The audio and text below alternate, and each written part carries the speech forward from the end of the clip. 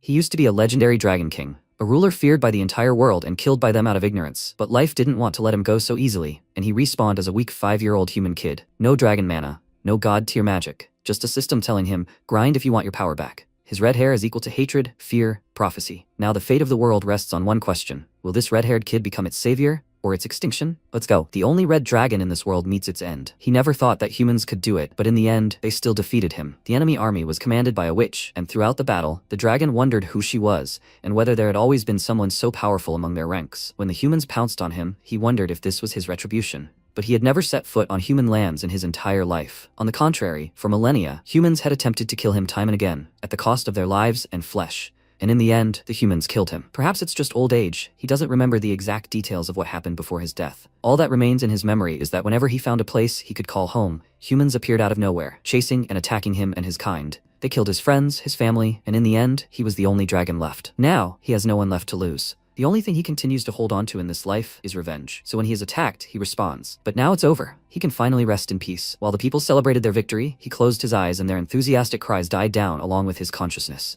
But that was not the end. He heard a man's voice coming from above and wondered what that sound was. Was that a person? When he opened his eyes, he saw a smiling man in front of him, and he felt that he was in his arms. He became very nervous, not understanding what was happening, and wondered if he had really become a person. This thought made him start spinning and squealing, and the man told his wife that he seemed to like him very much. In fact, the dragon was insulting him in every possible way in his thoughts and asking him to let him go, and then he thought that since he was seeking death, it would tear him to pieces. Now, all that was left of him was smoke and a handful of ashes. He puffed out his cheeks, gathering all his fiery power, and then spat in the man's face. He immediately started shaking his head, screaming that this was so disgusting, and the dragon thought, what's going on? Where is his magic? At that moment, this woman stretched out her hands to him. He was very scared and thought, what is she going to do to him? This is just some kind of hell. But contrary to expectations, the woman just smiled and touched his cheek, calling him Lei. He stared at her in shock and thought, what kind of ridiculous human name is this? And why is she greeting him? Does she even know who he is? And then a thought occurred to him. Since God returned the great red dragon to the world, he has one more chance for revenge. Just as they did to them, the dragons, he will use this human body and destroy all people. He laughed evilly, and the man said that he was born such a fragile baby,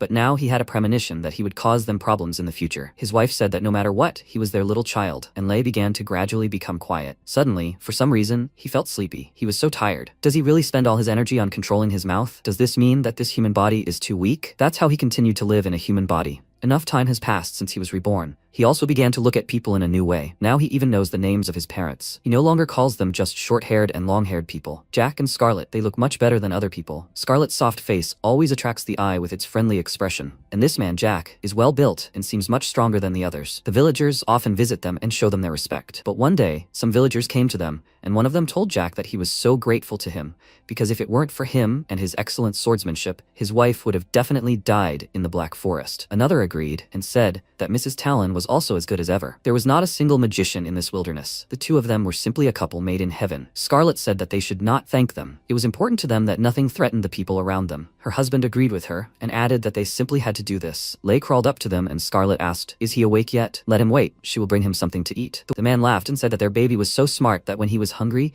he crawled to them and asked for food. He got a little nervous and asked, is it because of the lighting? His hair seemed slightly red. Jack looked at his son and said that for some unknown reason, his hair had started to turn slightly red a few days ago. After that, those people left in a hurry for some reason, and Lei thought that the fact that his hair was turning red meant that he might have some red dragon power left. As soon as the two left the house, they started whispering, and the man asked if there was some kind of curse on the Talon family. They were not ordinary people, so anything could happen to them at any moment. Lei thought that it seemed like those people were envious of his beautiful red hair. Were they already trembling in fear in front of him? This thought made him very happy, and Scarlet, having seated him at the table, asked if he was ready for dinner. He immediately began to eat like a beast, and thought that what he most didn't understand right now were those two people. Why? No matter what happened, did they never get angry? Even if he tested their strength time and again. During one of these tests, he directed a warm stream directly into his father's mouth. But even then, his father wasn't angry. On the contrary, he was only glad that he could now pee without their help. Lei only received a smile in response to all his pranks. He thought that if hell existed, this certainly wasn't it. Talented people were extremely rare in this world, and his mother, who was even rarer,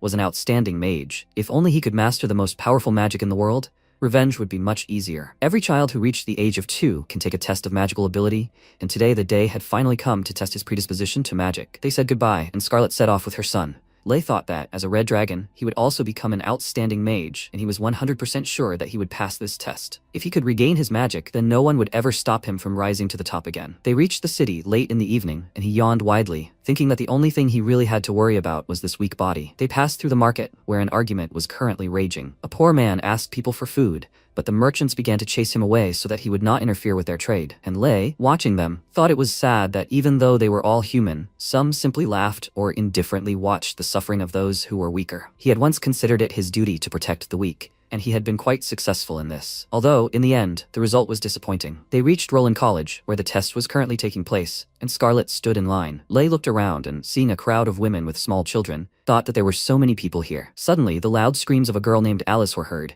She ran past them all in tears and exclaimed that it was unfair. Why can't she pass the exam? Finally, it was Lei's turn. The old man with the crystal ball asked his mother to sit down, then told her to let her son touch it. If he has a talent for magic, the crystal ball will glow at his touch, and the light of the corresponding color will show what element his magic belongs to. Lei was delighted and thought that now they would all be surprised by the power of the great red dragon. He touched the crystal ball, but it didn't react at all, and he thought, why isn't it working? He's not as good at anything as he is at magic. Hearing sobs and whimpers behind him, he turned around and saw that his mother was crying. He wondered if she was really that amazed by his talent. Maybe he had awakened the magic of the same element within himself as hers, and now she was crying with happiness? But when he looked at the crystal ball, he realized that the matter was different. It wasn't glowing at all. The old man said that he was very sorry, but her son had no predisposition to magic. Lei was very surprised and thought, a dragon, and without magic? Actually, in his past life, he was the greatest red dragon in the world. Scarlet said that there must be some mistake. After all, she graduated from this academy herself. How could her child not have a talent for magic? Lei hit the crystal ball several times, thinking that it was broken,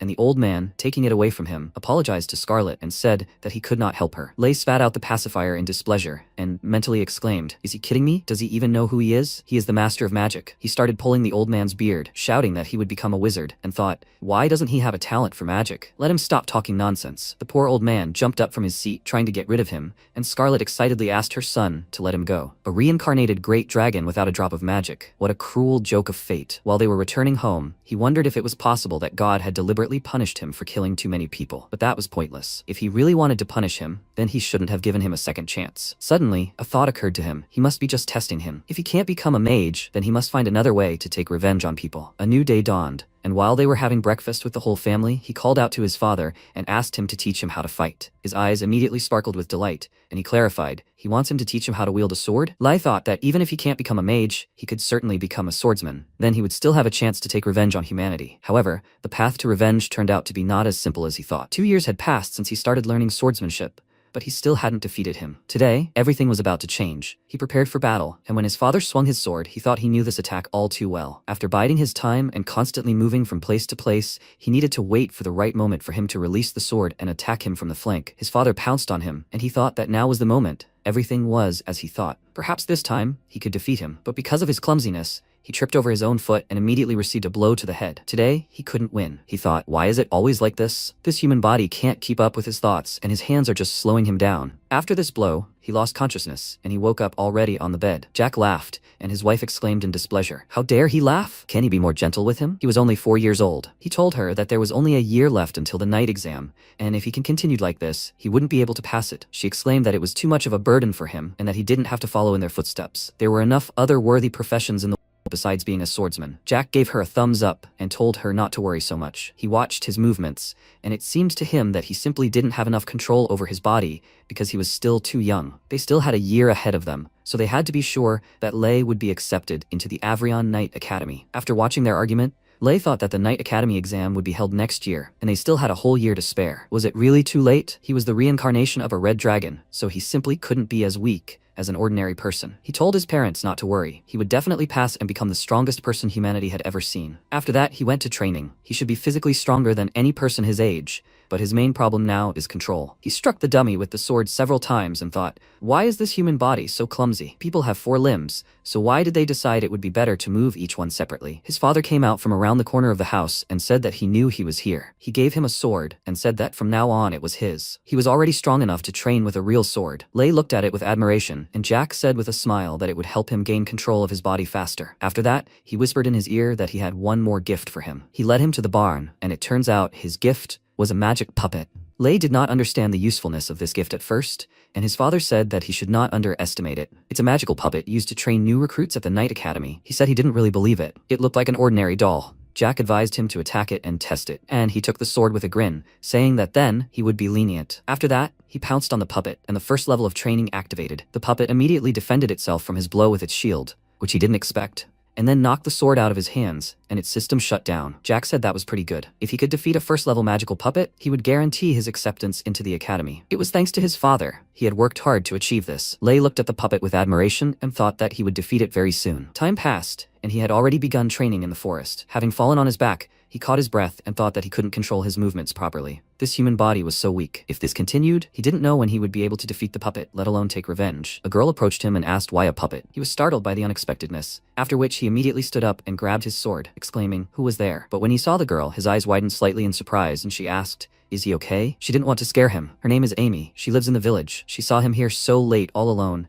and so she wanted to remind him to come down from the mountain early. He laughed awkwardly and said that she caught him off guard. "Is it really that dangerous here?" She answered him that no one was in danger during the day, but monsters might appear in the nearby forest after dark. He looked at her puzzledly and said again that she had caught him off guard, and she said with a smile that it just so happened that she often picked wild fruits and berries here, so she was familiar with this area. Since it was almost dark, she invited him to go down the mountain together, and he wanted to tell her his name, but she already knew it. She winked at him and said that he was quite famous in the village. His face darkened slightly at her words, and he thought that he really was a local celebrity. He remembered how the villagers always paid attention to him, and also whispered about his red hair, calling it a curse. In this village, no one from birth had red hair, but he became the first red-haired outcast, and although they lived with their parents, they feared and avoided him completely, unreasonably. He doesn't know if this is because adults always use the evil red dragon to scare their children. The color red has come to symbolize evil and power in human society. It's obvious that humans were the ones who exterminated the dragons, but in their history they portray themselves as liberators. Their act of revenge, or rather self-defense, was seen by humans as draconic cruelty. His face darkened at these thoughts,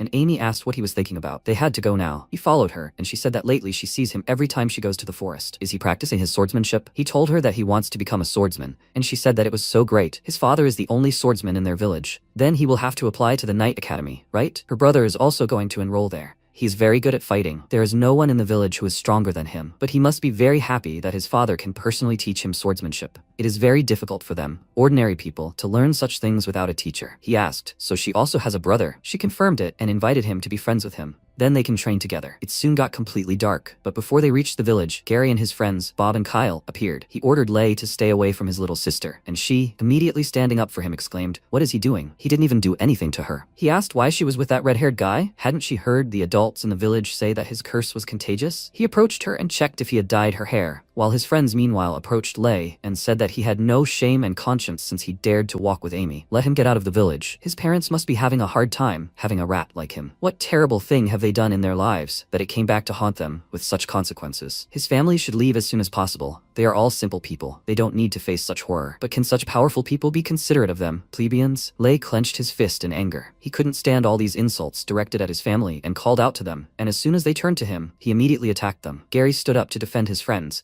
putting his hand out in front of him to block the blow, and felt pain. After that, he was thrown aside, and Lei told him to stay out of the way. He only wanted those who insulted his parents. Gary smirked and said that his parents were mercenaries, and his father was a swordsman. He must have trained a lot. If he really wanted to fight, he would gladly accept the challenge. He wouldn't use a weapon, because he didn't want to accidentally kill him. Amy got worried and told him to stop, and Lei, throwing the sword aside, said that then he would fight unarmed too. They could all attack him at once. He didn't care. After that, they started fighting, and Gary's friends began to support him, and Amy kept asking them to stop. At one point, Lei couldn't withstand his blow and fell, and he told him to finally admit his defeat. He was still too far from his level. Lei got up and said that he refused, and Gary noted that this was such a disappointment. He has a father who helps him with training, but he is still just as talentless. His father is an ordinary merchant. He doesn't think he should even try to become a swordsman. Let him do what he is really good at. Completely exhausted, Lei fell again, and then lost consciousness. After a while, Amy and Gary returned home, and she discontentedly told him that he went too far today. He told her that he asked for it himself. From now on, let her stay away from him. She herself knows how much the villagers are afraid of his cursed red hair. Their family is not like theirs. Their parents are ordinary people. She screamed that she hated him, and then ran to the second floor. Meanwhile, he began to remove the plate from his arm, but seeing a dent on it, he was very surprised and thought, is this possible? If there was no plate on his arm, it would have broken from the first blow. He would have won that fight. Meanwhile, Lei got home, his mother met him and asked why he was so late. It was time for dinner. Seeing bruises and abrasions on his body, she immediately worriedly approached him and asked, did he fight with someone? He lied to her that he was just slightly injured during training, and she asked, were the kids bullying him again? He needed to wash the wound quickly. What if there was a scar? She began to wipe his face with a handkerchief,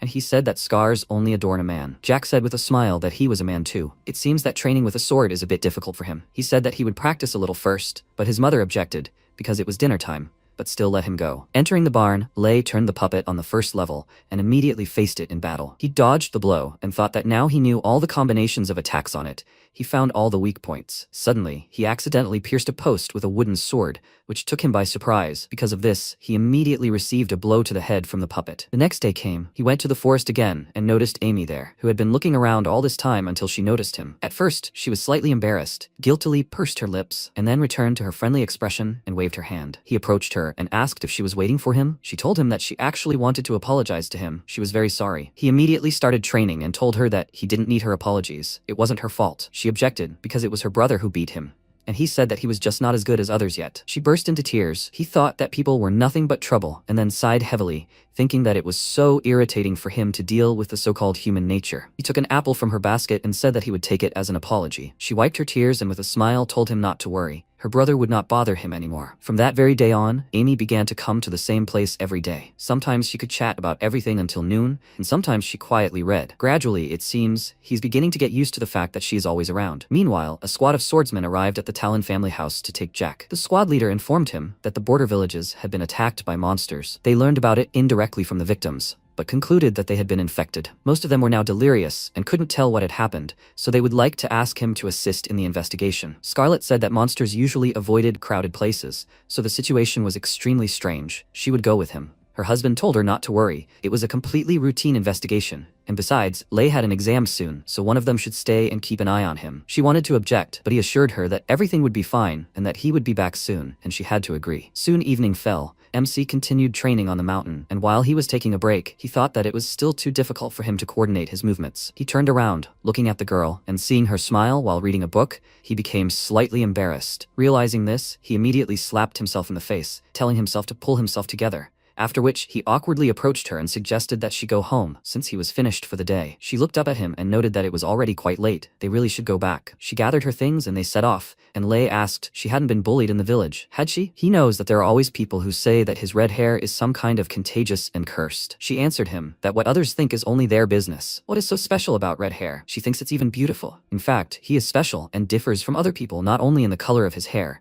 so let him just be himself. He thought about her words and remembered what Gary told him then. He needs to do what he is good at. Why didn't he think of this himself? He grabbed her by the shoulders and excitedly thanked her for the advice, then ran home and happily waved her goodbye. As soon as night fell, he went to the barn to practice with the doll. This time, he decided to move like a wild animal, that is, to be with himself. He clenched the sword in his teeth, prepared himself, and as soon as the doll was activated, he immediately rushed into battle, moving quickly on all fours. His body immediately became more flexible. Finding the right moment, he jumped high, and at that very second, the doll attacked, and then he struck back. The doll froze in place, after which it said that he had passed the first level, and he began jumping on the spot with joy, shouting that he had done it. His dad said that if he defeated the first level doll, he would be able to pass the entrance exam to the Night Academy. He wondered how far he could go, and now he decided to move on to the second level. As soon as dawn came, MC woke up and, leaving the house, found that his father was getting ready somewhere. He asked where he was going, and his father told him that he had received an urgent task. He had to leave the house for a while, but he shouldn't worry. He would be back right in time for his exam. Let him practice all the techniques on the doll thoroughly while he was gone. He was sure he would do great. He smiled and Lei, proudly lifting his head, said that he had actually already passed the first level. But Jack didn't hear him, because the commander called out to him. Scarlet brought him the sword, and he told her to take care of herself. He would miss her. After that, they said goodbye, and MC, watching him go, thought that the doll was nothing special. But when he returned, he would really surprise him. In the afternoon, he went to training again, and began to wonder how happy his father would be when he found out about this. This will be a lot of fun. Thanks to Amy's advice, he was able to understand how to deal with the doll. He needs to learn to be more patient and trusting of people. Emotionally, he is becoming more and more like a human. Although people irritate him, these three are exceptions. He will not take revenge on them. When he got to his place, he discovered that Amy had not come today, and then he realized that he was waiting for her. This made him very embarrassed and said that now no one could interrupt his training. training. He would never give in to human emotions again. He was the great red dragon after all. Evening came. He had already finished training and was dozing on the grass. When he opened his eyes and saw that the sun was already setting, he jumped up abruptly and thought that it was already so late. If he came back any later, it would be bad. He ran back to the village and thought that he still hadn't thanked her. It looked like she was busy today, but it didn't matter. He would talk to her tomorrow. When he reached the village, he saw a crowd of people excitedly discussing something. Among them were Gary and Amy's parents. It turned out their children were lost. They started asking everyone around if they had seen them, and the gun shop owner told them that 4 children had stopped by today to buy new weapons. He heard a fair-haired boy tell the others that he wanted to go into some forest to hunt monsters or something like that. Hearing this, the woman was horrified, and the mother of Bob and Kyle, Gary's friends, excitedly exclaimed that they were still children. How could they go into the forest alone? Why didn't he stop them? The old man became worried and said that he didn't think they would really go there.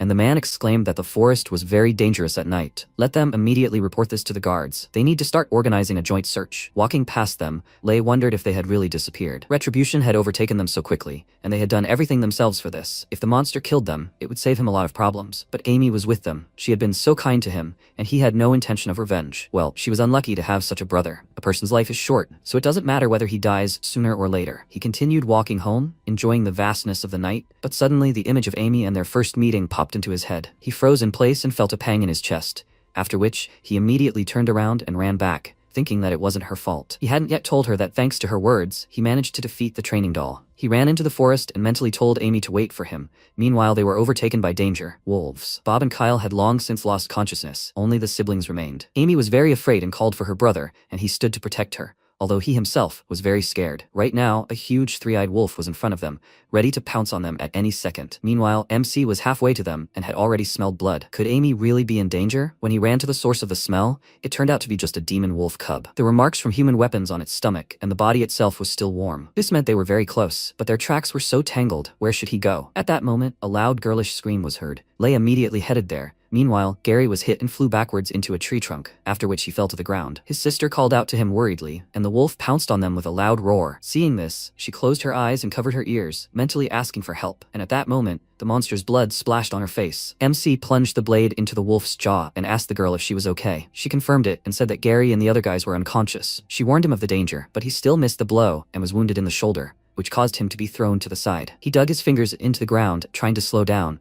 and told Amy not to worry, he would not die. He decided to lead this wolf away and nimbly jumped onto a tree, and it immediately headed after him. He bit off the branch he was sitting on, and he immediately started running, nervously thinking that this human body was still too weak. He could not cope with an adult demon wolf. His speed is simply insignificant compared to his strength, and it is simply impossible to distract him. He landed next to Amy and thought that before, for him, this was just an insignificant demon wolf, but now he was a serious opponent. He covered his wound with his hand and told the wolf that these were his people, and that he should not dare stretch his paws towards them. The wolf only growled in response, and then pounced on him with its mouth wide open. He rushed towards it, thinking that if his attack did not work now, he would not last much longer. He needed to strike this wolf at its weakest point. Leaping high into the air, he struck right at the wolf's eye, after which it threw him aside. He, trying with all his strength to get up, thought that it was a pity that with his weak nails he could only damage one eye. In the old days, he would have been able to deal with him with one claw, but for now, he only had human weapons at his disposal. The wolf pounced on him again. Lei screamed and went on the attack, thinking that this was the end of the world.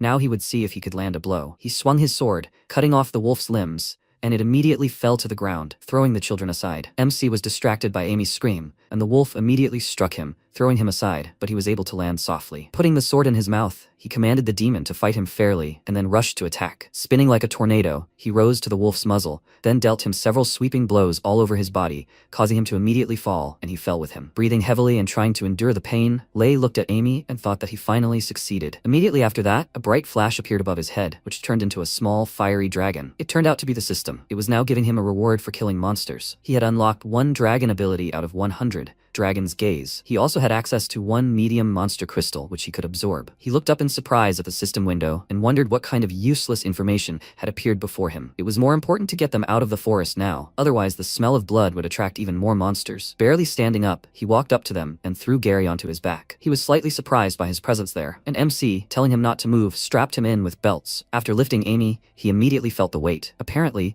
2 was his limit. He glanced at the other boys, but since he couldn't carry more than 2, he decided to leave them behind and thought he had done everything in his power. He was leaving the question of their survival to fate. Meanwhile, a crowd of people with torches had gathered at the entrance to the forest. They had all just returned from a search that had obviously been unsuccessful. Suddenly, one of them noticed movement on the bridge and told the others to look there. There were children there. The old man immediately turned to the others and told them to quickly call their parents. The man next to him asked, "Isn't that the red-haired boy from the Talon family?" Unable to carry them any longer, Lei fell and asked them to help them. They needed treatment. The people were surprised that he had carried them out of the forest all alone and began to discuss why they had gone into the forest at all. When Bob and Kyle's mother appeared, she pushed her way through the crowd, asking where her children were, and the man said that he had only carried these two out of the forest. Hearing this, she became very scared and immediately rushed to the forest, calling for her sons, but people began to stop her, saying that she couldn't go there alone. She called them a bunch of cowards and, having fought them off, rushed into the forest and screamed that they were waiting for her there, all alone. She continued to run forward,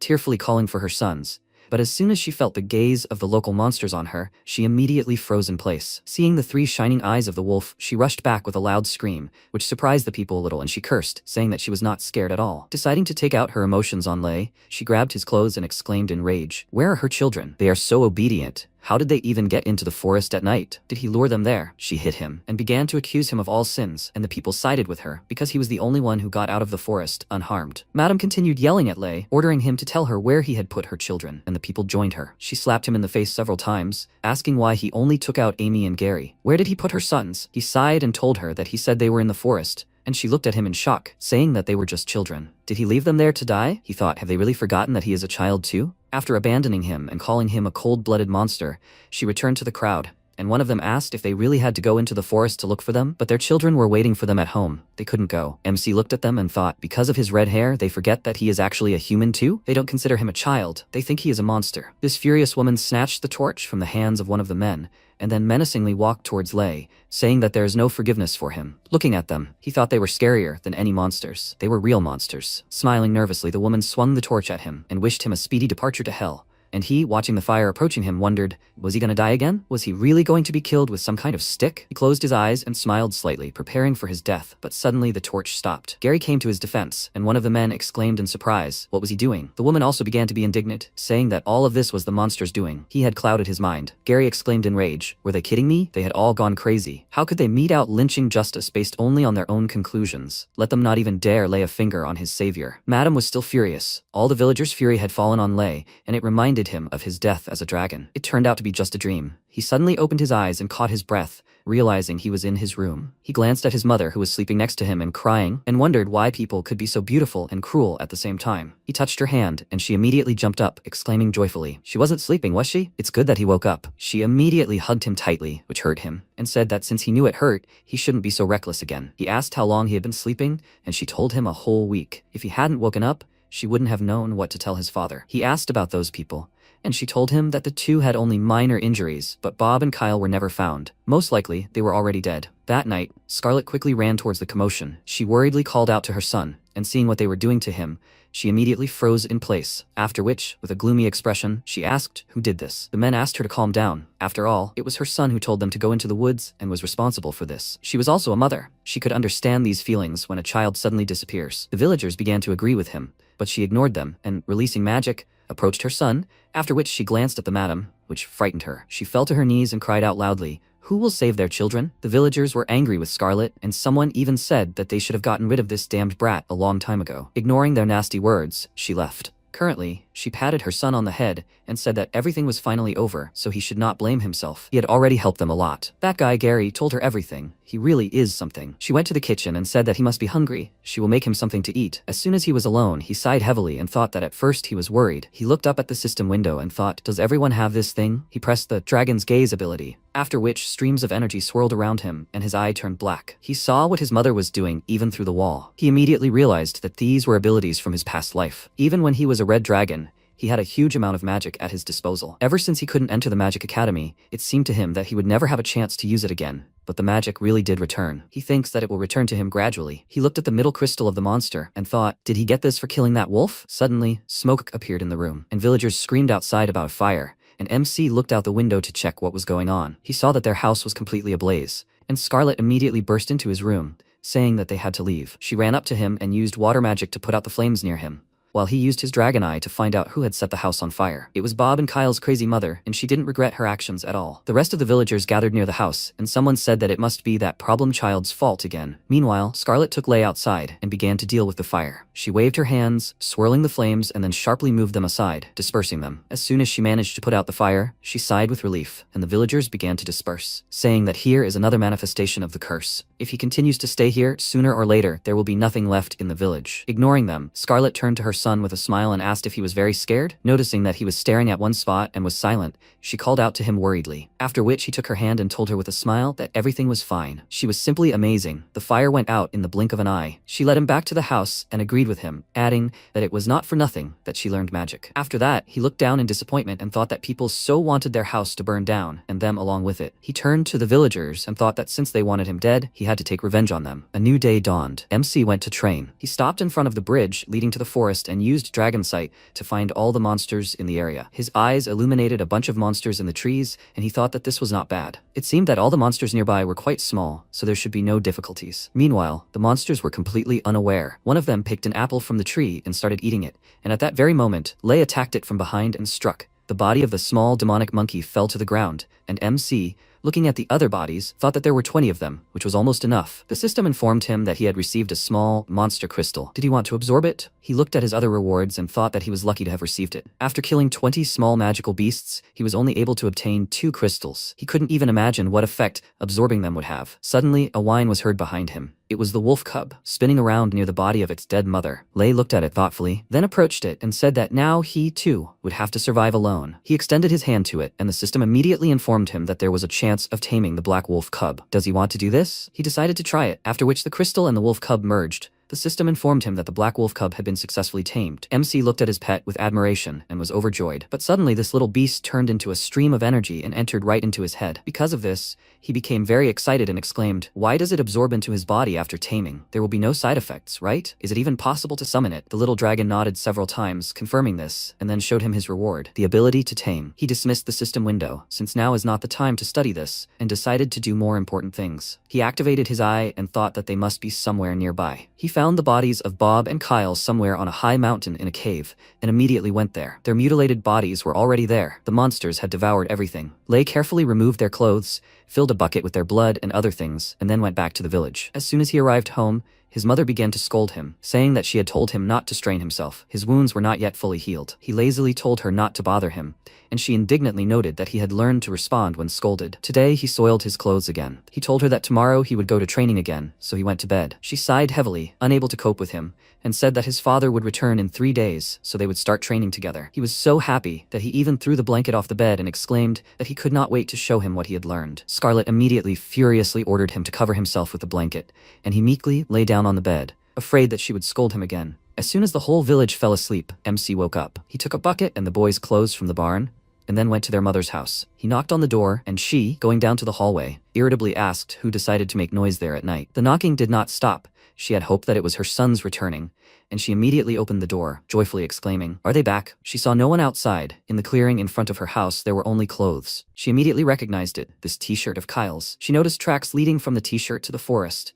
and ran there, shouting that she would definitely bring them home. That's how she wandered deep into the forest. And when she realized this, she felt uneasy. She looked around and noticed that it was so dark here. She shouldn't have gone so deep into the thicket. Lay, meanwhile, was watching her from a tree branch. Suddenly, there was a crack, and she screamed loudly in fear, then turned around and noticed Bob's clothes on a branch. She ran toward it, telling her sons not to run away, but she had no idea that she was walking straight into Lay's trap. As soon as she reached the right spot, he released the rope holding the bucket of blood, and it fell on her, dousing her with red liquid. She was very scared and began to look around, asking who did this, after which MC jumped out of the tree and she exclaimed that she knew it. He really is an incarnate monster. He must pay for her children. She ran toward him, but noticing many eyes looking at her from the darkness, she immediately stopped. The monsters, smelling blood, began to surround her from all sides, and then they all pounced on her at once, and Lay stayed to enjoy this spectacle. After that, rumors about Madam's death began to spread throughout the village. Walking through the market, MC heard some villagers discussing it, but as soon as they saw him and made eye contact, they immediately fell silent. They put on nervous smiles and greeted him in a friendly manner,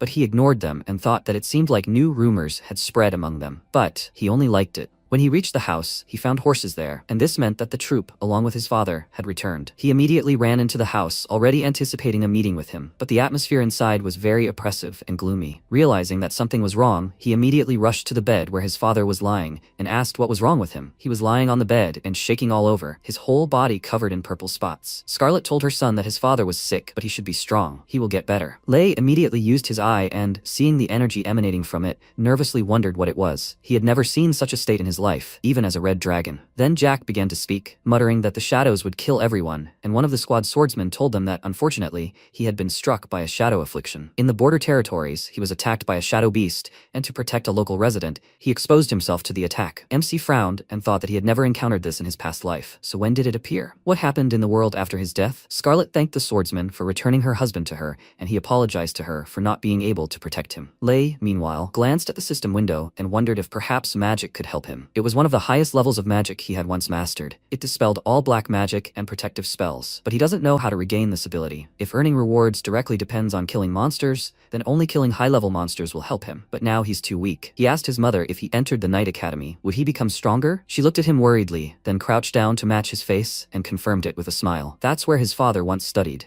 and he, too, will become as strong as him. He confidently hit himself on the chest and declared that he would definitely enter the academy and find a way to cure his father. His words made her burst into tears, then hugged him tightly and said that she believed in him. Meanwhile, the academy elders gathered together to discuss something. They looked at the huge crystal ball filled with darkness, and one of them said that the prophecy had come true. The world had changed. This reddish boy, what awaits them next? Salvation or disaster? It's unknown. The chief elder ordered the others to report to the Knight's Hall that they must find him as soon as possible. If he was their salvation, then they would guide him, but if he was a disaster, then they would destroy him. After a while, the people gathered in the square began to chatter. A man said that he had been standing in line since dawn, just to get the best seats. The guy next to him said that they had too, just to have a chance to look at them. Then a shout was heard from the crowd. They're coming. Several knights in carriages headed forward across the square. People shouted, they have to see. They're already on their way. It's Knight Delbert. Girls with loving eyes looked at him and shouted, he hasn't changed a bit. Only the day of the annual entrance competition allows you to see these handsome knights. Sir Knight, what a handsome man he is. After a while, the knight struck the ground with his sword and said,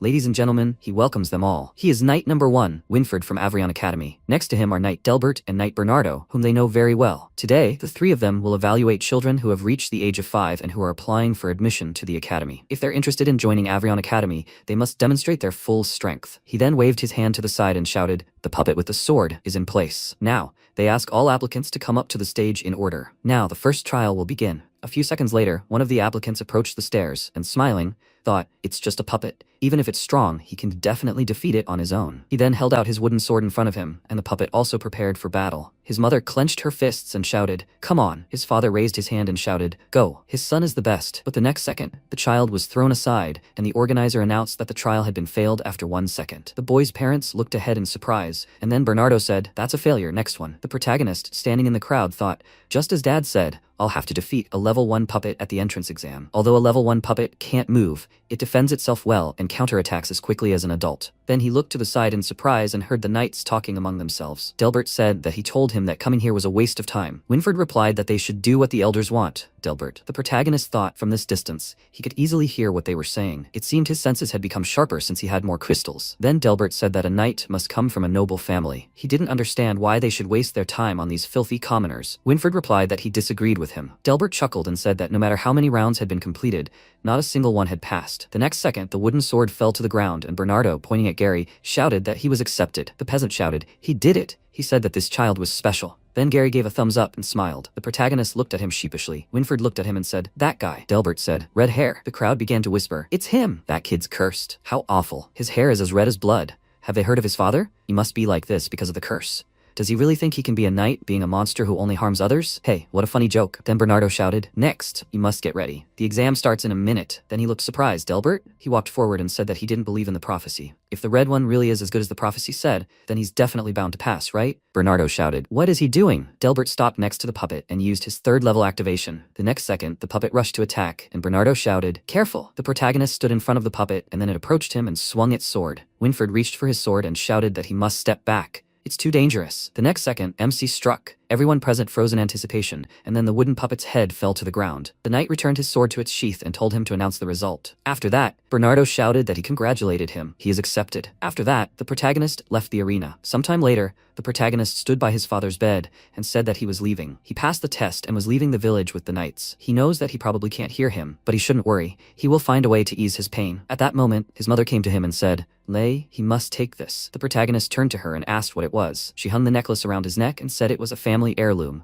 hoping it would bring him good luck. He replied that he should go then, and that she should take care of herself. After that, they went outside. His mother told him to be careful, and that if anything happened, she was always there. He grabbed the straps of his backpack and, walking forward, told her not to worry. He was already a man. She watched him go, wiping tears from her face, and said, "Lei." After a while, the protagonist approached the knights, and Winford, sitting on his horse, said, "Now everyone is finally assembled." He should jump into the carriage. Another little one was already waiting for him. He thought, "Another one, isn't it?" Then he peered into the carriage and thought, "It really is him." They looked at each other in surprise and blushed with embarrassment. MC wondered why only he had passed the entrance exams. After that, they sat at opposite ends of the carriage and looked in different directions. After that, the knight said that they were leaving. A little later, Gary said it was him. The protagonist looked at him in surprise, and then he apologized. The protagonist continued to look at him in surprise, and Gary closed his eyes and said, he knows that he hit him then and said too much. After that, he stood up and bowed, adding, "He apologizes, he is such a fool." MC replied, "Come on, he's just a 5-year-old kid. He already saved his life, didn't he?" After that, Gary sat down next to him and said, "He talks like he's not even 5 at all." In response, the protagonist laughed and asked, "By the way, where is Amy? Didn't she come to see him off?" Gary asked, "Didn't she tell him that she studies at Roland Academy?" The protagonist was surprised. Roland Academy. He thought that Amy had never mentioned to him that she had a talent for magic. After some time, the knight shouted,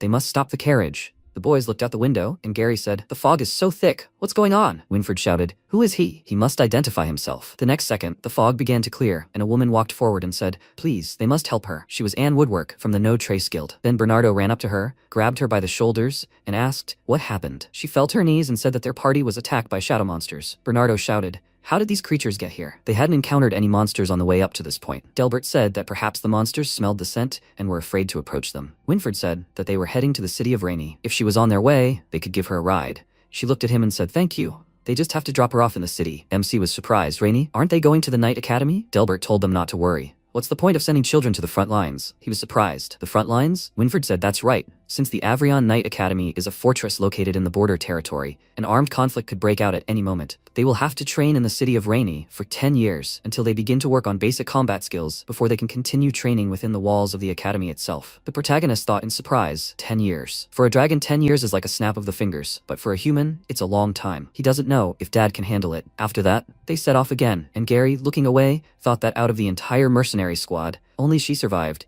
and Lei's father was also attacked by a shadow monster. Even the knights turned pale upon hearing about them. He can't imagine what would have happened if they had suddenly encountered them along the way. The next second, a purple mist began to spread around, and Winford shouted, "Everyone, get on full alert. The big guy is approaching." At that moment, zombie animals appeared right in front of them. The knight looked ahead and shouted in surprise, "That thing? It's the king of the zombie bears. They're infected shadow beasts." The next second, one of the bears screamed loudly, and the others rushed to attack. Winford and the others armed themselves. He shouted to get ready. At that moment, a huge bear appeared behind Bernardo. The knight turned around and thought, "Damn, he can't dodge." But the next second, MC rushed forward with lightning speed and split the monster in two. Bernardo shouted that he was doing well. They should try to defend themselves. The boys replied that they understood. Then Delbert attacked the monster and shouted, "Why isn't this big guy moving?" Winford shouted that he didn't know, as if he was waiting for something. Then Gary stopped in front of the huge monster, but the next second, the bear attacked him from behind. Without thinking, the protagonist attacked the bear from behind. Gary shouted in surprise, "Lei?" The protagonist jumped to the ground next to him and said, "Be careful. These bears are zombies, much stronger than those magical wolves." Then Gary cleared his throat, after which the huge bear began to emit a powerful sound, knocking down the knights in front of it with waves of sound. Gary clenched his teeth and shouted, "What is this?" The protagonist thought, "What enormous power." Then the bear pointed its paw at them, and Winford said, "He's just standing there and not even attacking." Bernardo attacked another monster and shouted, "What the hell is this guy trying to do?" Then the bear said, "They'll never be able to defeat the shadow. The shadow will cover these lands sooner or later." Bernardo shouted in confusion, "Is he talking?" The bear added, "They're doomed, and the people around them will all die." Delbert shouted, "What does that mean?" Bernardo replied, "I don't know. Does he think he's threatening them?"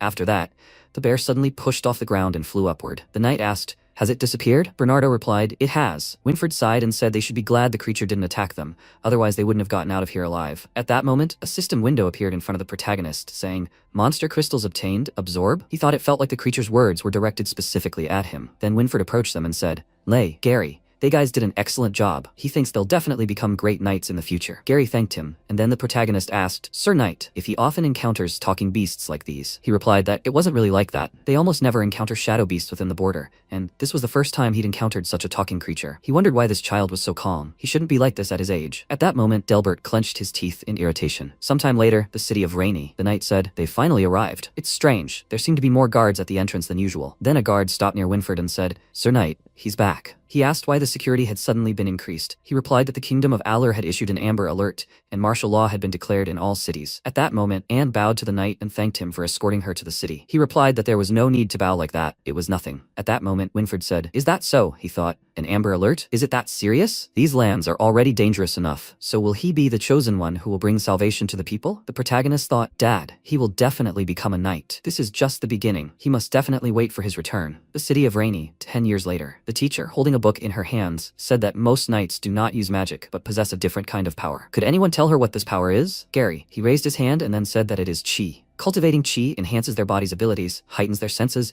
and can take them beyond human capabilities even in a short period of time. She smiled and said, "Okay, it seems they're all ready to practice. And who's to tell her why they have to be 15 before they can start practicing chi?" Lay? At that moment, Gary thought in surprise, "Where did he go again?" He smiled awkwardly and said, "I think he went to the bathroom." The teacher sighed and said, "Okay. So Naslavia, then she should answer her question." She stood up and said, "Yes, it's because chi practice can put a lot of strain on the body. After 15, a person's internal organs are already formed. That's why training doesn't cause such great harm to the body." The teacher said, "Very well, Naslavia. Students, as she just mentioned, are finally about to begin practical classes. So she hopes they remember well what they've learned here. This knowledge will help them when they put it into practice." After a while, the protagonist stamped his foot and said, "Nova, forward." The magical wolf charged at the huge bear, delivering a powerful blow with its paws. The protagonist pointed to the system window that appeared, which said, "Little monster crystals acquired, absorb." The next second, he sighed, energy spreading through his body. The system reported that the crystal's energy had been fully absorbed. After that, he stroked his beast and said, "Well done, little one." The next second, it returned to the necklace, and he said, "Okay, that's it for today. He'll come back later. Otherwise, someone will probably lose their temper again." On the way back, Winford caught up with him and said, "This is truly amazing." He was wondering who he'd see first when he returned, and he really is no slouch, managing to elude the gaze of their valiant guards. Lay. He hadn't seen him for 10 years, and he'd grown much taller. The protagonist walked forward next to him and said, "He's still the same. He hasn't developed a single wrinkle in 10 years. He genuinely doesn't understand how old he is." He laughed and said it was a secret. He heard from his personal mentor that he's been secretly hunting animals a lot lately. Looks like today was a great hunt. MC said that was true. If the alarm hadn't been cancelled recently, it would have been harder for him to sneak away. Then he put his hands behind his head and said, "But he prefers hunting outside to sitting in class." Winford said he should be glad he didn't wander further. If the security from the outer connection had discovered him, they wouldn't have stood on ceremony with him. By the way, Lay, he stopped by his house before coming here. His father's condition hasn't worsened, and his mother is taking good care of him. She also asked me to tell him not to worry too much. With that, he placed a hand on his shoulder. The protagonist turned around and thanked him. He thought that for 10 years, no matter the wind or rain, he still trained, but he still couldn't awaken any abilities. He was as helpless as he was before leaving here. Then Winford took him by the shoulder and said that they should go. They needed to return to the city together. He needed to cheer up. Tomorrow was the day he left for the academy. He couldn't wait to meet the other kids. MC replied, "Yes." After a while, the city of Rainy, the big gate. Aaron looked at the knight and shouted, "He doesn't know? What do you mean he doesn't know?" He replied, "The Amber Alert was lifted, so they had no reason to stop him. He's just a kid, where else could he go?" He shouted how many times had he told them that this boy was special, and it was very important to keep an eye on him. At that moment, Winford said, "Aaron, he should be more merciful." He grabbed the knight and then turned around and said, "Oh, Winford, he's back." Then he noticed the protagonist and hitting him on the back, shouted, "Where was he, you idiot?" He told him to keep an eye on him. He still skips classes. "How many times is this month?" The protagonist stroked the bump on his head and said, "The Amber Alert was lifted a month ago, so going for a short walk is perfectly fine." "Isn't he too cruel, Mr. Aaron?" he shouted, "and who gave him a reason to be angry?" The protagonist added, "Besides, he will be leaving soon anyway, and then Mr. Aaron will be completely relieved." Winford stood between them and spreading his arms out to the sides, said, "Quieter." Aaron shouted, "As long as he is still his student, he is not allowed to skip a single class." Winford told them to listen to him and take a step back. Sometime later, in the town square, the knight shouted, "Students, please." They must gather in the square as soon as possible. An emergency meeting is about to take place. At that moment, Gary, looking at the protagonist, asked, "I can't believe he's back so quickly. Was he caught?" He put his hands behind his head and replied, "Yes, just bad luck." At that moment, Naslavia, crossing her arms, looked at them. After that, the knight opened a scroll and said, "He is Lancey's squire, and starting tomorrow, he will be accompanying them all to the Avrion Knight Academy. The journey will take about 7 days, so if they don't want anything to happen, they must follow his instructions the entire way. Is that clear? The others replied, I understand. At that moment, the knight approached Winford and asked if he had already decided which route they would take this time. He folded his arms and replied, yes, they will take the route through the swamp. Confused, he shouted, the swamp? Isn't it too early for these kids? Winford asked, too early? If he wants to become a knight, he simply has to go through the trials, right? Not to mention that this time, it won't be just them who are being tested. The next morning, the city of Rainy, the city gates. The knights are getting ready to leave, and the young knights are gathering in carriages. At this point, Cool thoughtfully said, I wonder why they didn't just use the teleporter? Wouldn't it be easier to get to the right place with that? The guy next to him said that was true. Another guy pointed to the map and said that this would obviously save them a huge amount of time. Then Dan folded his arms and said, bunch of idiots. Of course, Avrion Academy doesn't have teleporters. Cool extended his hand and said that he thought they were on the same level as Roland Academy. They have one. Can't they afford it? At this point, Naslavia also laughed lightly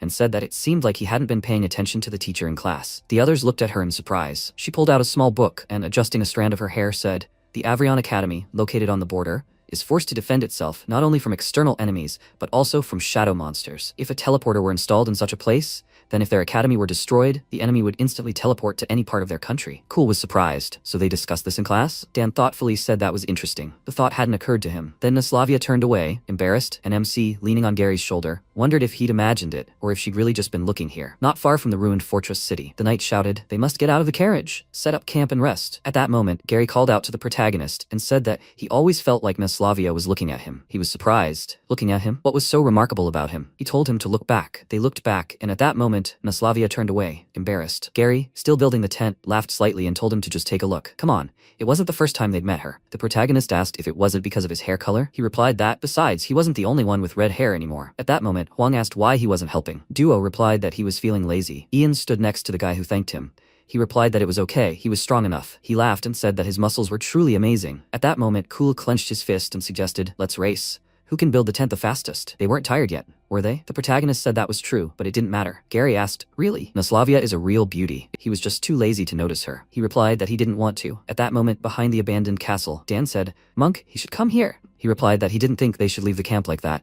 What's that stench? Disgusting. It smells like dead rats. Dan said there was no end to this slime. What the hell was it anyway? He supposed it looked like a swamp? At that moment, Lancey appeared behind him and said, yes, it is a swamp. If they don't want their broken legs to be put in one place tomorrow while they fall asleep in broad daylight, then he advises them to go to their tents to sleep immediately. They replied, yes. As evening fell, the protagonist hid behind the wall and thought, not bad. Fortunately, he'd had a chance to look around a bit during dinner. He didn't need to negotiate with the knights on duty to sneak out of here. He headed forward. But at that moment, Naslavia grabbed his hand and asked, Lay, where are you going so late? He replied, to hunt monsters. She was surprised. Hunting monsters? Is he crazy? It's much more dangerous here than in the suburbs. And what if he meets an average monster? Then the knights won't be able to save him in time. He understands that himself. He waved her off and told her not to worry. For him, an average monster is no problem. She was surprised. What? She thought, this boy. As morning came, the knight shouted, hey, slackers. It's time to get up. They need to wake up. Gary, sighing, opened his eyes, and the knight shouted, whoever gets up last will be punished. Gary jumped back from the main character in surprise, noticing his red eyes, and shouted,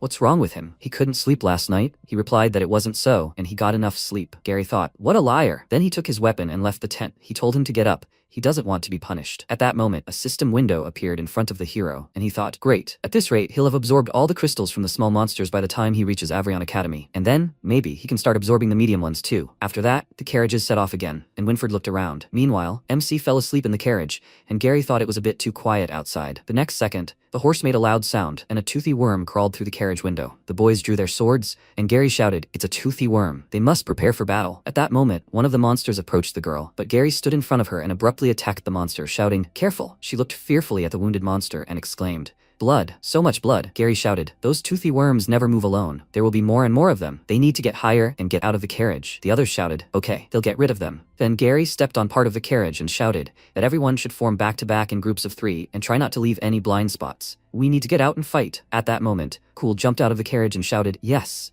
We need to compete to see who can kill the most sharp-toothed worms. The protagonist thought, is he worried? Then he used Dragon Eye mode, and looking at the battle, thought that they were all small monsters, so there was nothing to worry about. After that, he looked up at the cliff and thought, those are the 6 knights who recently separated from the group. So that's it. Dan, noticing the protagonist, shouted, where are they going? They shouldn't break formation. In response, the protagonist pointed at him and said that they were just small monsters, so there was no need for his help. Besides, there aren't that many of them anyway, so it's time to sleep. Lancey said, looks like he'll only get a red belt. The knight next to him said, probably just scared. Another knight said not to look at that kid. He seems to be doing great. He destroyed the worm with one precise blow. His movements are ascetic, and he has good control over his body to reduce the strain. The knight said, not bad. He should get a white belt. Winford added, and this is a girl. She rarely takes the initiative, but she has excellent instincts. He pointed at Naslavia, and the knight said, and she has a very good grip. At that moment, Naslavia sharply turned to the side and pierced the monster. Winford said, she's a smart girl, who clearly has a good head on her shoulders. Lancey agreed. Indeed, she didn't even get dirty. And then one of the students shouted, what the hell is that? The others said, those sharp-toothed worms have merged into a big one. The boy screamed, I'm scared, Mom. At that moment,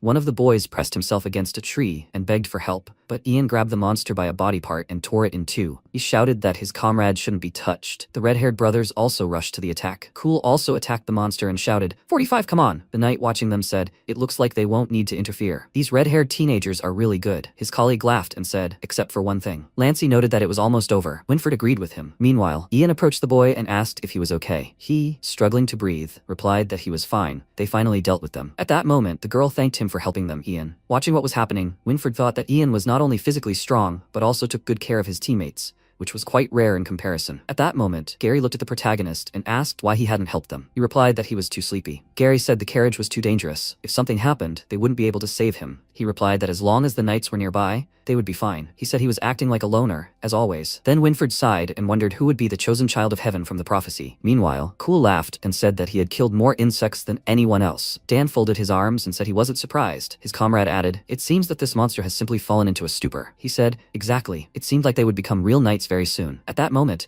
a girl was bandaging the wounded guy's hand and asked if it hurt. He replied, no, it's bearable. Dan said that if you're lucky, you might even get a white belt. Gary folded his arms and asked, white belt? What's that? He asked. He doesn't know. Even though all their escorts are knights, they have a ranking system. He sees the knights accompanying them, the white retinue. They are the highest ranking knights. They looked out the window, and he added, they had all been awarded the white belt, which signifies recognition of all a knight's skills during the trial. There are also green and black belts, which indicate different types of knightly abilities, and the lowest rank for a knight is the red belt. This is awarded to anyone who didn't perform well during the trial. Anyone who achieves a white belt will receive special conditions that include not only training with a personal tutor, but also additional assistance. Red belts, on the other hand, are much less fortunate. Although they undergo basic training, no one really cares about them. In most cases, they are left to their own devices. Well, to put it mildly, they are practically non-existent for the academy. The protagonist thought in surprise, they are left to their own devices? In that case, wouldn't he have plenty of free time to hunt shadow beasts? Then he would definitely be able to obtain more crystals and top-tier abilities again. He clenched his fist and thought, great, he simply must find a way to get the red belt. After a while, the knight said they should get out. They had arrived. The guys, getting off the carriage, were surprised at how huge it was. This gate must be 50. No, must be at least 100 floors high. Wow. MC looked ahead and thought, this is the Avrion Academy. Dan said,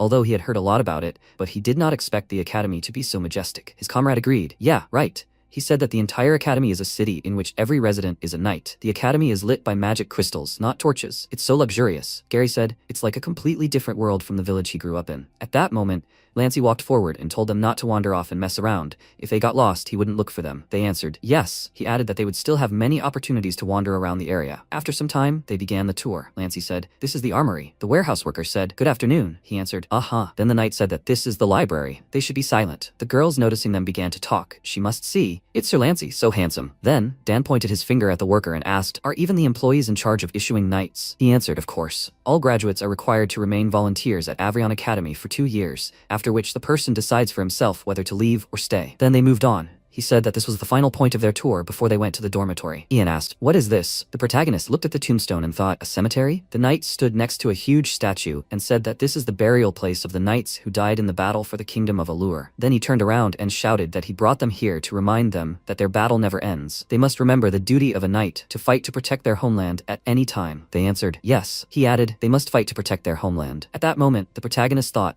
these people really use the bodies of dragons to make armor and weapons. Then Naslavia, raising her hand, asked, may I ask whose monument this is? He answered that it was a statue of the founder of the academy, the legendary Dragon Knight. The protagonist asked, a Dragon Knight? Who is that? He said that they would understand when they learned more about the history of the academy. Okay, now they should follow him. At that moment, MC thought, ignore him? He used his ability and stopped, and Gary, turning around slightly, thought, what's wrong with him? He said that they need to go. At that moment, he focused his gaze on the ground and thought, how? How is this possible? A tomb under a cemetery, what's inside? Is it alive? After a while, Gary walked forward and said that he didn't know who he'd be dealing with, but he hoped they'd be good guys. The protagonist followed him and thought, strange, how there could be something alive in a cemetery, and in such such a state, even if it were a monster. Then Gary turned around and asked, Lei, is he listening to him? Really? He asked. What? He apologized. He was just thinking. Was he talking about his neighbors? He confirmed it. Then he stopped by the list on the wall and said, Great, looks like they've been roomed together. They should see who else is with them. At that moment, Naslavia shouted, They're joking. They looked at her in surprise, and she blushed with embarrassment, and putting her hand to her chest, shouted, This is impossible. How can she live with the boys? They shouted in surprise, Naslavia. At that moment, Gary pointed his hand at her and said, No wonder. He heard that at the academy they treat knights equally, regardless of gender. At least they get along well. She yelled at him to shut up. She wasn't gonna live with them. Then she threw her backpack at him and shouted indignantly that she wanted to change rooms. Several knights peeked around the corner and asked, What's going on here? How noisy? MC replied, No big deal. Their leader was just angry. Then Gary stood up, put his hand to his face, and said, Hi guys. From now on they live here too. He's Gary. This guy is Lei. The others also introduced themselves. The protagonist looked at Ian and thought that he also had red hair. Then Gary looked at the paper and said, Looks like they have 2 more roommates. The protagonist said, Dan and Matthew Woodwork. He seemed to have heard that name somewhere before. Then everyone looked at Naslavia in surprise, and she shouted that she wanted to change clothes.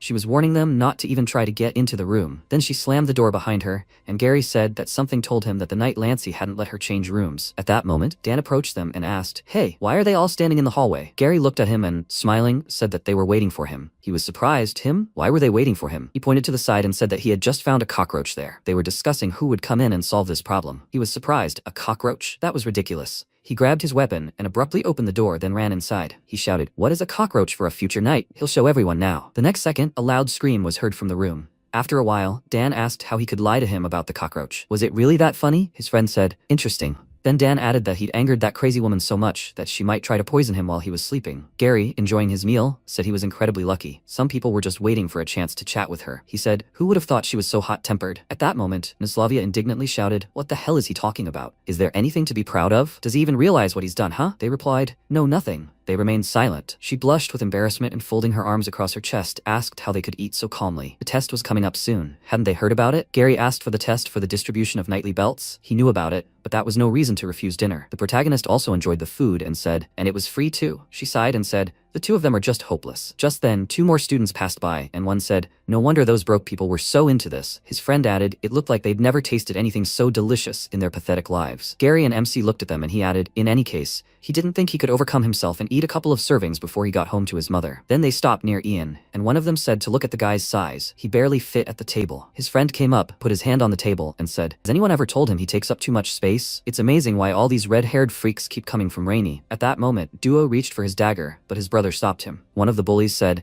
It's scary to think how contagious this stuff is. His friend said, He wouldn't want to be like them. They need to stay away from them. A bunch of rednecks. Then Monk shouted that this was too much. The bully asked, What? He wants to take over for him? His comrade added, All he can do is barely reach the red belt. He better take care of himself and keep his cool. At that moment, Ian extended his hand and said, No need, Monk. It's fine. Then the bully put his hand on Ian's shoulder and said, Hey, it looks like he has the beginnings of a brain after all. You red-haired brat. He's warning them again. If he sees them at the academy, he better run away and hide behind the wall. He replied, Okay. At that moment, a piece of chicken flew into the bully's face. He caught it and shouted, Who? Who dared? He has to step forward. The next second, the protagonist pressed his face to the table. He shouted for him to let go. His comrades shouted, What do you want? The protagonist began to break the bully's arm and shouted, Do I have to tell you again who we should avoid? He shouted, Him, the vile red-haired monster. He's asking for help. This guy seems to have lost his mind. At that moment, the knight looked at them, and the guys shouted, Fight! Then Ian approached the protagonist and said, Lei, he's grateful to him, but they haven't done anything to him. Gary said, He has to stop already. The knights are watching. Naslavia said, The test is coming soon. He shouldn't make a bad impression on the knights before it starts. He replied that he didn't care. At that moment, the bully pointed his finger at him and shouted, Idiot! Sir Knight, he must help him. That red-haired guy is bullying the students. Then Lancey walked up to them and, clasping his hands behind his back, said that he needed to let him go. The protagonist ignored him and said, He knows, Ian. There's one thing he's learned well since childhood. The bully shouted, He must help. The MC added, When someone tries to assert themselves at his expense and bullies him, the knight said, Lei. He orders him to stop. The protagonist added, We must give the bullies what they deserve. He twisted the bully's arm tighter. The others were surprised. What's going on? What's going on? How terrible. Then the protagonist turned to his comrade and told him to understand. That's the only way they can at least understand and learn something. He replied, Then the knight angrily hissed, Why did he ignore his order? In response, he apologized and said that his ears sometimes failed him. He only listened to what he wanted to hear. Then he walked forward and, taking Gary by the hand, said that they should go eat. They couldn't let those idiots ruin their appetites. At that moment, whispers were heard in the hall. After all, it was the first time those 2 guys had really started bullying them. Yeah, even though they were always causing trouble, this time they got their comeuppance. At that moment, Lancey, still angry, thought, Lay. After a while, the students started whispering, aren't those the 3 head knights? Oh my god, is that Delbert? It's time to prepare for the sorting. Then Winford raised his hand and said that he asked for silence. He would introduce them to the deans of Avrion Academy, the 6 elders. The others started muttering, are those the 6 elders? Are they really that powerful? What should he do? He suddenly felt nervous. No one warned that 6 elders would come to oversee the evaluation process. The protagonist looked at them with his ability and thought that their aura was as powerful as that of those who killed him. Then the knight added that today, in the presence of the elders, they would undergo a test to obtain knighthood rank. Depending on the results of this evaluation, they would distribute knighthood belts of different colors. As some of them may have already heard, if they do poorly, they will receive a red belt. This means they are among the worst. But he also wants to point out that even if they receive a red belt today, they could very well end up in his place in the future. The fact that they became academy students at the age of 5 already means they are more talented than ordinary people. Subsequent training will allow them to develop these talents, so please, they must not give up. Then the protagonist sighed and, crossing his arms, thought, inspirational speeches are clearly not his forte. I wonder if he will be surprised when he receives a red belt. Then Winford looked at Lancey and said he'd leave the rest to him. He replied that he shouldn't worry. He always does his job well. There are 5 tests, each designed to test different knightly skills. These include the Gem of Power, Ignite the Earth, Meta-Acoustic Pursuit, Eye of Precision, and Will of Truth. The first test is the Gem of Power. Lancey pointed at the stone and said the rules were simple. Push the stone with all your might, and when it hits the mark, they'll complete the test. He then held out a gauntlet and added that they'll each be given 2 attempts to pass the test. If they fail the first time, they can use this magic gauntlet during their attempt. It will increase their physical strength and help them pass the test. And of course, using the med gauntlet will affect their final scores, so the decision to use it is entirely up to them. At that moment, Gary looked at the protagonist and whispered, it seems so simple. He answered, yeah, easy, but he doesn't think there are those who really don't want him to go further. Lancey spoke, and the last announcement, before the trials officially began. Gary looked at the protagonist again and asked, what was he talking about? Lancey raised his voice and said, using his authority as examiner, he was not allowing Lay to participate in this trial. Then the protagonist folded his arms over his chest and told them to just watch. Gary shouted indignantly, why? Naslavia shouted, this is unfair. Why is he not letting Lay take the trial? Lancey held his hand out to the side and asked, unfair? He simply wanted to remind everyone who was going to become knights once again that their duty is to obey their superiors, both on the battlefield and within the walls of the academy. If anyone disagreed with something, they could contact his superiors, and then he would unquestioningly follow their orders, should any come from them. So, they must begin. The others shouted, yes. Gary looked at the protagonist and said, well, it looks like that knight has a grudge against him. Naslavia said, Lay, he should talk to the academy management. They can't do this to him. MC smiled, put his hands behind his head and said, it's for the best. After all, this is what he wanted, so they shouldn't worry and get ready for their performance. They will participate in the next test. Then he looked ahead and thought, how opportune. This prank by the knight Lancey only further guarantees him of receiving the red belt. Naslavia looked at him and said, Lay. After some time, the protagonist's comrades passed the test, and Gary, approaching the protagonist, wiped the sweat from his face and said that he passed. The protagonist replied that then he would like the next test even more. He was surprised. Why? He replied, he sees the examiner of the second test standing over there, and he is clearly from Roland Academy. Gary grabbed his face and shouted in surprise, magic? They hadn't trained for that at all. How would they pass the test? The protagonist replied that the enemy on the battlefield wouldn't care what they had trained for. He assumed the second test would be magic resistance. More often than not, people with greater physical gifts have less pronounced magical aptitude. He thought all 5 tests were aimed at identifying their strengths and weaknesses, so that they could then develop a training plan for each of them. Gary raised his index finger and shouted, and there was something in his words. Maybe he was that super talent? MC said. Well, he found that hard to believe. After a while, the second test, Earth Ignition. The examiner pointed his hand to Gary's head and a few seconds later said, 57 seconds. Next, the protagonist walked up to him and folding his arms said, not bad, he lasted long enough. Gary, leaning his hand on his comrade, said, damn, less than a minute. Dan, supporting him, said, he's already done well. After all, an hour in a mage's fiery illusion in the real world is only a minute. Then the examiner directed energy to Naslavia's head, and she closed her eyes and said she knew it was an illusion. She screamed that magic wouldn't scare her. Cool screamed, wow. A full 5 minutes had passed, much longer than the previous student. Monk added in surprise. So long, it's unbelievable. Then the examiner looked at Naslavia and said, that's it, she's shown her power. The others screamed, wow, who is this girl? That was amazing. She's not his goddess for nothing. He needs to shut up. He needs to calm his thoughts. Then the examiner spoke next. Lay. Naslavia, passing by the protagonist, wished him luck. After that, the examiner extended his hand to him and asked, is he ready? He confirmed it and suggested they begin. He thought 20 seconds would be enough, but no, it seemed better to fall right away. The spectators were saying, red hair. He has red hair. Then the protagonist thought, has it already begun? Good. Now. Then he looked in bewilderment at the enormous dragon's open mouth approaching him. A powerful stream of fire rushed rushed toward him, and he covered it with his hands and thought, what, isn't that him? The next second, he and the examiner flew apart, and the others watched in bewilderment. Then the examiner pointed forward in fear and shouted, damn it, he's cursed by the red dragon. The others were surprised. What happened? Why did the examiner suddenly fall? He, of course, guessed that if he hung around near him, sooner or later there would be trouble. Didn't he hear? Damn it, he said, damn it. So he's even more dangerous than the other red-haired ones, and the protagonist looked at the examiner and asked, is he okay? Winfred, leaning towards him, said, nothing serious, he's probably just too tired. He should also go and rest. The protagonist agreed. Then Winfred looked away and thought, strange, he'd exhausted all his mana. After a while, the elders asked, well, had he figured out the cause of what happened? Winfred replied, yes, it's a mana illness caused by magic exhaustion. He'll be fine after a little rest. One of the elders asked, could it be because he'd spent too much mana on the students he'd assessed before? His partner said he didn't think so. How could a mage from Roland Academy exhaust his mana on a trial like this? Winfred said he'd arranged for a rest area and would look into the matter later. Let another mage finish the trial. The elder replied, okay, he'd entrust all organizational matters to him. Then the knight bowed and said he'd handle it. After a while, the protagonist asked in surprise, mana sickness? What was that? Naslavia replied, when a mage runs out of mana but still releases magic, it has an anti-magic effect. That's what mana sickness is. The protagonist folded his arms and said, so that's it? Gary asked, so he spent too much mana on the students in front of him? Tough luck. The protagonist chuckled and said he could only envy others' talents. Naslavia looked at him in surprise and thought, it's strange. How could something like this happen to a mage from Roland Academy during the exam for novice knights? And what kind of curse was that he was shouting about back then? The next second, everything around them started shaking and they were screaming, what's going on? An earthquake. The students screamed in panic. What is this? The mage spread his arms out to the sides and the others screamed, is this magic? The entire training ground was overgrown with trees. Then Gary started coughing and asked, what the hell? Naslavia, also trying to clear her throat, said, someone used magic. Then the examiner climbed onto a branch of a tall tree and shouted, the third test begins right now.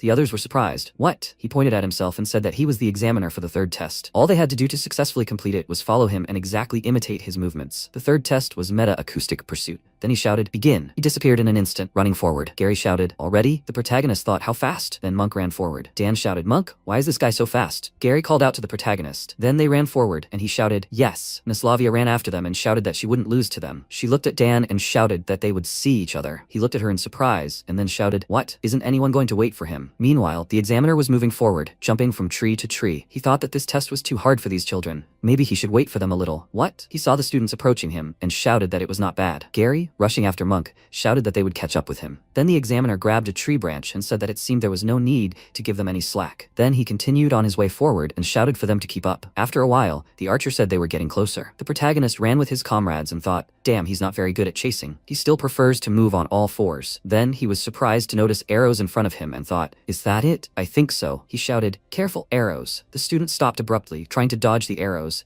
and then the examiner folded her arms over her chest and said that there was no need to give them any slack.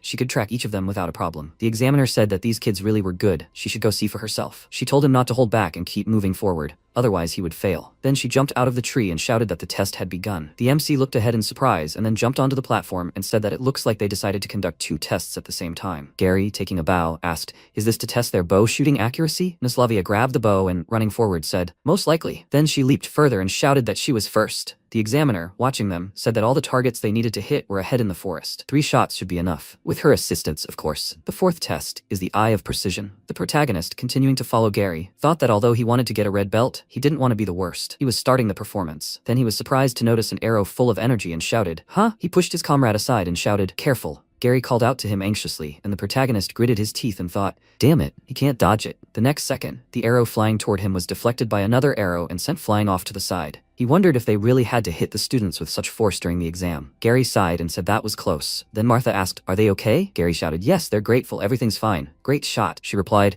for what? She wouldn't have been able to knock it off course if she hadn't been nearby. Then the protagonist shouted, be careful, there's more. Several more arrows flew towards them. He thought something was wrong. The arrow he just fired had a distinct feel. This arrow and the one the examiner had fired were clearly different. Someone really wanted to kill them, or maybe even him. Then he pulled the bowstring back and, pointing his bow to the side, shouted, there. The next second, his bow broke in half and he smiled in surprise. At that moment, the examiner jumped onto a branch and shouted, who the hell is that? She fired several arrows, and then, jumping to the next branch, thought about how fast she was. She couldn't believe she hadn't managed to avoid such a powerful shot. She barely had time to breathe. Who wants to get rid of the students? After that, she turned around and shouted that she was sorry. She missed the attack. She was sorry for scaring them. Guys, they have to keep going through the trials. They replied, yeah. Then the protagonist looked ahead and thought, since she was apologizing like that, it was clearly not her who shot the arrow. At that moment, Gary looked at him and said that they need to go. They set off. MC jumped forward and thought, it looks like they are being pursued by really dangerous guys. After a while, the students found themselves on the ground and they started discussing. Dan shouted, Monk, traitor. He didn't even wait for him. He replied, it's a trial after all. The brothers were talking. Maybe next time he'll run faster? He replied, he's lazy. Then Naslavia shouted, what? So that's what happened to them. Why don't they tell the knights about this? The protagonist stood in front of her and said that he thinks it's best for them to forget about it. She shouted, but why? Gary agreed with Lei. The examiner was only keeping the truth from them because he didn't want to influence their grades. It could be a deliberate attempt to hide something. If someone really wanted to eliminate them,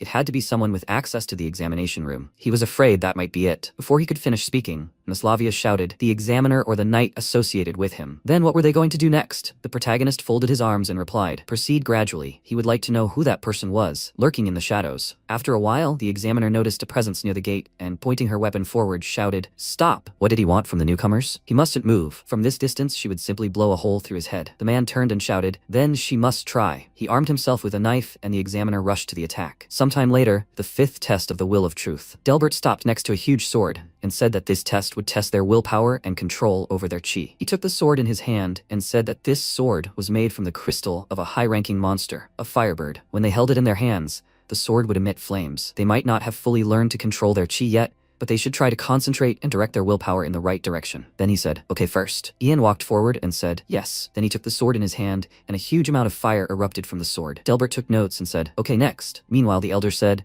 okay, he failed the kill and the examiner found out about it. His subordinate bowed and said it was his fault. The elder added that he hadn't expected to solve this problem on the first try. He then put on a golden mask that allowed him to change his appearance and added, but at least now they could send a signal to their comrades. They, the Pureblood Guild, had never disappeared. After a while, Delbert looked at Gary and said, okay, next. He then walked forward and said that this was the final test, so he should try his best. The protagonist waved at him and told him not to worry. Then Naslavia approached Gary and said that she had always wanted to know if Lei was really that strong. He asked thoughtfully, Lei? At least as far as he could tell, he really was very strong. At that moment, Dan turned around and said, but his results in the first 4 tests were just terrible. Naslavia asked, why do you think Lei is strong? He replied that although the last time they fought, he won easily, but 10 years ago, a mid-level demon wolf attacked him, and Lei was able to defeat it and save him. Then he laughed loudly and told him not to lie. 10 years ago, they were only 5 years old. How could he defeat a mid-level monster, and a shadow wolf at that? At that moment, Naslavia thought, if he really is so strong, then why is he hiding his strength? Then Delbert convinced the protagonist to begin. The protagonist looked at the system window that appeared in front of him and thought,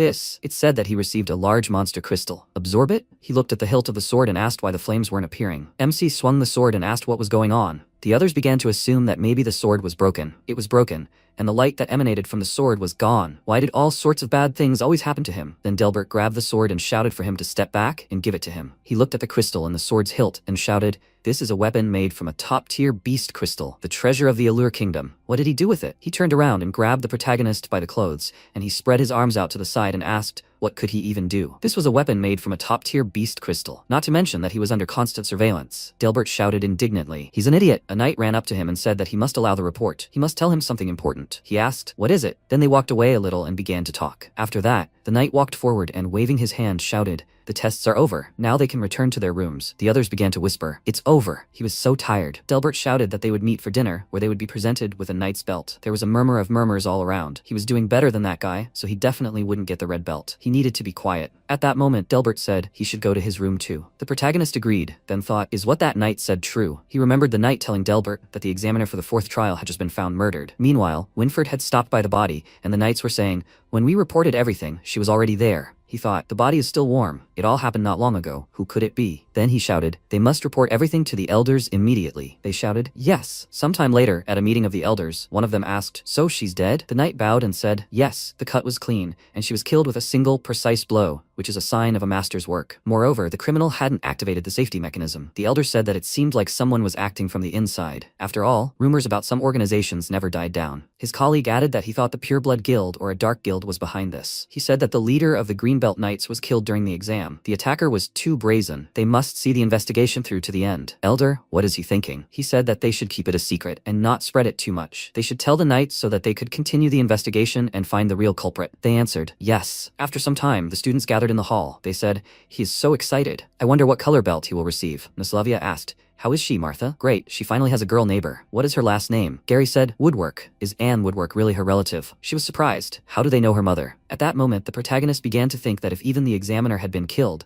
the killer must have been quite unusual, and the only suspects left were high-ranking officials. And if you think about it, at the academy, only the head of the knights, the elder, wielded such power. At that moment, Gary approached him and asked if he remembered the mercenary they encountered when they went to Rainy. She was Martha's mother. What a coincidence. Come on. He's been daydreaming too much lately when he talks to him, my friend. The protagonist was surprised and told him to back off. He was thinking about the exam, and Naslavia asked if perhaps he was after all about the identity of the one who fired the arrow. He wondered why there had been no reaction to the completion of this test. He thought it would be better not to tell them about the examiner's murder. After all, the more they knew, the more danger there was for them. Then Naslavia said it was just a strange coincidence. He thought it was just bad luck. But besides the sword test, there was also the previous fire test. And then the students shouted, the head knights are here. Finally, he came. After that, Winford put his hand forward and said that he would announce the beginning of the distribution of knightly belts. Those whose names he called, please, they must take turns coming onto the stage. Derry, he answered. Yes. Then he walked forward, and the others began to whisper. It's that guy. He was too good at everything. He was the best at everything. He will definitely get a white belt. The best of all was his goddess, Miss Naslavia. Whoever it was, he will definitely get a white belt. Then Winford said, after careful discussion among the knights, it was decided to award him a black belt. Gary cried out in surprise. Huh? This? Winford told him to accept it with pride.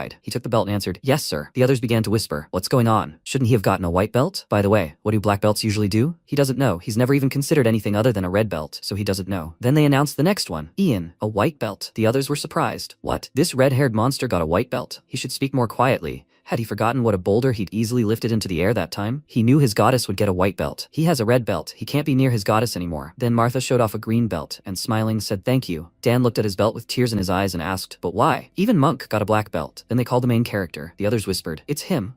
What kind of belt will it be? Definitely a red one. He walked forward and thought. Finally, it was his turn. Winford handed him the belt and said that after some difficult discussions, they had decided to award him a black belt. Dan grabbed Monk by the shoulders and turning around shouted, how did this guy get a black belt even though he did so poorly on the test? He responded with an awkward laugh and said, not easy, Ray has a hidden talent. He was surprised. What's that? Does that mean he's the only loser here? The protagonist then looked at the belt in his hand and wondered, how did this happen? Why did he get a black belt? Is there some kind of conspiracy? Winford then said, all the knight belts have been awarded. They can accept it or not. But this is their current result. Starting tomorrow, after completing basic training, please follow the knight captain according to their belt colors to begin training. Gary looked at his belt and asked, black, what are they even doing? Meanwhile, Kay looked at the list and said, they've assigned him 2 red ones. He hoped they wouldn't become a thorn in his side. Future Dragon Knight. The next day, the training grounds. The student waved his hand and said, see you then. His comrade also waved and agreed, yes, see you then. In the crowd behind them, someone said, they should go. They could finally return to the dorm. At that moment, Cool noticed that everyone else had already left. Why hadn't their mentor arrived yet? He hoped he was at least a normal person. At that moment, the mentor appeared behind him and asked, is that him? Then the mentor walked forward and said that he was their future mentor and that they should follow him. Cool raised his hand and shouted, yes. After a while, they walked forward. Kool-Aid looked at the protagonist and asked, did Sir Knight just introduce himself? He replied that he didn't think so. Gary asked, why doesn't he go and ask him? Then Cool raised his hand and shouted, Sir Knight, how should they address him? He waved his hand and said that they could call him K. The protagonist was surprised at what a strange name. Cool said he didn't think that was his real name. Then Delbert approached them, and greeting his mentor, added what a coincidence. K noticed him and approached him, and Delbert said, 2 red ones, it looks like he's going to have a tough time. He then looked at the protagonist and asked, he's probably proud of having received a black belt? Lay? If it were up to him, he would never have allowed someone like him to even enter the academy. He replied, it's good that he doesn't make that decision. Delbert then said angrily, he must be careful. He'll be keeping a constant eye on him. He was then surprised to notice a sword in front of him, and Kay pointed the weapon at him and said, Delbert, he should remind him that Lay is now a member of his Black Belt Knights team. He blew out smoke and added that he wouldn't want prejudice against certain people to provoke conflict between them. In response, he said that very soon they would see whether it was bias or not. Sooner or later, everyone would find out that the prophecy was false. Then he turned around and shouted, good luck to them. At that moment, Gary asked in surprise, a prophecy? What kind of prophecy? He'd never heard of such a thing. At that moment, Kay looked ahead and said that they should come with him. After some time, they approached a building, and he said that they would undergo special training here. here? The students standing behind him screamed. What a draft. Monk added that he couldn't open his eyes. At that moment, Gary, squeezing one eye shut, looked ahead and said, this place is so wretched. Then Monk cried out in fear. Where is Sir K? Cool shouted that he hadn't noticed either. But when did he manage to disappear? The door slammed behind them, and Gary cried out in fear. What was that? At this moment, the protagonist used the dragon's eye and thought, disappeared. He can't believe he's untraceable, even with the dragon's eye. At that moment, his comrade called out to him and asked if he could see where he was. He replied that he couldn't. He hadn't seen him. At that moment, the mentor placed his hands on their shoulders and asked if they were looking for him. They cried out in fear, and then he said that from now on, their training would take place in complete darkness. They must hone their skills, sharpen their senses, until the day they become one with the darkness and turn it into a powerful weapon. Gary said, Sir K, he heard that in the future, Black Belt Knights will be primarily involved in assassination. Is that true? MC thought, assassination. So that's what worries Gary. The mentor sighed and, confirming this, added that, compared to other students, they possess skills that make them particularly suitable candidates for assassination missions. Then Gary lowered his gaze and wondered why they weren't properly appreciated, like the others. Kay said they were chosen by the Black Belt Knights because they had something special compared to others. He placed his hand on Gary's shoulder and added that if they wanted to fight someone head-on, they had to believe they could do it. Gary blushed with embarrassment and said, Sir K. Then the instructor tossed them special devices and told them to take them. From now on, they could fight however they liked. Sometime later, the protagonist lay on his bed. He looked at the device on his hand, which said, Lay, rating 300, training completion for today, 100%. He said, 300. He thought, it turns out this thing can display the current rating. According to Sir K, the rating will be updated every day after training is completed, and students from the same class can challenge each other to battle at will. If the lower-ranked student wins, they receive the rank of the higher-ranked student. The higher the rank, the more resources they can obtain. Then MC sat up and, looking at his comrade, asked how many students they had in the course. Gary replied that he thought about 300. The protagonist thought about it. It turned out he was at the very bottom of the rankings. Then he asked what rank he was in. Gary looked at him uncertainly, and Dan leaned towards him. His device said, Gary, rank 1, today's training completion, 100%. Dan grabbed his hand and shouted in surprise, what? They were all wondering who was in first place, and it turns out it was him. What a joke, first and 300th in the same room. He's going for a walk. At that moment, Naslavia turned around and said, boys are so superficial. Martha laughed in response. Martha, rank 89, Naslavia, rank 3. Then Ian looked at Monk and asked, he seems very happy. Is there a reason? He looked at his device and replied, no, nothing. His device said, Monk, rating 65, training completion for today 100%. He felt overwhelmed with the desire to keep working hard. 10 days later, the protagonist walked down the hallway and thought that today's hunt hadn't been very productive either. He was about to absorb 100 lesser beast crystals. At that moment, he peered into the room where his comrades were shouting at each other. What did he mean by that? Monk shouted, thanks to these special exercises, he was able to improve his rating. His rating was 50. Gary extended his hand to him and said that he simply thought all this was rather superficial and wasn't helping him at all. Monk shouted, just because you don't understand it doesn't mean it's useless. Gary replied that he managed to maintain his place in the ranking without these exercises. Monk looked at him indignantly and said, he. At that moment, MC looked at Dan, standing nearby, and asked, what's going on? He replied that it was the first time he saw Monk so excited. They were arguing about whether the special training for obtaining a black belt was useful or not. So he was interested in what exercises they were doing. The protagonist said thoughtfully, special training. Stealth, assassination, and black belt camouflage skills are indeed things Gary isn't so good at, but Monk showed amazing talent in them. But Gary was also right. His basic training was much better than Monk's in every respect. Even though Monk's skills were rapidly improving, Gary was still the superior student. And then Monk shouted that he wouldn't allow him to denigrate his efforts like that. He was indignant. Had he even said something like that? He should think whatever he wanted. Then Naslavia approached them and, waving her hand, said, okay, they should stop. Lay, he should talk to them too. He walked forward and asked, why don't they guys settle this with a duel? Dan punched his hand and shouted, that's a great idea. Then Naslavia shouted, they're here to break them up or egg them on. Then Monk put his hand to his chest and shouted that he agreed. They should have a ranking battle. Gary frowned and said he didn't care. But since they were going to fight, he would show him if the skills he valued were really that useful. After a while, one of the students looked at his comrade and asked, do you want to go and watch? There seemed to be a freshman fight going on. The student asked, is that the blonde guy? And who is he going to fight? His comrade said he'd heard something about him. He's a dark horse who also holds a black belt and seems to be ranked pretty high. At that moment, the knight Delbert's youngest son came forward and asked, fight. Eric said there was nothing to see. They were just hillbillies from Rainy. At that moment, Cool held the box in front of him and shouted, bets. They must place their bets. The Academy's rising star, Gary, versus the dark horse, Monk. They must come and see who will have the last laugh. Dan approached him and said, here, 10 silver coins on Gary. Cool asked, who will win, gentlemen? At that moment, Naslavia turned around and shouted indignantly, Dan, how can you bet on your roommates? Then he approached them and Martha, holding out a coin, said she was also betting on Monk to win this time. Naslavia was surprised. Martha wondered why she was too. Cool smiled and thanked them for their trust. Then Naslavia turned to the protagonist and asked if he thought Monk had a chance. Then Cool stood in the arena and, spreading his arms, shouted, ladies and gentlemen, The moment they've all been waiting for has arrived. The long-awaited battle is about to begin. They must witness this moment together. At that moment, the protagonist looked at the student and asked, "So she also thinks Gary will win?" Then Cool raised his hand and shouted that he would start the battle. At that moment, shouts were heard all around. He must do it. Gary is very talented, well-versed in various techniques, and the academy teachers were among them. And Monk, more than anyone else, had worked on his special training. It could be said that he is the most suitable opponent for Gary right now. Then smoke appeared in the arena. Monk jumped back and thought, "I'm caught." Voices were heard near the arena. Has he lost? He should wait. There's no need to rush. The next second, Monk shouted in surprise, "What?" He held his sword out in front of him, blocking Gary's attack. He appeared from the smoke and pointing his sword forward, told him to give up. He couldn't defeat him. At that moment, the protagonist folded his arms and said that although Monk's technique had improved greatly, to the point that Gary had to be careful with him, he still thought he could defeat Gary. With that, he pulled his hand back, and Naslavia said that it seemed there were gaps in his basic training that could be completely compensated for by training special skills in the short term. At that moment, Martha said, "Monk." The fight continued in the arena. Monk striking and dodging, shouting, "Damn it." Then Gary shouted, "Now it's his turn." He struck and broke his opponent's sword. Monk looked in surprise at the flying part of the sword and shouted in surprise, "What?" Then Gary turned slightly and said, "It's over. It's pretty sad, but that's just reality." He gritted his teeth and said, "No, this is not over yet." The broken sword in his hands began to glow. MC thought in surprise, "What's that?" Monk turned sharply to Gary and shouted that he wasn't finished yet. He swung his sword. Naslavia shouted, "Watch out." Martha shouted, "Monk, he has to stop." The next second, Gary turned around abruptly. The others were surprised. What? When did he? At that moment, the protagonist grabbed Monk's sword and told him to stop. Martha turned her attention to him in surprise. Then Monk dropped the remains of the sword from his hand and shouted that he was sorry. Naslavia thought she didn't even have time to understand what was happening when Monk lunged at Gary. But Lei moved so quickly. How did he do it? After that, Monk said, "He's so sorry about that just now." The protagonist said that everything is fine. It's just a scratch. His friends said it was because he was too impulsive.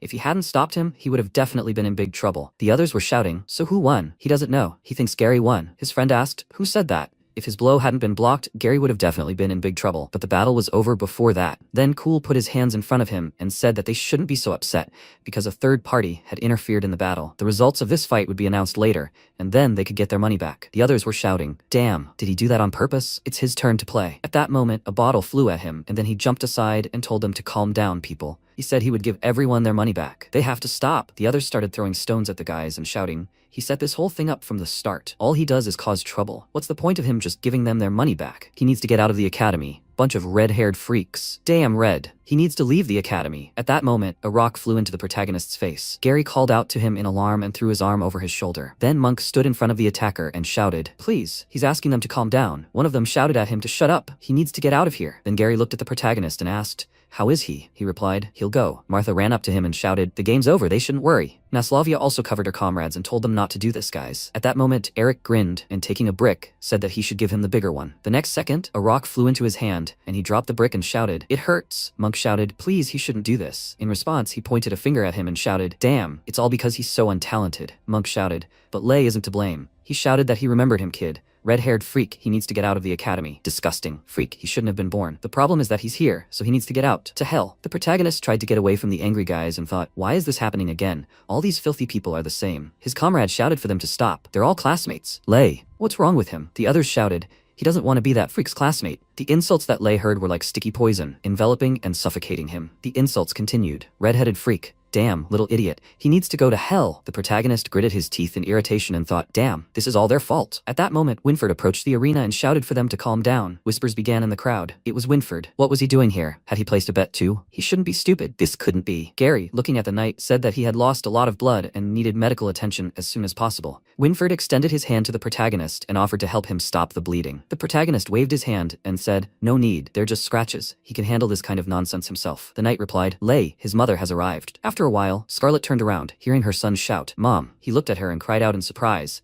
It really is her. She stood in front of him and said, they haven't seen each other for a long time. He's grown so much. He replied, yes, he got taller. At that moment, Winford hid behind the wall. His mother reached out to her son, and he offered not to talk about him. Mom, did her arrival mean that Dad was getting better? She answered, his dad. He's gone. MC screamed in fear. Dad died? She said that wasn't true. She didn't mean it at all. She meant that he left their home and went away from the village. He looked surprised. Left? How was that possible? Wasn't he bedridden after being infected with the shadow plague? How could he suddenly move on his own? At that moment, Winford leaned his back against the wall, folded his arms across his chest, and thought that he hadn't had the courage to tell Lei the whole truth about the shadow plague. Most infected die within a year, and only a few, like Jack, survive. But still, in the end, the strongest of the survivors enslave the diseases, becoming active spreaders of it, and this continues for many years. Scarlet said that, in fact, One day she completely by chance learned that his father had been fighting the shadow plague for the last 10 years. Then she held a candle in her hand and walked forward. She wondered what that sound was. She noticed a fallen jar of ink and a piece of paper flying to the side. She saw her husband and shouted, "Jack!" The man, covered in spots from the disease, turned around and called her. She ran to him and, hugging him, shouted, "He's woken up! This is wonderful!" He answered, "No way, he's losing control again. He's asking her to kill him." Tears streamed down her face. She pulled away in surprise and shouted, "No, no way! Jack, she can't!" He put his hands on her face and repeated, "She must kill him." Then he began to scream loudly, after which he grabbed his head. His wife sank to her knees and shouted, "Jack, what's wrong with him?" And then he screamed even louder and, spreading his arms out to the sides, released a powerful stream of energy. He was telling her to kill him quickly. She flew to the floor and screamed loudly. Looking at her husband, she called out to him again, and he kept telling her to kill him quickly. In the present, the protagonist clenched his fist and said, but she never managed to do it. She replied that his father actually left him something, so she thought it was important to at least give it to him personally. With these words, she took a letter from her inside pocket and handed it to him. The protagonist opened the letter and asked if he gave it to him. It said, "Dear Lei, he is so sorry he couldn't see him grow up. From the moment he and his mother first saw him, they knew he was special. He knows he was accepted into the Night Academy, and he is trying very hard. He is very proud of him. He's incredibly sad that he can't be with him anymore, but he hopes he can do everything he wants in this life. He's grateful that he was their child. They love him very much." The protagonist's body began to shake, tears streaming down his face, and he said, "Stupid dad. What nonsense. He'll definitely find a way to save him." Sometime later, MC was lying on the bed in his room, covering his face with his hand. He remembered his mother saying she was going to go looking for his father, that no matter what he turned into, she would definitely find him, she promised. Then he said that in that case, he would go with her. She replied, no, he had so many things of his own to do. She thought his father would think the same. He wanted to object, but she added, Lei, she was very glad to see him, but he shouldn't worry about them. He just had to do what he had to. Then she hugged him. In the present, the protagonist thought,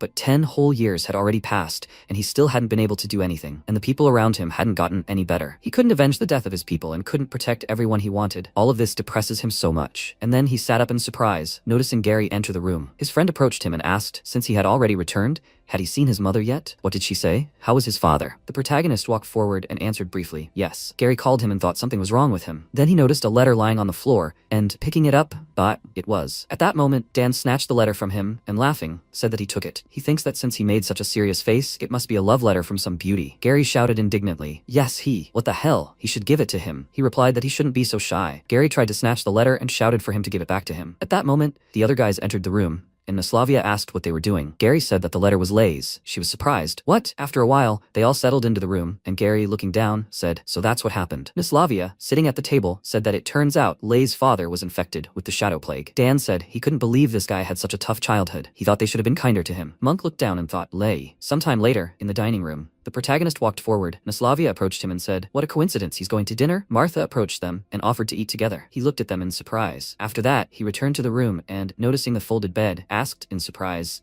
what's wrong? What's with his bed and clothes? Dan asked what he thought of Naslavia. She's a good girl, isn't she? Ian said yes, it was Naslavia's doing. MC wondered what had suddenly bitten these guys. The next day, Gary looked at the protagonist and said this in surprise. The protagonist looked at the bouquet of freshly picked lilies in a vase on the table and asked, what again? He replied that he just thought that looking at flowers makes people feel better. He doesn't think so. The protagonist asked, he didn't fall in love with him, right? He shouted indignantly, how is that even possible? He said that he'd long wanted to ask what kind of thing they guys have been doing lately. He lowered his gaze and said, he apologizes. It's all because he accidentally read his letter. He's so sorry. Lei, he really feels very sorry for him. A letter is such a personal thing. He shouldn't have read it. He didn't specifically invite anyone to read his letter with him. It just happened that way. It sucks. In short, he's solely to blame for making his personal information public. He apologizes. Before he could finish speaking, the protagonist smiled and said that he was grateful to them all. Gary said that he was not angry. Then shouts were heard from behind the door. Hurry! They have to get him out. Hurry! Dan held Monk and shouted that they were already in the room. He should wait a little longer. Naslavia shouted that they needed to put him to bed. Gary, noticing the beaten Monk, shouted, what does this mean? Dan shouted that it was all that guy, Sebastian. He provoked Monk and arranged a rating battle with him. The protagonist asked, rating battle? Doesn't it end when he admits defeat? How could he have suffered so much? He answered, Monk was unconscious. It was too late to admit defeat. But that guy didn't stop. He just continued hitting him. He clearly did it on purpose. Then the protagonist approached Monk, who called him, and asked, doesn't he want to say something? He replied that he was sorry that all these days he couldn't help in any way, only made the bed. Naslavia shouted, it looks like he has broken arms and legs. They need to call a doctor immediately. Ian shouted, okay, then he will run to look for him. Then MC turned around abruptly, and Gary shouted, where is he going? He replied, of course, to avenge Monk. Gary ran up to him and, grabbing his hand, shouted at him to wait. He shouldn't be so impulsive. The protagonist turned around and asked if he wants to go with him. He replied that he would also like to avenge Monk, but the protagonist asked,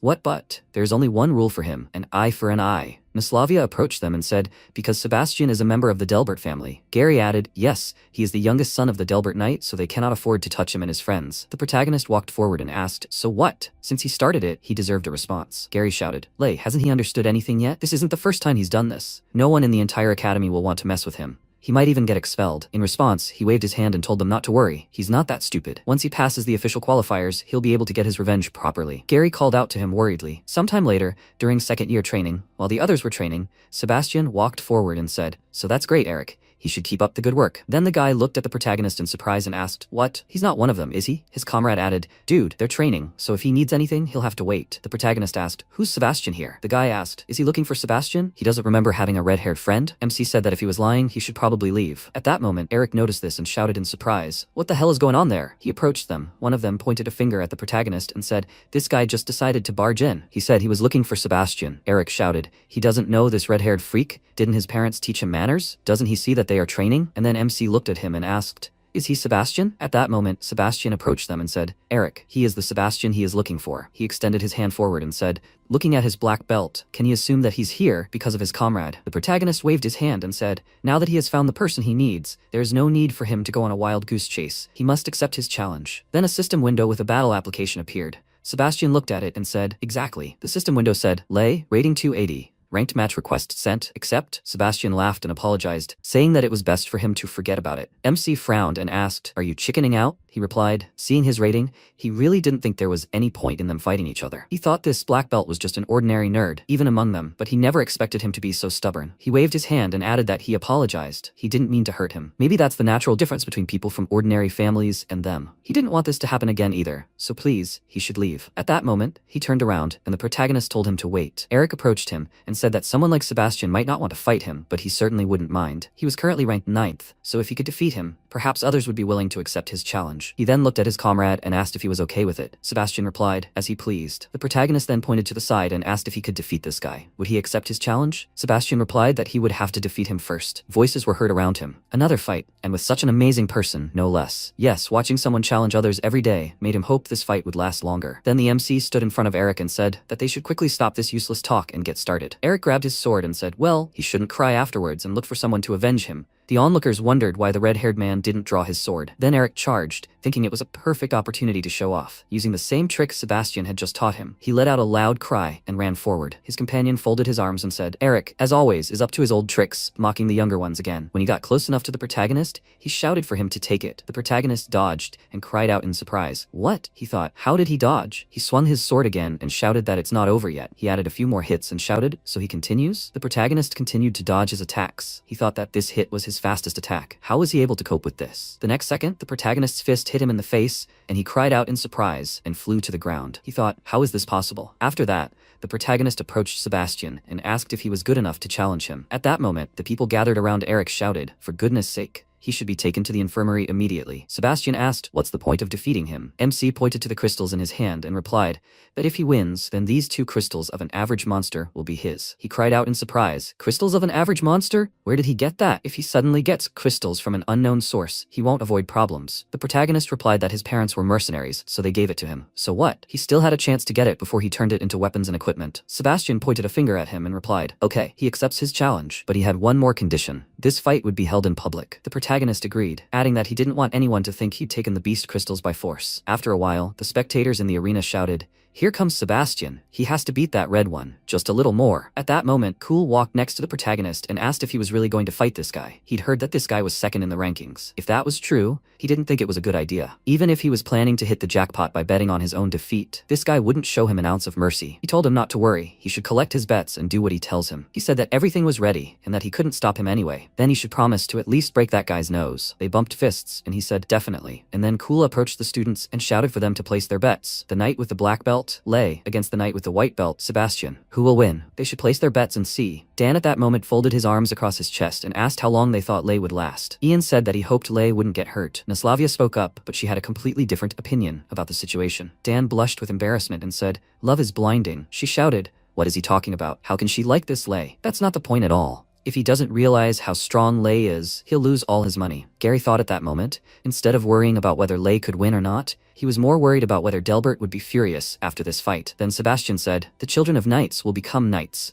The children of peasants will become peasants. That's the essence of class inequality." He looked at the sword in his hand and added, he knows he defeated Eric, and that gives him some confidence. But thanks to this battle, he'll quickly realize how big the difference is between them. And then the host said both sides, please, they should take their places. The MC stood in front of the opponent and told him to save his showing off for his backing vocals. Then the host shouted, 3, 2, 1, begin. Sebastian rushed forward with lightning speed. Gary called out to the protagonist in alarm. Sebastian then appeared behind the protagonist and said he was lucky. Usually, only a few fights go beyond their first attack. The protagonist turned slightly and replied that he hadn't been so lucky so far. At that moment, Sebastian was surprised to notice scratches on his face. Then, wiping them, he laughed slightly and said the wound wasn't too deep. If all his attacks continued at this level, he would never defeat him at this rate. MC asked why he was talking so much. Had he won all his battles with his mouth? Sebastian got angry and ran at him, shouting, okay, he was just lucky. He put his sword forward, but the next second, more scratches appeared on his body, and Dan wondered, was that just Lei's attack? Why did Sebastian look so ugly as if he'd been wounded before he attacked? Ian said he didn't know. He hadn't noticed anything either. He thought,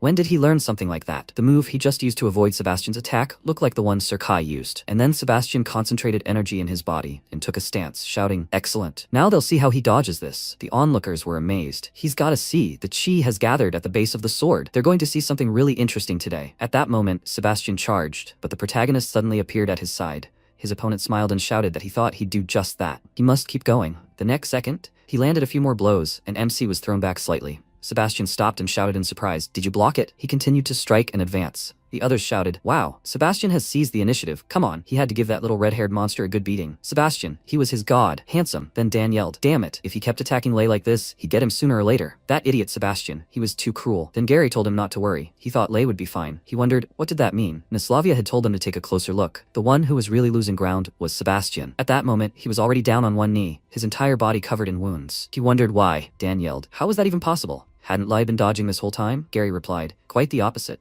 Lei had actually attacked. He wondered, when had that happened? He hadn't even noticed. Every time Lei dodged an attack from Sebastian, he had made at least one counterattack. He kept wearing Sebastian down until he finally lost it. At that moment, Sebastian rose to his feet and, clutching his arm, shouted, him. Even his father had never hit him like that. He would destroy him. He concentrated his energy again and ran forward, but the protagonist attacked him with a single swing of his sword. Dan was surprised. Was it really Lei? How could he be so strong? Naslavia turned to Gary and said that Lei clearly had a chance to end everything here now. But why? He said he thought Lei was doing this on purpose. She was surprised. On purpose? It was like a beast flirting with its prey. Lei was simply torturing it. Then Sebastian, his face covered in wounds and tears, screamed, his face. Stupid, he's a redneck. How dare he? He wanted to avenge Monk. The next second, another blow approached his face. Sebastian covered his face and shouted, he must wait, he must not run away if he had any courage left. At that moment, the protagonist raised his sword and said, the words of people like him were empty to him. He swung his sword, but his opponent put his hand forward and shouted for him to wait. He wanted to say that he surrendered. Before he could finish, the protagonist thought he should not admit his defeat so easily. He wants to get what he owes Monk in full. He dealt several blows to the face, and Naslavia said that this is not good. Gary agreed, yes, if he continues like this. At that moment, Monk shouted, enough, he has to stop. The protagonist turned around in surprise and thought, why? Why does Monk want him to stop? Sebastian knelt down and shouted that he surrendered. The announcer pointed to the main character and shouted that the fight was over. The winner was Lei. Sebastian's comrades ran to him, excitedly asking how he was. At that moment, Gary ran up to the main character, but he suddenly pushed off the ground and jumped. Eric, holding out his hands to his comrade, said that they should first take him to the infirmary. The others agreed. Yes, they needed to stitch up the wounds. Then Sebastian began waving and shouting, they have to go. Get out of here. Lei, they'll see who wins. After a while, the top floor of the central building of Avrion Academy, Delbert screamed, he can't let this go so easily. Kay folded his arms and said that he thought he should calm down. From a knight's perspective, Lei hadn't broken any rules, and Delbert shouldn't ignore it either. He slammed his hand on the table indignantly and shouted that, if he'd ignored the rules, he would have beaten that brat long ago. They should have seen what he'd turned his son into. His entire face was disfigured. He did it on purpose. He was born a devil. Givy said he thought Knight Delbert was right. If the prophecy came true, the red-haired boy would destroy all existing kingdoms. Feng spread his arms and said he'd like to add something. The prophecy also said that the red-haired boy could become the savior of the world. Gibby extended his hand and asked if he didn't think this child could cause a catastrophe. He replied that this was why he thought they should proceed with great caution. Expel him was certainly easy, but what about the consequences? Perhaps this very decision of theirs would be the trigger for the destruction of humanity. Then Elder Da said, Okay, arguing about this was completely pointless. Since their opinions differed, they should vote. Everyone who was in favor of expelling Lei should raise their hand. Then Delbert, Elder Gibby, and Knightmaster Intiro raised their hands. Elder Da said that everyone had voted. Now he asked for a raise of hands if they were against expelling the boy. Elder Feng, Da, Hancock, Winford, Bernardo, and Kay raised their hands. Then the elder said that 3 voted in favor, 6 against, and 2 abstained. He therefore declines the expulsion offer. Sometime later, on the roof of the dorm, the protagonist lies with his hands behind his head. Then Naslavia approaches him and says she couldn't find him in the dorm, so she assumed he might be here. He sits up and replies that he just wants to be alone. She comes closer and asks, "He's thinking about Monk, right?" He asks how she figured that out. She says she doesn't even know what to say. Maybe he really does think differently than others, and he's not very sociable. Besides, he doesn't fully understand other people's joys and worries. Then he says never mind, he doesn't care. She says, alarmed, that's not exactly what she meant. She just wants to say that even so, she realizes he's not a bad person. She placed her hand on her chest and added that whenever she saw him confused or angry, she wanted to help him. She wanted him to trust them more, to trust his friends. He paused, wondering, friends? Then he turned sharply and pinned her against the wall, placing his hands on either side of her head. She was surprised. Lei? He activated his ability and said, Naslavia. She said, surprised, his eye. He asked if she wasn't afraid of him. She replied, sometimes. But as she had already said, she didn't think of him as a bad person. And his eye is very beautiful. It suits him. He should never think of himself as a monster. He thought in surprise. He's not a monster? Then he turned and thought, whenever he feels like he sees through the true essence of people, everything immediately changes. It seems that he still has a long way to go on the path to understanding humanity. Meanwhile, Delbert slammed the door and walked out of the office, thinking, damn prophecy. Someday, he'll kill that boy. At that moment, an elder approached him and called him. He turned around and asked how he could help him. Elder Gibby. He replied, nothing special. He put his hand on his shoulder and added, you know, he believes all knights should be of noble birth. This is a very interesting point of view, so he will be keeping a close eye on him. Delbert bowed and replied, yes. Meanwhile, Harry, seeing Naslavia, said hello and, apologizing, asked if Lei lived here. She replied that if he was looking for Kay, he was upstairs. He walked forward and thanked her. She sheepishly replied, you're welcome. Then she turned around and thought, does this man look familiar? After a while, MC was lying on the roof again. He was surprised. Naslavia? Why did she come back? Harry approached him, holding swords in his hands, smiling and saying that it seemed he was not quite who he thought he was. He extended his hand and asked him to allow him to introduce himself. His name was Harry Delbert, a second-year student. The protagonist was surprised. Delbert? So a relative? He answered, right, the man he defeated today was his brother. He asked, so he came for revenge? He waved his hand and replied that that was not the case. He should not misunderstand him. That was not the point. In fact, he would like to thank him. The protagonist was surprised. Thank? He laughed and said that he knew his brother was a bit of an idiot. To be honest, his manners were a bit lame, so his defeat was only a matter of time, and it would be a good lesson for him. Then the protagonist turned around and said that if that was all he wanted to say, they would have to say goodbye. But Harry pulled the sword towards him and told him not to rush. Even if he couldn't participate in the ranking battles between different courses, he should at least let him teach him a lesson. After all, if the younger brother was defeated, the older brother simply couldn't stand by. The protagonist took the sword from his hands and asked, after all this effort, that he wasn't here for revenge at all. He started to walk away and told him not to say that. He just wanted to personally witness the power of the one who could defeat his brother. Come on. They must see what he's capable of. Then the protagonist took a stance and thought that he usually didn't like to initiate things. But this guy was interesting, completely different. He would make an exception for him. The next second, he rushed to attack, but Harry blocked his attack, holding his sword in front of him. He clenched his teeth and thought in surprise, this guy? Then he jumped aside, and Harry said, well, he's surprised he made the right decision. The protagonist started breathing heavily and thought he had a strange sensation. Usually, when he strikes such a strong blow, the opponent's sword breaks. But this time, if they continue like this, he thinks his sword will break first. Then Harry raised his index finger and said, it looks like he doesn't know how to use chi. At that moment, the protagonist rushed to attack and thought, if he can't win with strength, he'll have to rely on the skills of a black belt knight. Harry lunged forward and said, not bad. And that's all he has to show? The protagonist thought in surprise. It didn't work. His opponent swung for a strike and told him to watch out. He delivered his blow, and the MC flew to the side, screamed loudly, fell to his knees and spat out a clot of blood. After that, Harry walked up to him and sighing said, it's over. Then he turned around and waving his hand added, that's all for today. The protagonist began to cough and standing up, leaning on his sword, told him to wait. He's ranked first in his second year. Harry smiled and turning around laughed lightly. He asked, is that even possible? He was ranked 50th in his second year. The protagonist was surprised. 50?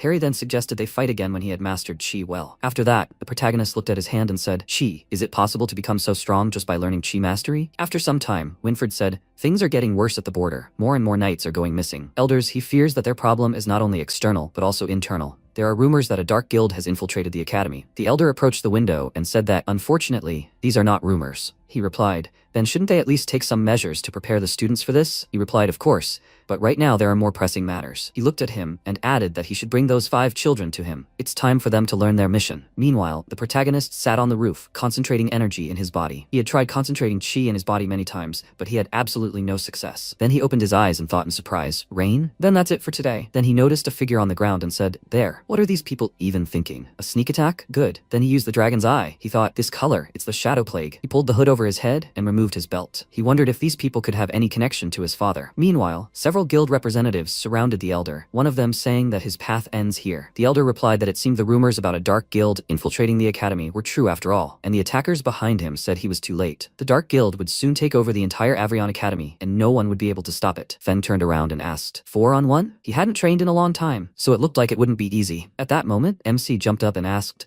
"How about 2-on-4? Then Feng began to take off his robe and said, "It looks like he's a student at their academy." He was glad he decided to participate. The guild members were saying, "What the hell is this? It doesn't matter. They're all going to die anyway." Ah, he's right. The next second, Feng spread his arms and said, "Now that they've sorted everything out, he should help him delay those 2 for a bit. It should be over soon." The protagonist thought, "This old man is simply amazing." Then one of the guild members raised his weapon and shouted, "He must die, the little bastard." The protagonist charged, thinking that their condition was different from Dad's. They were still conscious. He landed a few blows and then found himself behind another guild member, but his partner held his weapon in front of the protagonist and forced him to jump back. The attacker said, "This kid doesn't know how to use chi." His comrade said, "Okay, so he's not a professional." The protagonist placed the weapon's hilt in his mouth and thought, "Damn, can they really see right through him?" The guild members were surprised. He put a sword in his mouth? What kind of move was that? What the hell difference did it make? He needed to be dealt with quickly. The next second, the protagonist jumped up and, spinning around, attacked all the attackers. The guild members screamed, "This bastard moves pretty well. He's not easy to catch. He has to go after him. We can't let him get away." One of them fell to the ground, and the elder, holding one of them over his shoulder, told them to let him observe what talents this kid possesses. The others were surprised. What now? He wants to take advantage of this? His partner extended a hand to him and told him not to panic. They had to get rid of the little one first. MC thought it seemed like he was worrying for nothing, but now that he had a chance, he would still take the risk. Go ahead. With these thoughts, he rushed into the attack again. He easily dodged the attacks of the attackers. They screamed, "Damn it." Their battle continued. The protagonist easily knocked the weapon out of the attacker's hands.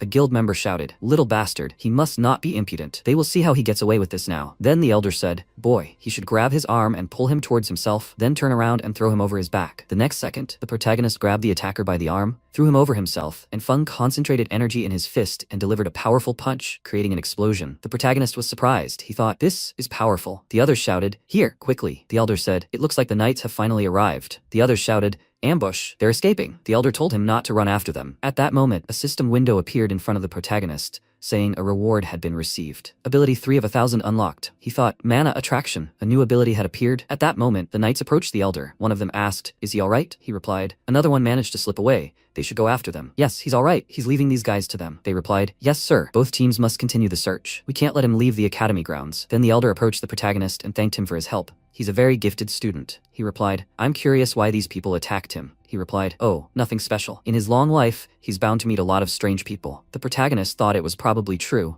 but he still felt like he was deliberately avoiding the topic. Then the elder put his hand on his shoulder and said that he didn't think he knew how to use chi yet. Kid, he should wait until he was a sophomore and join the martial arts club. The protagonist was surprised. The martial arts club? He said that he promised he could get a lot of benefit from it. The protagonist asked him to wait for him, but then the elder vanished into thin air. The protagonist took off his blindfold and said that he couldn't believe he just ran away. He thought, what a strange old man. After a while, Winfred folded his arms and asked, "Is he back?" He was looking for him. "Elder Da wants to see him." The protagonist asked, "Elder Da?" He thought, will he be discovered so quickly? After a while, Winfred said, "Elder, he brought them." He replied, "They should come in." Winfred let the children go ahead and told them to come in, guys. MC wondered how it happened that these guys were all here to.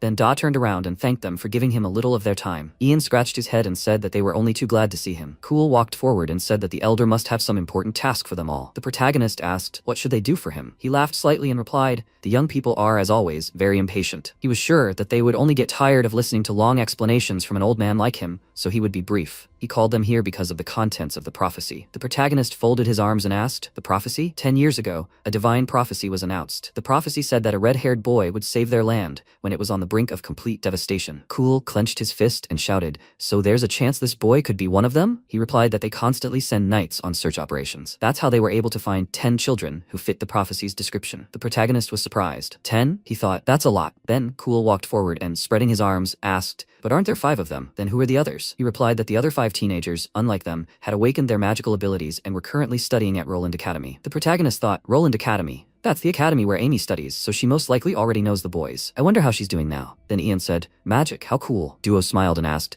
"Save the world." Cool laughed and said, "So one of them has to save the world?" The elder said that it could be one of them, or it could be all of them. That was the reason he called everyone here. Long ago, 5 dragon knights saved this continent from disaster. They fought monsters, built Avrion Academy, and protected the common people. They left behind a priceless legacy, and now the task of preserving that legacy falls to them. Of course, this meant they'd have to work hard. In the future, in addition to basic training and specialized training for the various belts, they'd have to undergo extensive additional training. Only these 5 would become the new Dragon Knights of Avrion Academy. After a while, they walked down the hallway and started chatting. Saviors. They would become saviors. He had to stop. Cool asked, "What difference does it make? Aren't they happy?" He answered, "A little." At that moment, MC called out to Ian and said he wanted to ask him a question. Was his hair red since birth? He answered, "That's right, all of them were." Because of that, they had a lot of trouble growing up. The protagonist thought, of course, he'd already asked Cool and the others about it. All of them have red hair naturally, but not his. His hair went from black to red. Not to mention whether he should be considered one of the so-called Dragon Knights. It's hard to say how much of what the elder said was true. He probably meant something else entirely. After a while, Winfred entered the room and said, "Elder, he truly doesn't understand why he revealed the prophecy to these children now.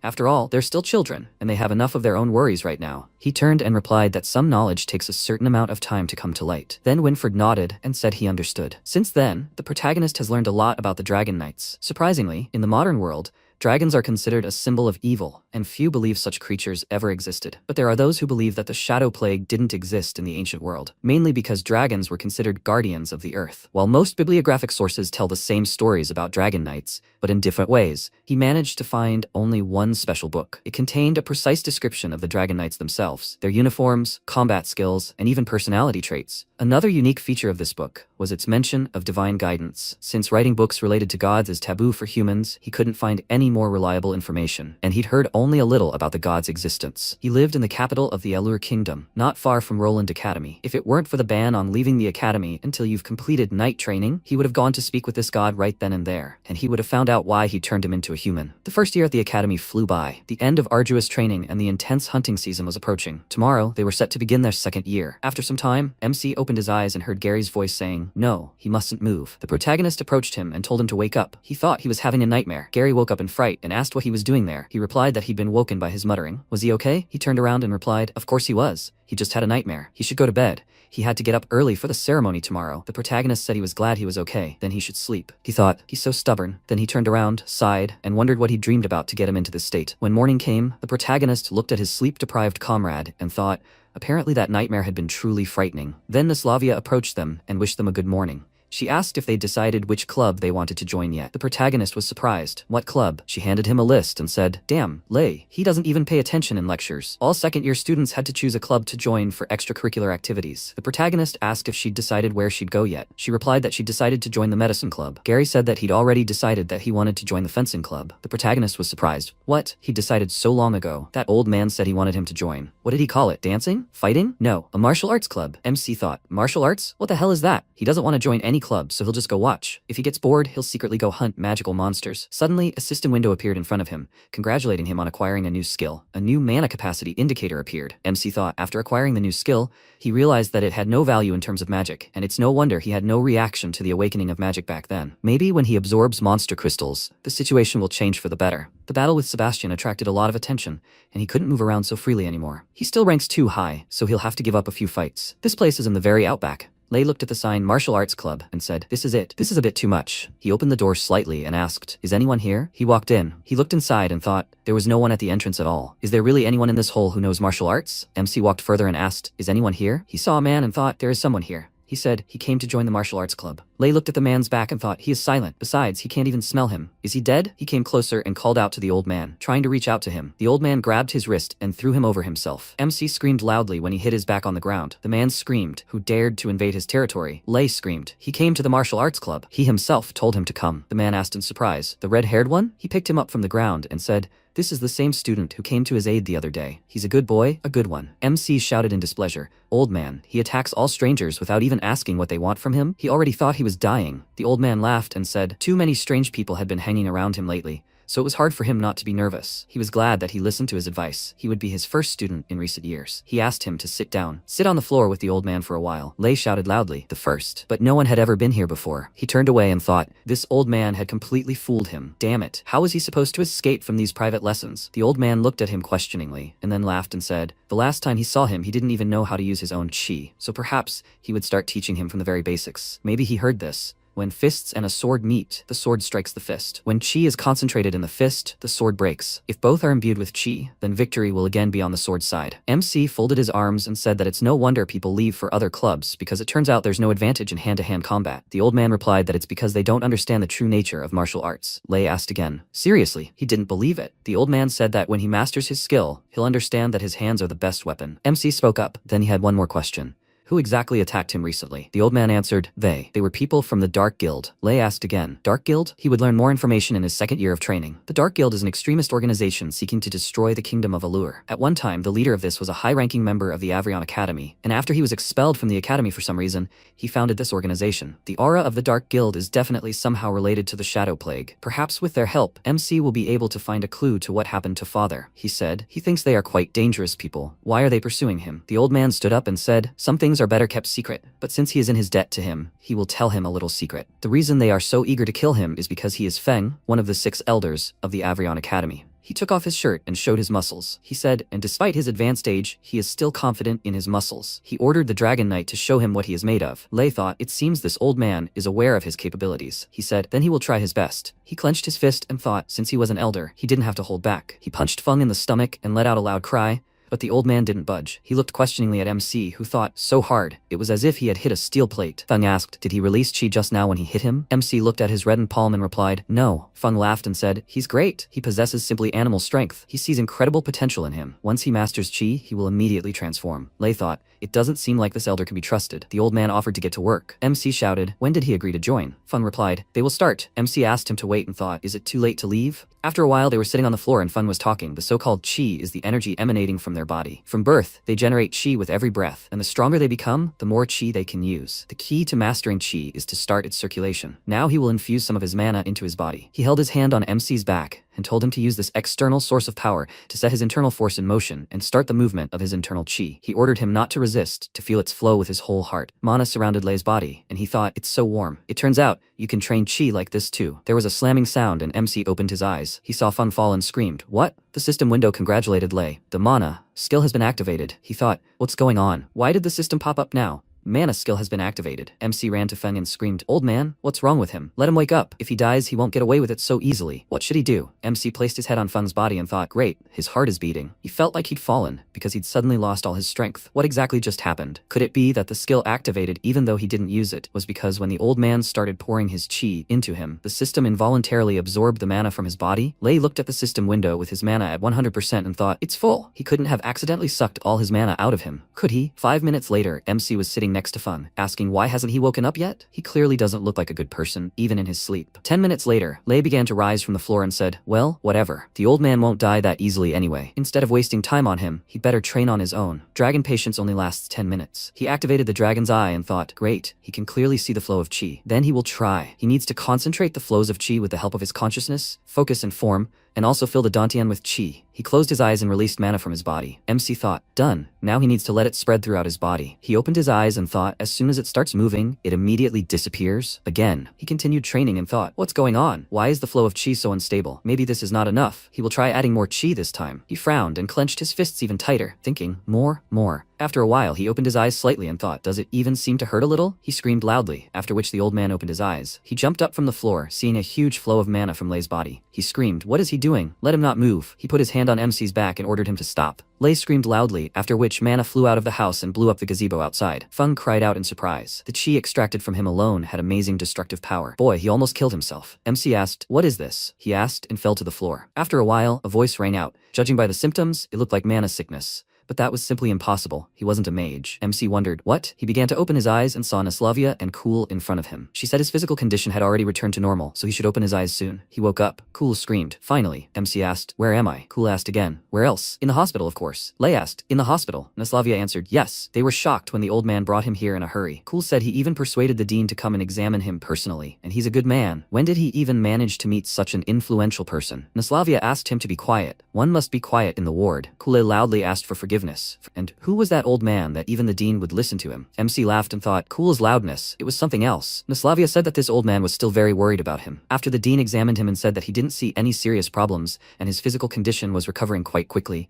he calmed down. MC wondered if old man Fen was really so worried that he wasn't even afraid of others finding out his true identity. He asked, is this old man from the martial arts club? Cool repeated after him, martial arts. Lei asked, Kool-Aid, why is he here? Cool laughed and said, because he joined the medicine club. Gary heard this and peeked out through the curtain. Cool screamed, he's always been interested in medicine. Of course he decided to take this opportunity. MC said he was serious. Gary pulled back the curtain and said, he finally woke up, but he's just dying from all the noise. MC asked, has their dorm room completely moved here? What's he doing here? Gary folded his hands behind his head and said, nothing. He just didn't get enough sleep. The training had gotten on his nerves a bit, so he came in to rest for a bit. Cool kept talking and wouldn't let him sleep. Cool screamed loudly. He was trying to find out how sick he was. Gary replied, but he said he wasn't sick. Lei said, I see. He thought, so Gary has his own dream too. After a while, he came to the martial arts club and asked, is he here, old man? Fen hit him from behind and yelled, idiot. And he still has the nerve to come back here. Lei said, no need to be so angry. Fen screamed, what does he even know? If he hadn't been there yesterday, he would have already been dead. At best, he would never have been able to use chi again. MC grabbed the sore on his head and said, okay.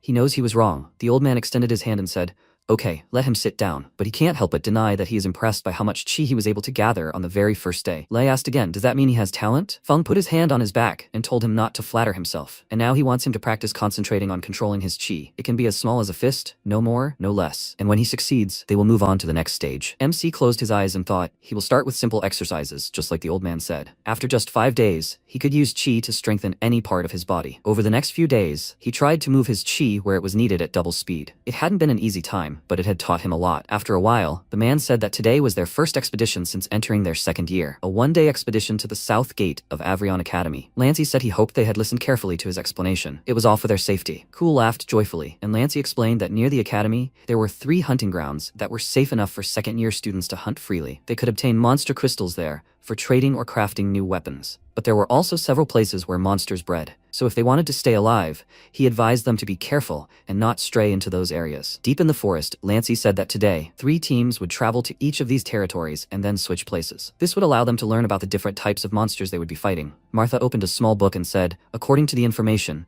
the hunting grounds they were in were called the Insect Forest. Cool grumbled. He hated insects. Dan said, oh well, how could some bugs even harm them? MC looked at Gary and thought, he still hasn't recovered. Naslavia looked up and screamed, it's coming. Everyone, get ready. Dan asked, what? She shouldn't be so nervous. In his opinion, it's just a regular ladybug. There's no need to exaggerate so much. Cool screamed, wow, have they ever seen a regular ladybug larger than a human head? Dan screamed in fear. What a nightmare. Martha attacked the creature and Naslavia ordered everyone to be on guard. The bugs might seem weak to them, but they usually travel in flocks. At that moment, a very loud buzzing sound was heard and beetles flew out of the forest. Martha drew an arrow and screamed, careful, behind you. Cool waved his swords and shouted, how disgusting. Let them leave him alone, those terrible idiots. Dan asked, why are they so fast? A huge beetle was flying towards MC and Naslavia screamed in fear, Lei, be careful. MC released mana through his body and crossing it cut the insect's body. Cool cried out joyfully, wow, Lei, he learned to control his chi. MC laughed and offered to look at the results of their training. Dan shouted, guys, if they have time to show off, they should use their weapons for their intended purpose. A loud cry rang out, and Dan turned around and cried out, Gary. Lei asked, what's there? Gary was lying on the ground, and a huge ant had sank its fangs into his arm. The guys screamed, Gary. Ian swung his sword and attacked the creature, then grabbed Gary and told him to hold on. Naslavia ran up and screamed, Gary.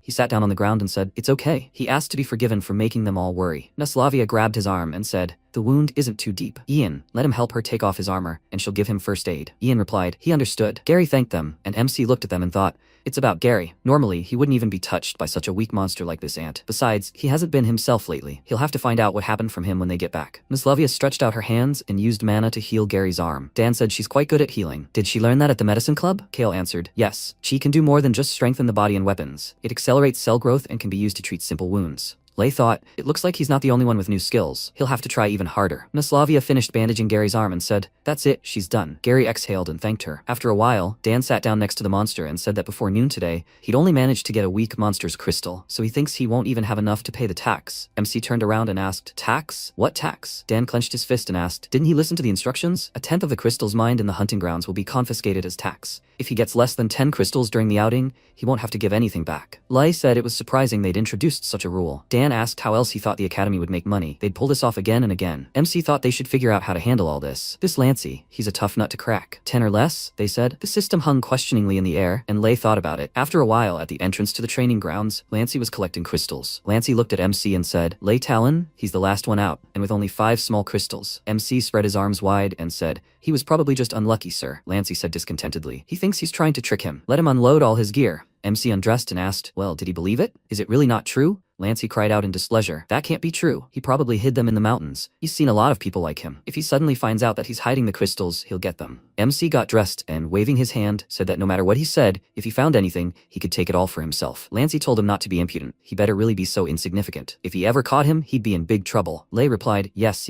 of course. Dan asked, Lei, how did he do it? He probably managed to get more than just the monster's small crystals. MC laughed and said, it's a secret. Some time ago, Lei realized that when killing a magical beast, the monster's crystal can always go directly into the system, while others have to dig through the remains of the killed monster. He said that after he transfers the monster's crystal into the system, the real crystal turns into an ordinary stone, which is no longer good for anything. Monk cried out happily. Finally, at that moment, the system pestered MC, seeing the crystal in his hand, and he ordered him to leave. The system has had enough. To divert suspicion from himself, he controlled the system so that it wouldn't absorb the crystals directly while he was hunting with the others. The system window reported that he would receive 10 weak beast crystals. Does he want to absorb them? Besides, once a monster crystal enters the system, it can no longer be extracted. To proceed to the virtual store, he needs to leave behind some physical beast crystals. He only has 5 left, and he doesn't have to hand them over upon exiting the test. He didn't even know that it was possible to evade taxes in this way. The system reported 10 small monster crystals, 2 medium monster crystals, and 1 high-level monster crystal. Lei thought, by the way, during the last test he thought the system would be ineffective for weapons already created, but he had no idea that it would directly absorb crystals from high-level monsters. He thinks he'll have to be more careful from now on. If Delbert suddenly finds out about this, he'll never leave him alone. MC said the others had already left, and it was time for them to go back too. He turned around and asked, Gary, what happened? Did he lose something? He walked up to him and said, Gary. Gary looked down and said, Red gate. He has to open the red gate. MC screamed, what red gate? What is he talking about? Gary grabbed his head and yelled, no, don't. Lei sat down next to him and asked him to calm down. At that moment, Monk looked around and said, strange. Where did those two go? Dan replied, they were literally just walking behind them. Where did they go? Monk told them to go, and he would come back and look for them. Naslavia told him to stop and offered to go together. Monk said that everything was fine and he would be right back. He quickly disappeared, and approaching the guys, he screamed, well, really? What's wrong with them? The others were long gone. MC said, Monk, Gary is like crazy. All he talks about. Gary interrupted him and said, Red Gate. Lei, he needs to go to the Red Gate. This voice is calling him. Monk asked again, Red Gate? This is the place Gary keeps talking about. This is the Avrion Academy prison. After a while, MC opened his eyes and thought, what is this place? The voice said, he is finally here. Lei asked, whose voice is that? The voice said, it was waiting for him. Let him find him, and he will reveal the secret to him. MC asked, who is he? The voice said, and all the secrets about him in this world. Lei asked, what other secrets? A bright glow headed towards the gate, and Lei ordered not to run but to wait. Lei woke up and asked, was it a dream? How realistic. He looked towards where Gary was lying and said in his sleep, red gates. MC thought, those same red gates? Is Gary dreaming about them now? Some time ago, Monk suggested MC to take him to the medical block for an examination. MC asked, Gary, what did he dream about? Gary answered, he doesn't remember. He doesn't remember anything at all. That day, he happened to pass by the red gate and lingered his gaze on it for a moment. And then, every night, he started having nightmares that he couldn't remember when he woke up. In those dreams, he felt only sheer terror. It seemed to him that there was someone behind those gates, calling him. And this feeling was getting stronger and stronger. He thought, he really should go and check. Monk screamed, is he crazy? That's a prison. It's forbidden. If he goes in there, he'll be expelled. Gary replied, he knew, but he had no other choice. If things continued like this, that voice in his head would simply kill him. MC said, the main thing is not to get caught. Monk screamed, Lei, this isn't just about being expelled from the academy. If he's not careful, he could easily die. MC asked, so what? If they use their skills, they could sneak in there at night. Is he with them? Monk asked again, was he kidding? Gary said, Lei, come on. Don't let him anger Monk. He'll be grateful if he goes with him. MC said, but Monk can sneak better than any of them. He could be quite useful. Gary said so, but he felt a little awkward because it was as if he was forcing him to follow him. Monk shouted, okay, he got it. He'll go too. He'll pay them back for the duel they had last time. MC said, great. Then they agreed. They'll work out a plan later. Currently, Lei was lying on the bed and thinking, the red gates of Avrion prison. That's the source of Gary's nightmares. Now he was having them too. Did the academy prison really keep all the secrets of this world? Late the next evening, knights were standing outside Avrion prison. Monk asked, is everyone ready? Gary answered, yes.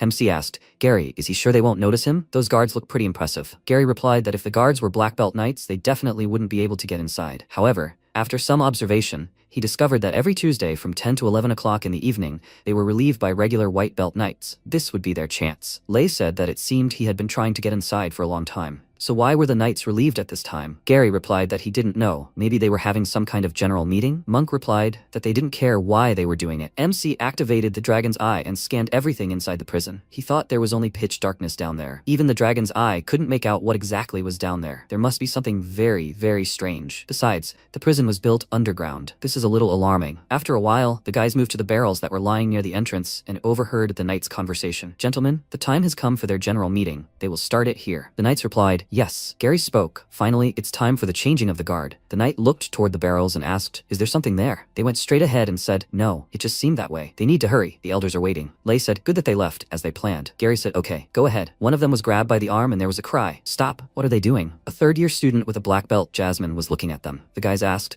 Jasmine, what is she doing here? Jasmine crouched and said she should be asking them. She was just training nearby, and then she saw them sneaking. Gary answered, it is. Jasmine screamed, they're not gonna get in here, are they? Gary thoughtfully responded, how should he tell her? She's just in time. They are planning. There was a crash, and the knights looked toward the barrels. The knight asked, oh God, why does something always happen on their watch? The other knight ordered him to stop complaining and help. He told him to bring weapons and supplies, and now they also have to set it up. He definitely tightened all the ropes on the tarp. The knight said, maybe it's because of the bad rope. MC said, Gary, Monk is already on his way. They have to hurry. Jasmine said discontentedly, they even dragged Monk into this. Are they crazy? Do they even realize what kind of place this is? It's against school rules. Not to mention that it's too dangerous. Gary asked, Lei, what's wrong with her? MC said sorry, but now that she spotted them, they will have to do this. Jasmine asked again, is he trying to silence her? They are classmates. They are supposed to help each other. How can he? Gary hit her in the neck and knocked her out. He said she was so talkative that he simply had no other choice. Maybe they should leave her here? MC threw her over his shoulder and said, no. If she suddenly wakes up and tells everything, they will be in big trouble. They will have to drag her inside. They will go. They crept up to the gate when the knights were examining the barrels. Monk began to pick the lock, and MC asked, the guards will be back soon. He hasn't opened it yet? Monk asked to be patient a little longer, not to rush him. Done. The knight was talking at that moment. He had asked him to tie it tighter this time. If he had laid them down more carefully, they would not have fallen so easily. The other knight answered. He said that it was not his fault. It's probably all because of the rope. Tomorrow he will ask for new ones. The gate opened, which at that moment was watched by the guy from the tree. He grinned and said, this time he himself went to certain death. Lord Gibby will be pleased. The guys went inside and said, they finally got inside. There's not a single window here. It's good that he took the illuminating stone with him. Gary took advantage of this, after which Monk asked puzzledly, is that Jasmine? What is she doing here? He didn't even notice her at first. Gary spoke up. She spotted them, so they had to take her with them. Monk asked, did he knock her out? Jasmine woke up and said, it was. Monk extended his hand to her and asked, Jasmine, is she okay? She jumped up and screamed loudly. He dared to knock out the elder. She'll report him in full. Gary fearfully asked her to listen to him. They really had no other choice. MC interrupted her and said, she can report it. They are already here, so she can scream at the top of her lungs. But then security will notice her, and they will all be kicked out of the academy. Monk asked not to exaggerate the situation. Jasmine screamed. Monk asked her not to listen to him. Lei went ahead, and Gary said, yeah, they'd already gotten here anyway, so they needed to get a look around and leave quickly. Jasmine watched MC go, still upset. Curiosity got the better of her, and Jasmine told them she wanted them to know that she really didn't care if they got in trouble for it. Gary replied, yes, of course. They'll take care of themselves just fine. Jasmine said, she's the eldest, so she'll lead them. They all have to obey her, okay? Gary replied, yes ma'am. She walked ahead and the guys followed her. Monk said, it's like there's no one here at all. This is a prison, but there are no prisoners in it? Gary replied, he doesn't know. Nothing is known about that. He's never heard of prisoners being transferred here. He doesn't even know why it's so heavily guarded. Jasmine cleared her throat and said she thought they'd heard something about this place, that they were here to find out what really goes on here. MC asked if she heard any rumors. Jasmine replied, of course. This place is called Avrion Prison, and according to legend, fake prisoners are kept in this one. Some say the academy calls this place a prison to hide things they don't want to show, and when it comes out, it will be a huge shock. Lei said, they don't know what's really going on here. Jasmine turned around and said, in the end, these are all just words, youngster. Legend. No one has ever been inside, except for the 3 horsemen or the 6th elder. Suddenly, mana began to rise up and they screamed, such a strong wind. What a stench. Lei looked down and thought there was some noise coming from there. Monk said, since they've already gotten here, they'd better go back. He doesn't want to go further. Jasmine laughed and said, that's a good suggestion. Gary said, no, he should go down at least to find out what he's dreaming about. MC said he didn't care. He suggested going down together. After a while, Jasmine said they finally reached the very bottom. They asked in surprise, is there another door here? Monk cried out, how huge is it? Jasmine asked, what is it made of? It seemed very old to her. Gary released his mana and shouted, who cares? He offered to open it quickly. Monk said he didn't think it was a good idea. Gary turned around and ordered him not to stand there, but to help. MC activated the dragon's eye to see everything behind the door. Jasmine said she thought he could handle it just fine on his own. Gary ordered him to push it hard. Jasmine asked if he wasn't sure he could handle it. Maybe he should give up. Lei thought, even with the dragon's eye, he still couldn't see what was inside. This place must be enchanted with high-level magic or have some kind of special shield placed on it. Jasmine said it was simply impossible to unlock. It was just locked tight. Monk wiped his chin and offered to go back. There must be something very important behind that door. Gary turned around and ordered him to stop. He won't come back. Lei, he simply has to help him. MC grinned and said he's coming. The system window asked a question. Unlock the door? Yes or no? MC thought, is it possible? He pressed the yes button and it opened. Gary cried out in surprise. Did it open? Monk asked a question. Lei, what did he do? MC answered, he doesn't know. He just touched it and it opened. The gear moves inward with a characteristic sound, and the magic crystal illuminates only a small part of what is directly in front of the eyes, so it is almost impossible to see what is inside. Gary said to go, and Monk agreed with him. Fear of the unknown instantly took hold of the group. They walked forward, when suddenly they bumped into something and got very scared. Jasmine clung to MC, and he ordered her to let him go. Monk asked, what? What is that sound? Gary replied, he just stepped on something. He put his hand forward and illuminated the skeleton. Monk asked, is it a skull? Gary replied, most likely it was some kind of animal. Does it look like a dragon? But this one doesn't have horns. Monk screamed, this looks absolutely amazing, but how did it die? MC turned away and thought, dragons don't die that easily. Jasmine asked, maybe the knights killed the creature? After a while, Lei said, it looks like they're getting closer to their goal. Jasmine said, they'll finally be able to get out. Gary loudly ordered to look. It's so spacious here. Jasmine looked ahead and said, these are some kind of cages. Monk said, there's too much of this here, like a mosquito nest. MC looked around and said, but it was completely empty inside. Monk grabbed the bent bars of the cage with his hand and said, he was more worried that it looked like whoever was here had escaped. Well, they've already searched everything here, so maybe it's time for them to go back. Jasmine agreed and said that if monster fights really happen here, then the owner of this place is no ordinary person. If they all escaped, then it's getting even more dangerous here. MC said, Gary, they've already gone far enough. They need to go back before the nights change. Gary replied, no. Lei, he doesn't understand. He went down and said that to get to the bottom of it, they just need to go a little further. MC rushed after him and said, Gary, don't let him go any further. Gary replied, he heard a voice calling him. It's there. Lei asked him to stop. He crawled into the cage and MC screamed. He's delirious. Monk asked, what is this? A seal appeared in front of them and threw Gary back. Monk screamed in fear. Gary, MC thought, Aura, this is bad. He grabbed his sword and asked, is this? The image of a minotaur appeared in front of him, causing everyone to be very scared. Jasmine said, no, it can't be. She can't believe it. It's a king-level monster, a lost cow god. The creature screamed loudly, causing everyone to be thrown in different directions. It went towards Jasmine, whom Monk ordered to watch out. She spoke in fear. Her legs won't obey. The cow god grabbed her, after which she screamed loudly. Monk attacked the creature and ordered it to let go. Monster! He cut the monster's hand. Jasmine fell to the ground and said she thought she was finished. Monk asked, can Jasmine get up? Something irreparable almost happened. The creature began to accumulate mana, and Monk said in fear, no, it's a magic attack. Jasmine, let her get up now, otherwise they will both die. Mana flowed rapidly through the monster's body, quickly accumulating. It aimed it towards Monk and Jasmine, but they managed to block the attack. Gary flew to the side and asked, what is that? What kind of monster was that? He thought, Monk and the others, they're all okay. Nova appeared in front of them, covering everyone. Monk asked in surprise, why is this monster helping them? MC held back the creature's attack and said, he doesn't have time to explain. All they need to know now is that he is on their side. There is no need to be afraid. Nova, first, have him escort Jasmine to another, safer place. Monk looked at him in surprise and asked, is he really obeying his orders? Lei crouched and said, Monk, have him hold his breath, and then, when he grabs the monster, he will cut the creature with his knives. Monk said, Lei, that's simply impossible to do. He realizes how strong it is. MC ordered to trust him. Monk said, okay, he understands. Let him be careful. MC ordered him to move forward, buddy. The bull approached him,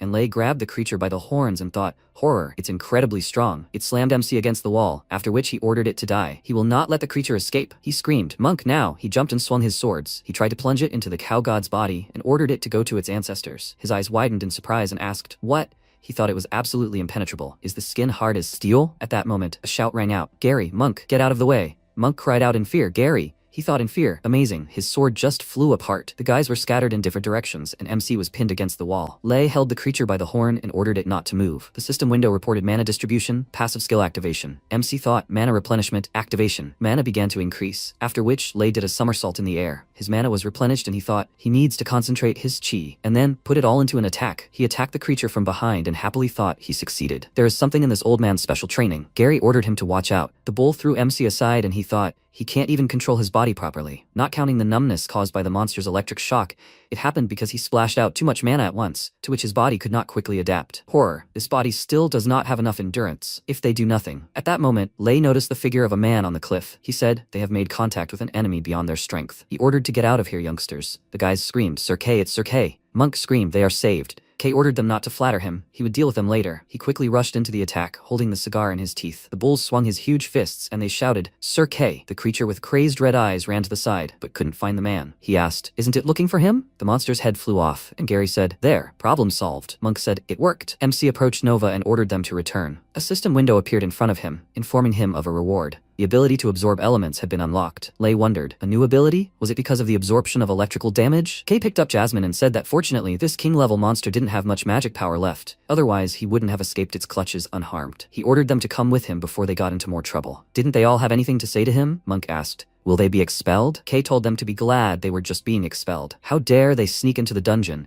and how were they even alive? The boys said they were very sorry. The man turned around and said, but he has no desire at all to expel them for surviving an encounter with a king-level monster. If they promise to keep everything a secret, he will pretend he didn't see them. The boys cried out joyfully, "Yes!" Kay was closing the gate and asking, by the way, how did they manage to open this door? MC replied, well, it was open when they came here. Gary said, yeah, that's right. The man asked, was it open? Strange. The door was closing, and at the last moment MC heard a voice he would wait for him. Lei thought, this voice he heard it in a dream. The voice said to come back when he gets stronger. After that, the door slammed. That night in the academy hospital, the doctor said, you can't train like that and then send 4 students to hospital beds at once. He's always nothing but trouble. Kay said of course he didn't want to bother him anymore, but it was an accident. Humphrey told him not to even start. He'll come to the morning council and explain himself. Kay said, Mr. Humphrey, it's just a scratch. Gary said, he's sure Sir Kay will stand up for them. MC thought, he hopes. He thought, the mentor is so scary when he's angry. He sat up and asked, by the way, Gary, why he continued to go deeper into the cave despite them stopping him. Gary apologized and said he couldn't explain. He just felt like he had to go there and couldn't control either his body or his mind. Monk took out a book and said, well, he knows why. He just learned from this book that a royal-level monster, the Lost Cow God, in addition to thunder and lightning elemental magic, possesses a power called Mental Labyrinth. The guys asked again, Mental Labyrinth. Legend has it that the queen of a certain country and a white bull once gave birth to a monster with a bull's head, which was to be sacrificed to the gods. Upon learning of the creature born to the queen, the king became furious and ordered the construction of a huge labyrinth, guarded by vigilant guards,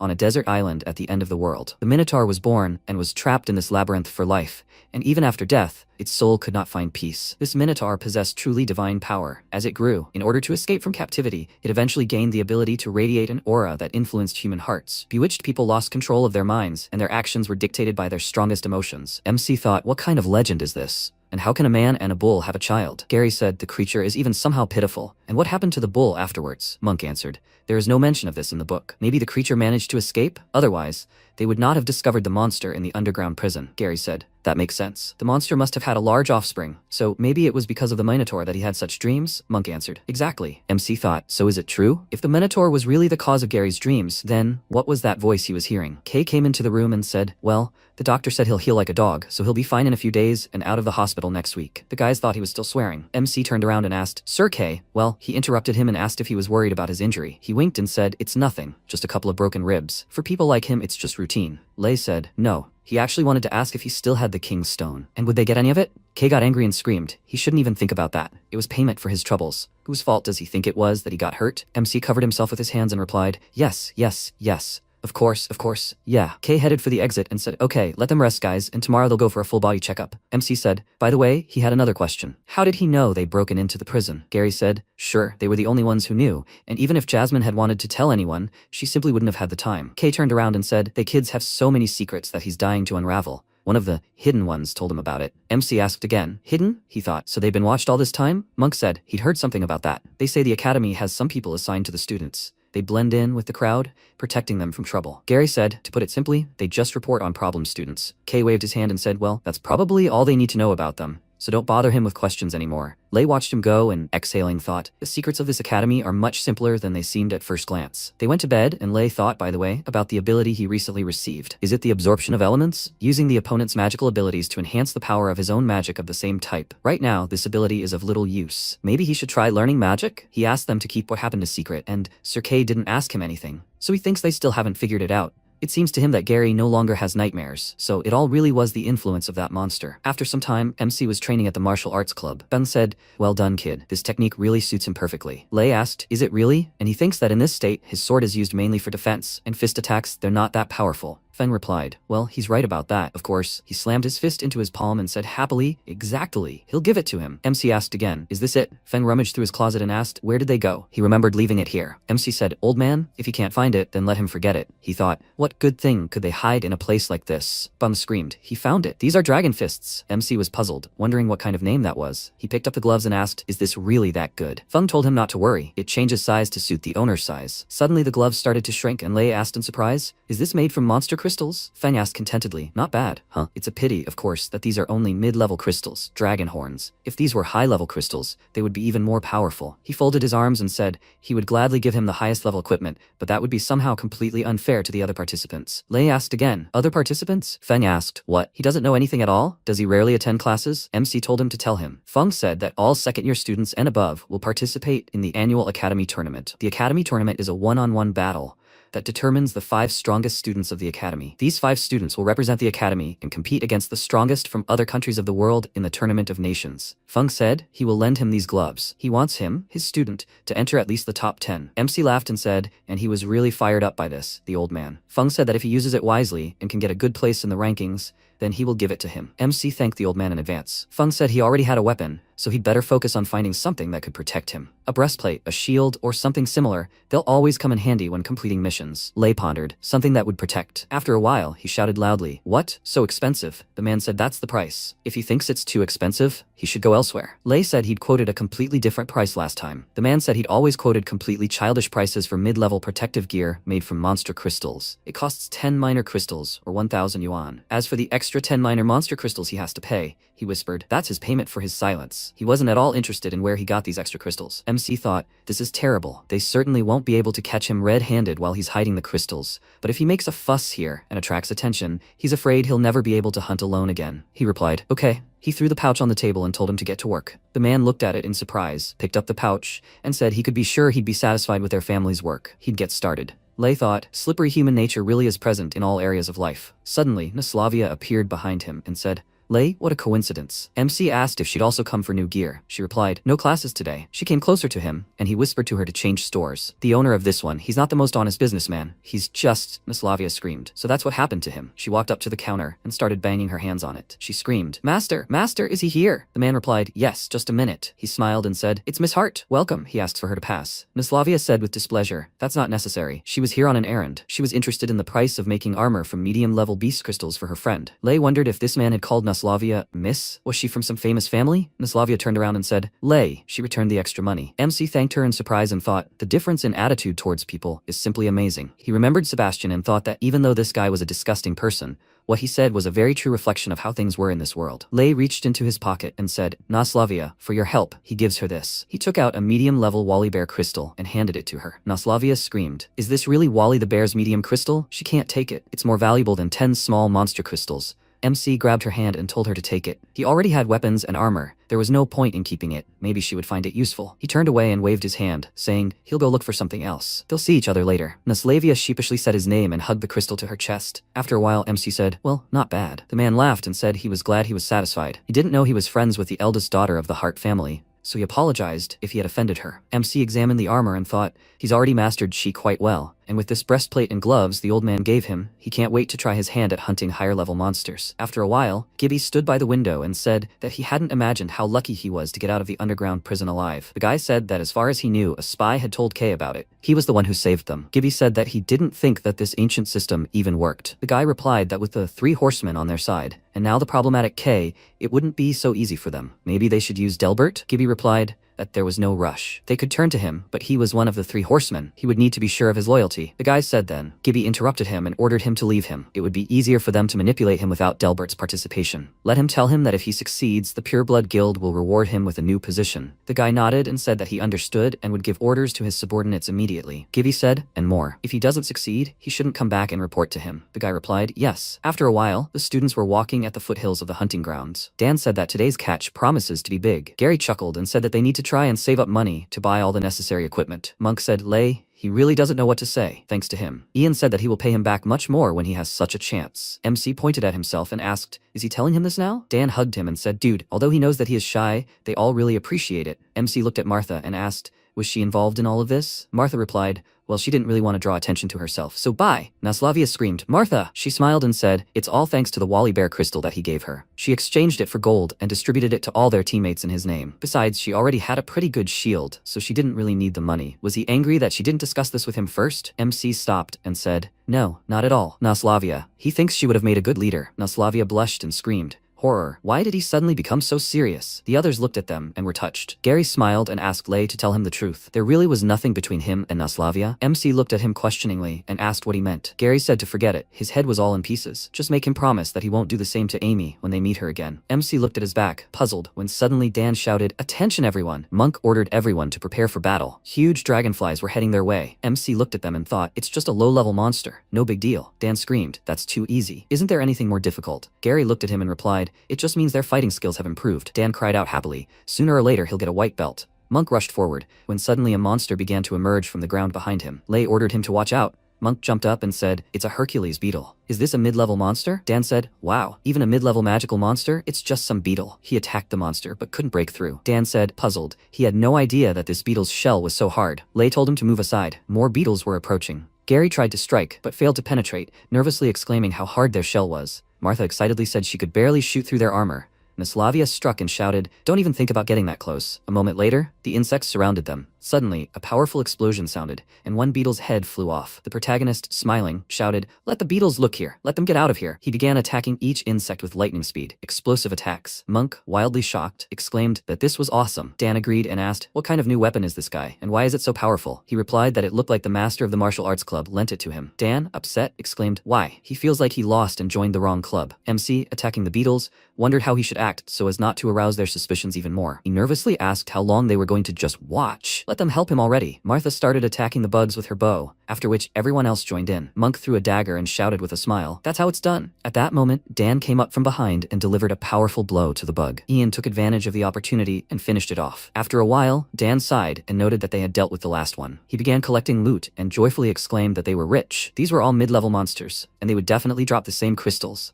Monk replied that it was true. These were mid-level crystals. MC thought that he already had two. Let them have the rest. But then again, the sudden appearance of so many mid-level monsters huddled together resembled someone's well-thought-out plan. Suddenly, he noticed a strange flock of birds in the sky and wondered what was going on. The protagonist used the dragon's eye and, noticing the fire, shouted that it was moving toward them. Dan, perplexed, replied that he couldn't see anything. Martha climbed a tree and shouted that he was right. She could see the flames. Gary lay down on the ground and said he heard the sound of footsteps. Monsters running. Dan anxiously asked, what are they waiting for then? They needed to get out of here. The protagonist replied that he was afraid it was too late. The girl climbed down from the tree and warned that the flames were approaching them from all sides. Naslavia had the calamity gem with her, right? Let her give the signal. They must call the knights for help. She replied that she had tried, but the stone hadn't worked. Dan exclaimed, that cat can't be right. It had decided to break at just such a moment. Suddenly, 3 silhouettes appeared from the wall of flames. The ninja emerged from the fire and took up their weapons. Monk excitedly asked, are they here to save them? MC replied that he was afraid. No. Gary shouted, did they start the fire? What do they want from them? Suddenly the ninjas began to attack them abruptly. The protagonist parried the attack of one of the opponents and asked, who are they? Why is he doing this? He wondered if this guy's sword was not an ordinary weapon. The protagonist dashed back and asked if Monk was okay. The guy, although wounded, replied that he was fine. Ian nervously exclaimed that he would help. Suddenly, one of the ninjas surrounded him with a wall of fire. MC, left alone, wondered if they were deliberately trying to separate them. Was their target him or Gary? Or maybe just him? The guy was already caught in the crossfire. It looked like he would have to fight against 2 of them alone. He shouted that they shouldn't worry about them. Let them come down from the mountain and call for help. It was not safe to stay here. They could only be saved if the knights arrived to their rescue. Naslavia exclaimed that he was right. They needed to split up and call for help. The protagonist stood back to back with Gary and asked if he thought they could handle it. He replied that he would take care of this guy. Gary thought that the ninja was fast, but not fast enough to defeat him. As long as he was protected, he wouldn't be able to mortally wound him. He needed to hold him off. He would buy Lei some time. At that moment, one of the ninjas began to attack the protagonist. As he parried the attack,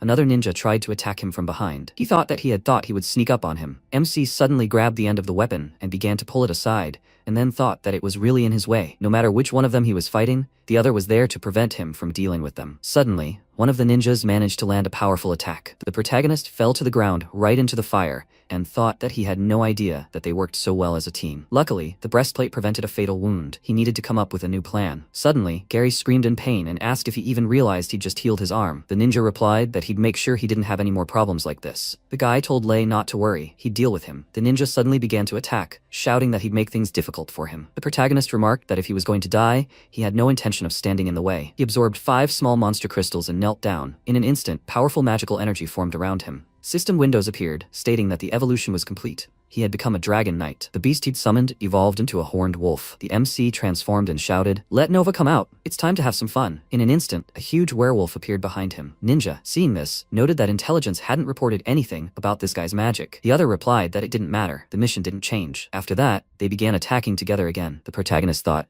was this the same trick again? Did he really think he couldn't break this thing? He grabbed one end of the weapon and ordered Nova to act. Ninja, trying to hold onto the weapon, shouted that he was strong. The werewolf grabbed it and began to circle around the opponents, trying to tie them up with a chain. Ninja, confused, asked, is he trying to cut him off from the others? How naive. He quickly broke the chain and freed himself. The protagonist, sitting on the beast, said that he was leaving it with the knives. The werewolf abruptly ran at the opponents, and at that moment, he leaped into attack. The second ninja tried to help his comrade, but the beast suddenly attacked him. He began to parry the blow and shouted at him to stop being so brazen. He's just an animal. He takes down hundreds of them a day. At that moment, MC dashed back and thought, here we go again. This sword is really bothering him, so he needs to disarm it. It's strange. Ever since the chain ninja approached him, he seemed to be trying to keep him away. Why was this so? He needed to find out. He dashed forward with lightning speed and got as close as possible. The ninja immediately began to retreat, agitated. The protagonist began to attack him and thought, that's right. He's afraid of a head-on collision. He should admit his weaknesses already. At that moment, Gary knocked his opponent to the ground. The ninja, trying to remove his sword,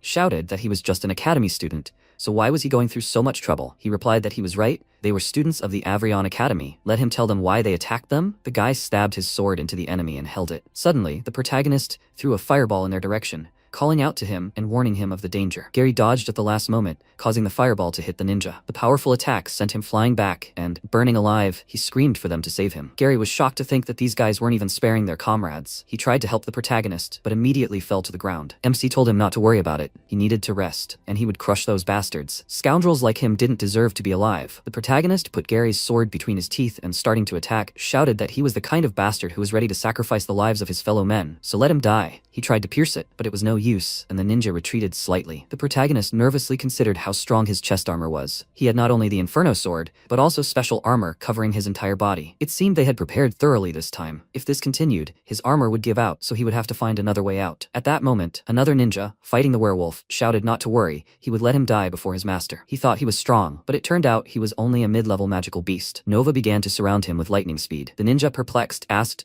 did he really think he could confuse him with this? A simple trick, too easy for him. He yanked the chain sharply and stopped the beast. Meanwhile, Gary, watching this, thought he should do something. As the ninja attempted to kill Nova, the boy abruptly stood up, blocked the blow with his sword, and told him to stop. He replied that he might be a child, but he was strong enough. If he was so eager to die in this beast's stead, he would help him. The ninja delivered a powerful blow and sent the boy and the werewolf flying. He then attempted to finish Nova off, but Gary rose again, grabbed his leg, and shouted for him to grab the sword and fight like his master. The beast obeyed and took the sword in his teeth. The ninja swung furiously and shouted for him to die. The boy replied that he wouldn't let go, even if he died. At that moment, Nova struck him in the back with his sword and killed him. The other ninja, seeing this, thought he was useless. MC, seeing his distraction, quickly threw his sword, grabbed his arm, and, delivering a powerful blow, shouted that they would see how he could dodge this. The blow was so powerful that his mask cracked, revealing Lancey's face. Gary, seeing this, screamed in shock. Why? He's a knight and their teacher. Why is he doing this? The guy pounced on him and replied that it didn't matter at all, because they were going to die anyway. The protagonist warned him of the danger, when Nova suddenly pushed Lancey aside and saved Gary. He shouted for it to come back. He was canceling the summoning. A moment later, the beast disappeared. Lancey began to attack again and shouted for him not to worry. He would get rid of it anyway. MC thought that there would always be scum like him in the human race. No matter what his intentions, was it worth dragging others into this? The guy swung his sword and shouted that time was up. He grabbed the blade and thought furiously. Did he enjoy hurting others so much? Did he enjoy attacking him so much? Then he would pay for it. The protagonist used the absorption of elements skill and literally began to melt the sword. Lancey shouted with a smile, as long as he continues to hold this sword, it is draining all his strength. The fire will consume him. He replied with a sly smile. He will die. The guy continued to hold the sword and shouted that they will see how long he lasts. He wondered in confusion. What is happening? This flame is weakening. Lancey nervously shouted. Let him let go. Why doesn't he just die? The protagonist replied. Don't force him to grab it. He began to kick him, and at the last moment delivered a powerful kick that sent him flying. MC somehow stood up and thought about how he had several broken ribs. It was time for him to make up his mind. The fire element he'd absorbed was precisely the magic he could use. If he could combine chi and fire elemental magic, he could use it as his own weapon. He instantly burst into flames. Seeing this, Lancey, horrified, declared that he really was a demon. They should have killed him earlier. He made a sharp lunge, but the protagonist counterattacked with lightning speed and chopped off his arm. The boy, in shock, wondered what had happened to the Inferno sword. It wasn't responding. MC grabbed his head and told him it was time. He instantly burned him to ashes and remarked that he'd gotten what he deserved. At that moment, Sir Kay and his knights ran up to him and shouted, "Are they all right?" They were the purebloods. They should report to Winford. He should hang on. His face and arm were badly injured. They need to get him to the infirmary immediately. The protagonist fell to the ground and thought that he's glad they were all okay. Sometime later, he woke up in the hospital and thought about the familiar ceiling and smell. It was the infirmary again, right? He tried to get up, but couldn't, and wondered why he was feeling so unwell. Naslavia was sitting next to him, and upon seeing him awake, she exclaimed joyfully. He asked how long he'd slept this time. She replied that it had been about 3 days, but he shouldn't worry. His wounds had been treated promptly, and he was recovering quickly. He rose slightly and thought about how he felt like his lips were about to burn, but now he felt much better. The girl began to leave, mentioning that she would call the others. They waited for him to wake up. After some time, Sir Kay used a magical technique and, creating a barrier, said that now they could be sure that their conversation would not be overheard. The MC, perplexed, asked what was going on and why everyone was here. He replied that they saw that 2 of their students had recently been attacked, which had seriously threatened their lives. He and Winford had discussed the matter and decided to tell them something. But before they did, could Lay tell them who attacked them? The protagonist said there were 3 of them, all wearing red masks, the identities of 2 unknown to him. But the third was the knight Lancey. Monk, shocked, said he couldn't believe it. Cool remarked that he had a premonition that he was a bad person. Naslavia asked if they were from a dark guild. She'd read in a book that it was a banned organization. Kay replied that no, if so, everything would be much simpler. They were from a guild called the Purebloods. Unlike the Dark Guild, the Purebloods had many supporters at their academy. Rumor has it that an elder is behind them. The girl exclaimed in shock. How could an elder allow such a thing? Monk added that this was murder, a real crime. Kay said he knew it, and he and Winford agreed with it, but it wasn't that simple. The protagonist asked what they were planning. He replied that he should have guessed by now. Besides the victims, there were other red-haired boys present here today. The protagonist understood everything and said that they wanted to get rid of them. Juan noted with a smile that they could finally throw away their wooden swords and use real ones. Cool exclaimed that it was pointless. The prophecy said they were the saviors. What benefit would they gain from killing them? Kay explained that it was because the prophecy had a second part. 11 years ago, the prophecy really only spoke of this. The red-haired child could become either the savior or the one who would destroy the world. Despite this paradox, the situation is as follows. There are knights who value their lineage and heritage highly. They simply cannot accept the fact that what their family has been proud of for generations will be jeopardized by a few children born out of nowhere. And unfortunately, many people think so. On the other hand, fierce battles are raging on the borders of the Allure Kingdom. They need knights to defend against shadow beasts and invasions from other countries. They also need to maintain the smooth operation of their academy. Under these circumstances, the upper echelons are unable to deal with the Pureblood Guild, as this could lead to a split in the Allure Kingdom from within, and then the peaceful life will end. Cool anxiously asked, what should they do? Are they really going to allow these people to continue to do this to them? Dan pointed out that, ultimately, it's not their job to save the world. But then again, that's not their job, right? Naslavia exclaimed. How could he say that? They were their friends. Kay replied that whether they liked it or not, he could tell they were in deep trouble now. The incident had shown them that behavior, that the Pureblood Guild wouldn't give up so easily. They must never let their guard down. He would make sure there were sleepers around them, and he and Winford would keep an eye on them as well. But he had to point out that there weren't enough of them to let them relax completely, and duty called. They couldn't be around them 24/7, so they'd be on their own most of the time. Gary pointed out that there was no better way. Monk said he thought they had no choice but to train hard to get stronger. Kay chuckled and said that was true. In his experience, most guys who rely on others for protection are dead by the time they hear from them again. Okay, they needed to stop talking about this. They could go. He had something to tell Lay. A week later, MC emerged from the infirmary and said he could finally get out of this hole. If he lay there any longer, he'd go crazy. He mused that the dragon gloves the old man had given him were badly damaged, so he'd have to send them in for repairs. Although Nova's life was not in danger,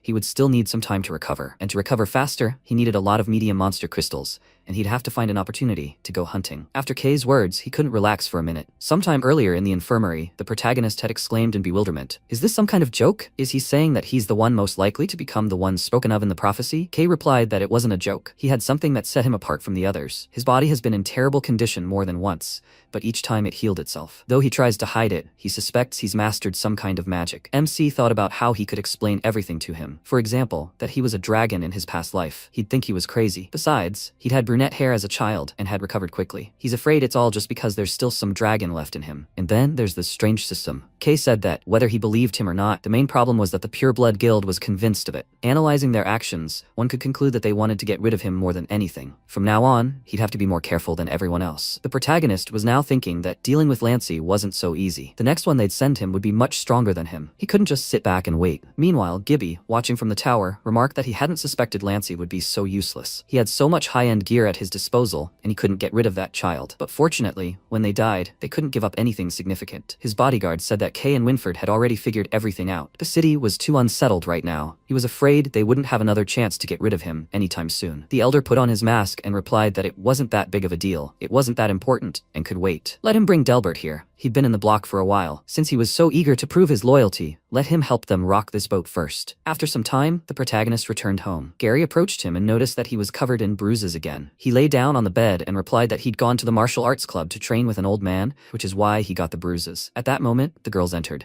Miss Lavia called out to Gary and said he had received a letter. Martha, seeing the protagonist, asked if he had been discharged yet. He agreed with a smile and added that he was already fine. She noted that it was time for him to do something about his long hair. Dan agreed with a smile and asked why he didn't get a haircut like him. MC, perplexed, asked who wanted to be like him. Cool, smiling, said that he thought a shaved head like his would look better on him. He replied that he didn't. What was he doing there anyway? Ian approached them and said that they had some free space in their room, and Cool wanted to move in with them. Monk added that Kay had decided it would be better for them to stick together, so they agreed to let him move in. The protagonist said that they couldn't even imagine how crazy he was. Are you sure Gary wouldn't mind? At this point, the guy himself, having read the letter, was completely horrified.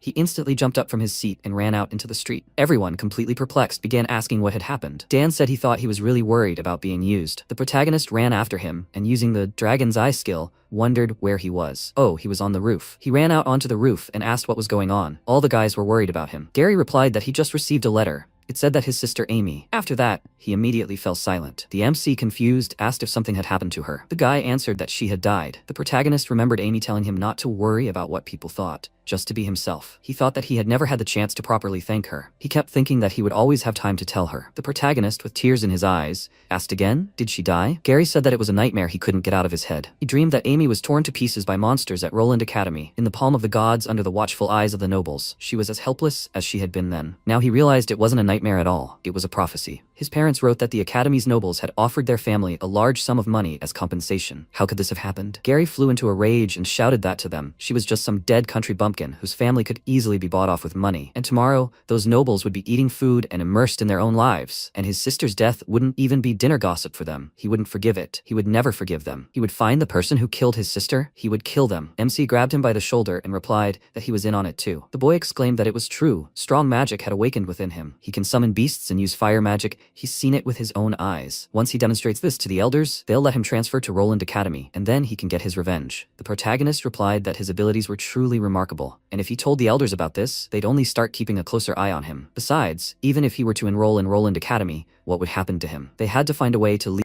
on Academy together. Gary asked what they should do. Until he graduated from the academy and served there for 2 years as a volunteer, he was afraid his hands would be completely tied by then. The protagonist said the academy tournament would begin soon. If they took first place, they would be able to represent the academy at the Tournament of Nations. By then, they would be able to meet people from Roland Academy. Gary calmed down and said he understood. He thanked him for that. Sometime later, Harry entered the third-year dorm room and asked a classmate if he was alone. Where were everyone else? He replied that they were preparing for the academy tournament. The boy smiled and noted that this was the same every year. What did he think about it? Did anyone have a chance of winning this year? The classmate replied that there wasn't a single chance. He knew these guys too well. He was hoping that Kira would fight him, but he was currently on a mission. They would hope to see some interesting second years this year. Sometime later, the protagonist and the others came to the training hall. Cool noticed that Gary hadn't stopped training lately. Monk asked if something had happened to him. The protagonist replied that they should leave him alone for a while. Gary himself, swinging his sword, thought that this still wasn't enough. Why was he such a weakling? Kay approached him and noted that he had been training a lot lately. Let him come with him. He has something for him. After a while, he led them to the armory. Gary, examining the weapons, asked if these were the weapons of those who attacked them back then. Kay said that he had restored everything possible to divine condition, so each of them could choose whatever they wanted. Cool asked in surprise if this was the equipment of Lancey's friends. Everyone began sorting through the equipment. He wondered if he could choose too. After all, he hadn't helped them that time when they were attacked. Kay replied that of course he could. The Academy tournament was a wonderful opportunity. All students except first years can participate, so he hoped they wouldn't let him down. Every year, all the noble families attend this tournament as spectators. If they perform well, they will surely receive an invitation from at least one of them, and upon graduation, they will become their knights. It's quite a job. Gary took the blades and said that if they performed well, they would become knights of one of the noble families. Realizing this, the boy smiled broadly. MC took the weapon and asked if it was Lancey's sword. Kay replied that it was apparently undamaged, but it had lost its fire magic properties, so it was now essentially a regular sword. He would suggest he choose something else. He reflected on the fact that he had absorbed all the flames from this sword. On the other hand, the skill absorbing elements could be quite useful. After some time, the protagonist found a cave in the rock and entered. Inside, ice golems began attacking him. He instantly detonated one of them and remarked that with so many ice golems, it was no wonder he had to work hard to get to it. The protagonist summoned Nova and told him to go left. 3 weeks later, the day of the Avrion Academy tournament arrived, and people from all over the country began to flock to the castle grounds. In the waiting room, Jasmine asked Harry if he wouldn't give in this time. Would he? He replied with a smile that if they had to fight each other, she should go easy on him. At this time, Eric approached Sebastian and whispered in his ear that he had already arranged with everyone. Naslavia saw Martha and asked where she had been. She greeted them and explained that she had just learned that the tournament rules had been changed this year. Monk, confused, asked if the one-on-one fights were supposed to start first. The girl replied that they were. They said that would be the first round of the tournament. Suddenly, she was interrupted by the conversations of other students as the knights entered the room. Intiro announced that the top 5 second and third year students would step forward. Monk said he was curious to know what they were planning. Dan thought that if Lei hadn't deliberately given up his seat, he wouldn't be here. The 5 of them stepped forward. Intiro turned and asked what was wrong with the third years. Intao shouted for permission to report that Kira had left on a mission.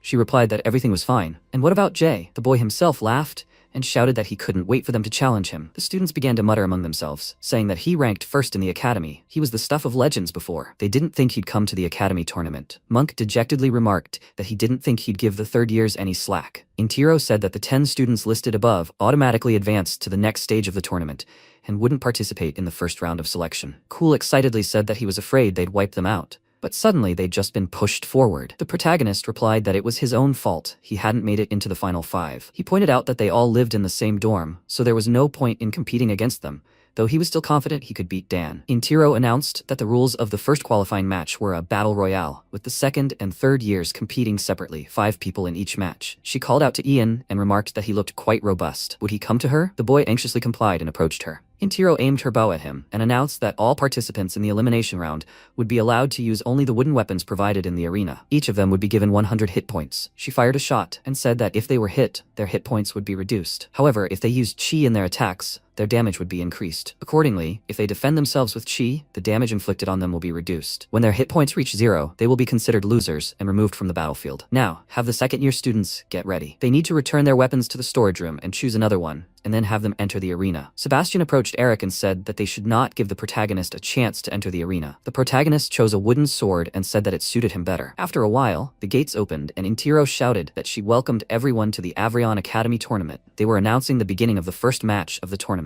They were introducing the participants. An information screen appeared in the arena. The girl said that, as the spectators could see, the screen displays the life points of each player. When life points reach 0, a player is eliminated, and this continues until only 5 players remain. The participants are ready. They will see who will emerge victorious. The elder, watching the protagonist, thought it was time for him to shine. Intiro announced that the first battle royale match had begun. Almost all the students immediately began to pounce on the protagonist. Confused, he began to fend off their attacks and wondered what was going on. Eric shouted, "Let them get rid of him first." Sebastian quickly lunged forward and shouted that this time he would teach him a lesson. The MC instantly counterattacked, knocking his weapon out of his hands and grabbing him by the collar. 3 students immediately pounced on him. He instantly turned his body and used Sebastian as a human shield. Eric, seeing this, furiously shouted, "What are they doing? Can't they see the boss?" They excitedly replied that this guy was too fast. Sebastian asked why he was acting like some kind of monster. The protagonist abruptly threw him aside and replied that he should be happy he was the first to be eliminated. The guy lost all his health points from that throw and was eliminated. Intiro announced that they already had their first eliminated. After that, MC turned to the others and asked what they were waiting for. "Let them gather already." Eric nervously replied, "Don't get cocky. They need to attack together." He quickly approached him, grabbed his arm, and kicked him in the knee. Jay, watching this, noted with a smile that the red-haired boy was head and shoulders above them all. Nai said he landed a pretty powerful blow, even a little brutal. He said that this duel was originally intended to test the student's skills, but he never thought he'd be so captivated by watching it. He hadn't expected this from him. The girl noted that each attack reduced their health points by a maximum of 20 points, and if the fight continued like this, someone could very well die. Meanwhile, Ian, watching the action, said he thought they were in pain, Gary replied that they deserved it. Did they really not stand firm with 10 against 1? That was ridiculous. At that moment, the protagonist continued to destroy all of his opponents. Dan asked if they really didn't know how to use chi. Naslavia replied that they knew, but Lei was just so strong. The spectators watching this began to mutter among themselves in bewilderment. Why was he striking with such force? This behavior was completely unworthy of a knight. He shouldn't have been allowed into the tournament in the first place. The protagonist heard this, and twisting his opponent's arm, looked at them. In an instant, horror gripped the people. They fell silent and wondered if he had really heard everything. It couldn't be. He was so far away. Was this red-haired man really some kind of monster? One of the elders asked if they should stop him. Another replied that it wasn't necessary. He didn't see anyone trying to beat him with the other 10. Gibby noted that these were completely different situations. What if this boy kills the other students? Feng replied that he thought he was simply defending himself wisely against a possible second attack. He was his student, so he would take responsibility for the outcome of the fight. Meanwhile, Ying Tao, watching the proceedings, said that it looked like the top 5 had finally been determined. She regretted saying this, but she hadn't thought Harry's brother would be the first to go. The boy replied with a smile that he thought it was for the best. His father had spoiled him too much. Jay shouted that he couldn't wait for his fight. Meanwhile, MC had single-handedly killed all the students. Eric, lying on the ground, shouted, "Just give him a chance. He'll beat up his family." He remembered Amy and began walking furiously toward him. The boy, frightened, asked what he was planning. The protagonist silently grabbed his head and lifted him up. One of the elders exclaimed that he would kill him. He squeezed his head and said he couldn't be a knight anymore. Frightened, Eric asked what he was doing. The protagonist used the mana absorption skill, sucking all of his mana out of him, and then slammed him into the ground, causing the boy to lose all his health and drop out of the competition. The elder said it seemed he was right. He hadn't done much harm. Feng sighed and noted that at least his arms and legs weren't broken. Suddenly, Asura shot at him and shouted for him to let go. He began dodging arrows with lightning speed and approaching her. The girl worriedly wondered what was wrong with this guy. He defeated them all. It was simply impossible. Just as she reached for the arrows, MC quickly approached her and grabbed her by the neck. Suddenly, her father shouted from the stands, "Make this monster stop! Get his hands off his daughter." The other spectators grabbed him and told him to calm down. This was a competition. If he went down there, Sura would be disqualified. The protagonist thought about the man being her father. But what about his father? He had done so much for this country, saved so many people, and what happened in the end? All he wanted was for his mother to kill him. He swung his sword and shouted, "How ironic." Suddenly, Cool tied his hand with nunchucks and shouted, "Stop." The protagonist nervously asked why he stopped him. He replied that the girl was innocent,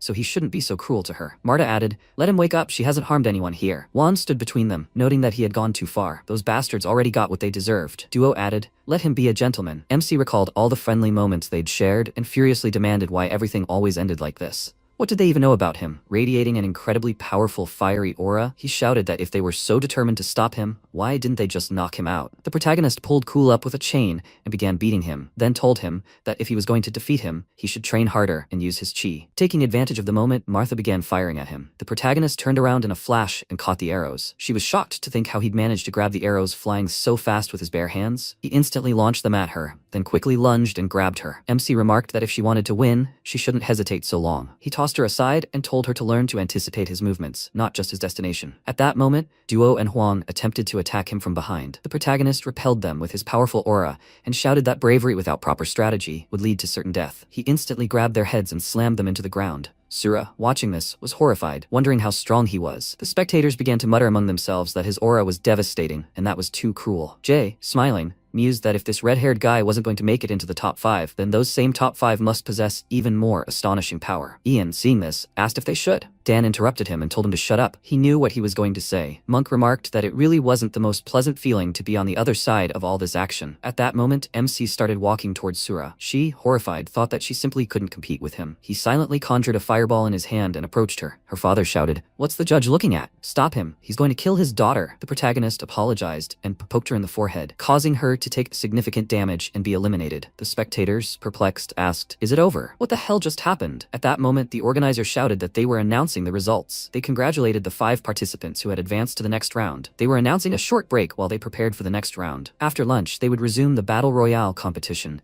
but for third-year students. Have everyone take their places before the competition begins, so they don't miss anything. MC silently left the arena, abandoning his comrades. At this point, one of the elders remarked that the red-haired child was quite talented. Gibby agreed, adding that if he gave in to his anger, nothing could stop him. Feng said he was confident he could save many people. Winford approached the elder and reported that the doctors had examined the students, and they all showed signs of mana sickness. It seemed they would be unable to use their chi for some time, and they didn't know if they would be able to recover in the future. The elder told them not to spread the word. This boy had enough to worry about. In the training room, the guys were watching the training closely. The guy said he was trying so hard. Another guy laughed and asked, "That's a second year, isn't it?" Gary was fighting a dummy at that moment, striking it with a wooden sword. The dummy announced that he had passed level 12. Gary exhaled and said, "It's still not enough." Every year, all the large families attend the academy tournament. Some time ago, Kai said that if they do well at the tournament, they would surely receive an invitation from at least one of them. And then, after graduation, they could become escorts for that family. That's quite a good job. Gary clutched the hilt of his sword and thought, "Not enough, too little." Intao asked what he thought of the guy who ranked first among the second years. Harry answered thoughtfully, "I think I like the second one better." Intao said, "At least this one is cute, and his style reminds her of him. Maybe he will be the best after all?" At that moment, Harry approached Gary and said, "Level 12, start." The dummy rushed towards him and he quickly dodged and attacked. The dummy announced, "Level 12 completed." Gary thought he copied its movements, and Harry said he didn't think it was that hard. Gary looked at him carefully and said that if he wanted to fight, he should just say so. Intao said she thought they were in for some fun. Naslavia said, "Gary, there you are." She grabbed his hand and told him to go. The competition would be today. She suggested that he hurry and get good places. Gary asked her to wait and not to pull him, Naslavia. They left the site, and Gary told her to let him go. Why did she stop him? Naslavia told him not to be a jerk. What if he gets disqualified for getting into fights at such an important tournament? Gary lowered his head and asked to be forgiven. He somehow didn't think about it. Naslavia turned away and said, "Gary, she knows that he really wants to win, and she believes that he has what it takes, but he must remain calm." Gary replied, "He understands." "Thank you, Naslavia." A voice rang out. "The afternoon battle is about to begin, so let them get ready for the third years to enter." Naslavia said, "The third year's competition will begin soon. By the way, did he see Lei?" Gary answered no. He disappeared as soon as the battle ended. Suddenly a voice rang out from the side. "What did he say, Lei?" Naslavia looked out and said, "He is with the knight Winford." Gary asked, "What are they doing together?" MC spoke up. He said that he does not want to participate in the tournament anymore. Gary and Naslavia screamed. "What?" Winford asked. "Lei, is he serious?" He answered, "Yes." Winford asked, "Can he tell him why?" MC answered, "No." Winford exhaled, and at that moment a voice announced that the students were already ready for the final battle, so they asked them to take their places. The Overseer Knights were already hurrying to join them. Winford exhaled and said that he would observe the tournament. They would discuss this later. Lei, he is an independent guy. He wants him to know that no matter what choice he makes, he will respect his every decision. Lei remained silent and lowered his head. Naslavia asked him to let them explain. Gary folded his arms and said they weren't going to eavesdrop. MC asked, "Did they hear everything?" Naslavia spoke, "A little." Gary quickly answered, "Yes, they heard everything." Naslavia blushed and said that they really did hear their entire conversation. Lei passed by and said, "Well, let them not worry. They did not discuss anything that important." Gary shouted, "Lei, let him wait. Does their promise mean nothing to him?" "Amy? Will his sister's death really be in vain?" Naslavia asked again. "What?" She thought. So Gary's sister. No wonder Gary has been so moody lately. MC screamed, "How could he forget? She's human. She's his first friend. It's not that he didn't want to help Amy. He just. Naslavia asked, "He's just confused, isn't he?" Lei's eyes widened in surprise, and Naslavia said, "Lei, she knows he's hurt. Deep down, he's angry at those horrible people. And he feels guilty that he got angry at his friends and innocent people. But it's not his fault." MC said sadly, Naslavia. She smiled and said, "They want him to know no one blames him." She remembered their conversation with the team and said, "Be it Kyle, Martha, or anyone else, everyone will follow his advice." Gary said, "Yes, Lee. He knows how much injustice he's suffered in the past. But let him believe, he won't always be alone." MC looked at him in surprise and said, "Gary." He smiled and said, "They will always be his family." Lei, he won't let him be alone either, will he? Lei replied, "Yes." At that moment, shouts of "Forward" could be heard in the arena. Martha said, "What's taking so long? It's almost over." Dan replied, "She doesn't understand anything. There's nothing better than a one-on-one fight." Dan turned around and asked, "Really, Lei? He's so sweet. And Gary is here. Well, he's a leech." Gary angrily ordered him to shut up. Naslavia approached Martha and asked, "How are you doing? Is there anyone to pay attention to?" Martha replied, "The third years are very good, and everyone is good in their own way. That young man over there, Harry, he fights with amazing grace and is the only one in the arena who hasn't been hurt at all yet. Gio has incredible strength and his physical fitness and chi are on par with the first. The Zidong and Lu Shui sisters are excellent at working together. They're quite good at both attack and defense." Martha feels like even the Huangyi duo brothers probably don't have that level of nonverbal communication. Martha started looking around and asked, "Where did she go?" MC said, "Over there. It's Jasmine." She laughed and said, "It's easy as pie." Martha said, "She's in the top 5 too." The voice said, "Here are the results." He suggested congratulating the 5 third-year winners. Gary frowned and thought, all that's left is the decisive battle. Winford came on stage and said, "After 2 rounds of selection, they've chosen 20 finalists. In the first round, the second-year students exceeded all the judges' expectations." He looked at MC and smiled, then said, "And that's why the judges have adopted new rules for subsequent competitions." He asks everyone to look at the big screen. The final standings are shown above. Voices rose in the crowd. Second year against third? That's not fair. Even if second years are strong, they train a year less than third years. The guy said he was looking forward to these fights. Gary thought he couldn't believe that he would be his opponent. He said that's exactly what he wanted. Naslavia thought she was surprised that she would fight against Jay, who was recognized as the strongest in the academy. Would she be able to handle it? Jay said he was sorry he wasn't lucky enough to fight that boy. Harry said he knew he might still get a chance. Lei had grown a lot since their last meeting, and he would also like to fight him again. Jay replied that he was right. To fight him, it didn't necessarily have to be the tournament rounds. The knights were talking in the gathering place. He was sorry he wouldn't be able to watch their fight today. No big deal. They only visit Avrion from time to time anyway, so they should ask for a tour of the academy. The man suggested discussing it later, going to see the elders first. Big brother, he was, as always, quite busy. Winfred came on stage and announced that the finals would be in a day,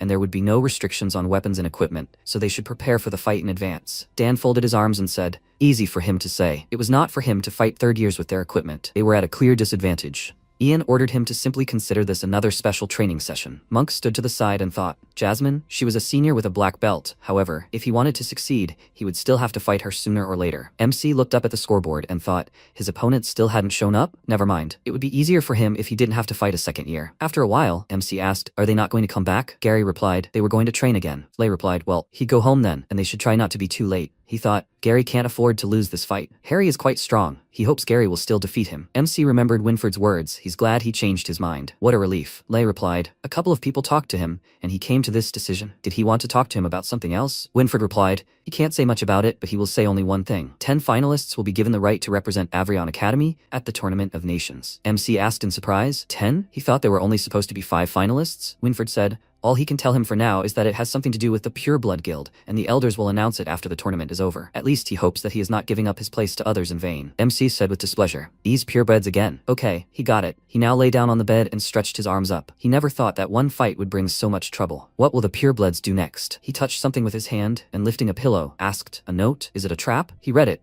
They will see each other at the arena today at 9 o'clock. After a while, he walked and thought, although Sir Kay and Winfred asked him not to go alone, but he found it much more convenient this way. It was much easier for him to solve everything on his own. Be it a pure blood guild or a dark guild, he knew almost nothing about them. He needed more information to find out everything he could about his father. If it was a trap, then it better not be boring. His thoughts were interrupted by a guy who said coincidence that he finally had the opportunity to talk to him alone. Jay smiled and said, these guys get underfoot too often during the day, don't they? MC turned around and said, so it's him? He's one of the purebloods? Jay asked again, purebreds? No, don't let him get the wrong idea. He just can't wait to fight him. If they couldn't cross swords on the battlefield, then they better end it right now. Lei turned away and said, he's not in the mood, that's all. He thought it was a hint, but it turned out it was just some boring guy. Jay swung his sword and screamed, he's already here, so where is he going? Lei quickly turned around and blocked his attack. He asked, what's wrong with him? He already said he doesn't want to fight. Jay laughed and screamed. He knew it. He knew he was strong. No one has ever withstood such blows. MC screamed, who cares? Jay swung again and screamed, if he wants to end this quickly, then let him show him his real skills. MC flew back and screamed. He landed and thought, he's as strong as a lost cow god. He said if he doesn't beat him up good, he won't let him go. He thinks if he doesn't give him a good beating, he won't leave him alone. Suddenly he saw a silhouette behind him and thought, what's that? Jay mockingly asked, what's going on? If he keeps looking around, he'll attack him. Lei saw the masked man and thought,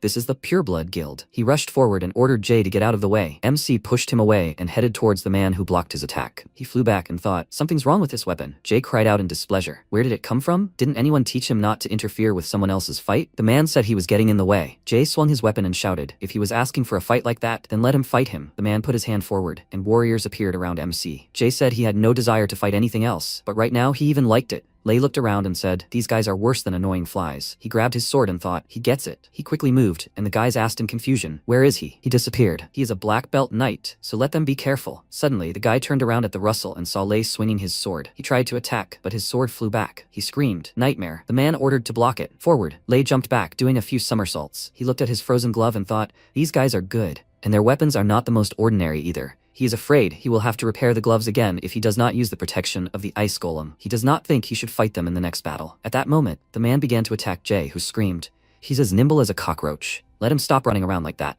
At that moment, the man decided to stab Jay in the chest and widened his eyes in confusion. Jay grabbed his spear and asked, he doesn't think he can harm him in any way, does he? He doesn't know how to control his chi, and he doesn't need to. He swung his sword and said, this chi, which is several times stronger than usual, is poisonous to others. For him, it's like fine wine. His mana headed towards the man, who screamed loudly. Jay grabbed the man by the head and screamed loudly, and MC looked at it and thought, This is incredible. Is this really the strength of an ordinary person? Jay happily said, a worthy weapon to withstand his blows. It's a pity that he's not strong enough for him. The man began to rise and Jay asked, can he still stand? He didn't know that it was he, Kira, who was hiding behind the mask. It looks like he's been hiding well for the last couple of years, Kira. Kira yelled in irritation. Jay glee. He tried to attack and MC was thinking at that moment, these five are causing a lot of trouble, but it's good that this big guy is nearby, who took on their leader. It looks like he owes him this time. The guy rushed to attack and ordered to die. The other guy screamed. He disappeared again. Lei thought, he'll stall for time a little longer. Once he regains his strength, he can deal with all these guys. The guys were yelling loudly. They need to be careful. Don't let him sneak up on them. Where did he go? He knew he wouldn't last long. Let him come out before it's too late, and they'll give him a real laugh. At that moment, Jay swung his sword and asked how long he was going to keep this up. Morning would come soon, and they would find out what was going on. Kira opened the flask with the potion, and Jay asked, what? MC looked at it and thought, what the hell is this? Kira drank it, and Lei realized it's a shadow plague. Jay looked at it and thought, this is chi. It's somehow different. Kira screamed loudly and began to spread his mana. He turned into a monster, and MC ordered Jay to watch out. Bright mana headed towards him, and he thought, he can't get hit by this thing. Mana injured his body, leaving a huge wound on his chest. Jay thought, damage and speed? This is at least 10 times stronger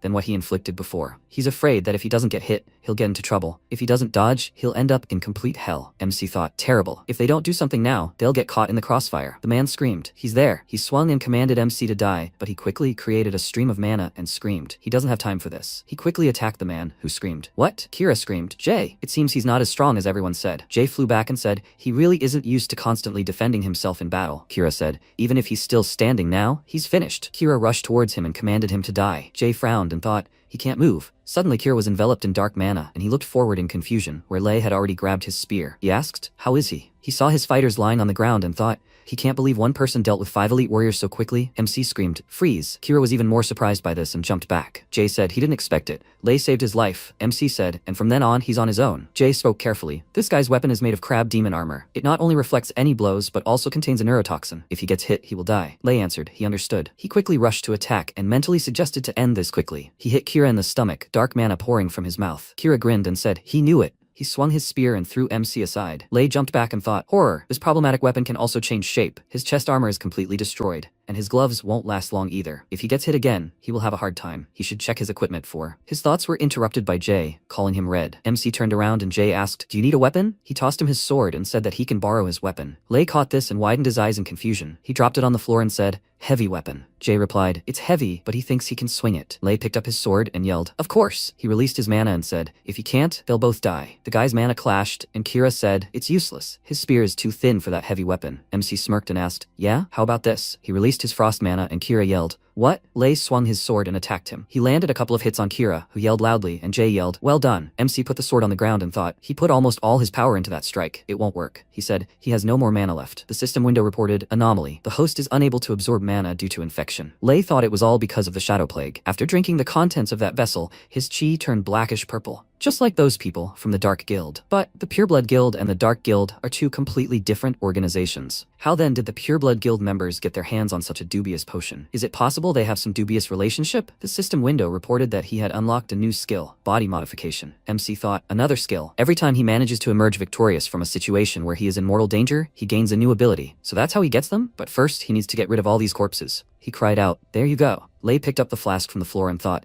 so this really isn't some one-off potion, but an organized mass production. Even if Winford and Kai can be trusted, their entourage is clearly not. There's a possibility that the potion was produced at the academy. The shadow plague originated at the academy, and the students don't even know about it. This can only mean that someone at the very top is deliberately covering this up. Perhaps it's even the eldest knight or the sixth elder. MC turned around and thanked Jay for the sword. He asked if he was okay. Jay replied, you're welcome. He won't die that easily. He thinks his weapon suits him well. He's a mage, right? Lei replied, yes, a little. Jay screamed, that's awesome. He'd never seen a mage fight like that before. MC replied, he'd explain everything to him later, but for now he'd prefer for him to keep what happened a secret. Jay asked, what's this about? He just saved his life. From now on, Jaglee's life belongs to him. He'll do whatever he asks of him. Lei replied, no need. Nova will take him to the infirmary. It's better to patch him up before the match starts. Jay screamed in surprise. He can summon a beast too? He can't believe he was going to beat him. Doesn't he need treatment himself? MC waved his hand and said, nope, he has a specific body structure. He'll be completely fine by tomorrow. Nova, have him take him to the infirmary via the bypass road so they won't be noticed. Nova barked loudly in response. After some time, the blacksmith told him to take care of himself and to come back in the evening for his gear. He'd make sure it was like new. MC came out of the armory and said, okay, he got it. People around started whispering,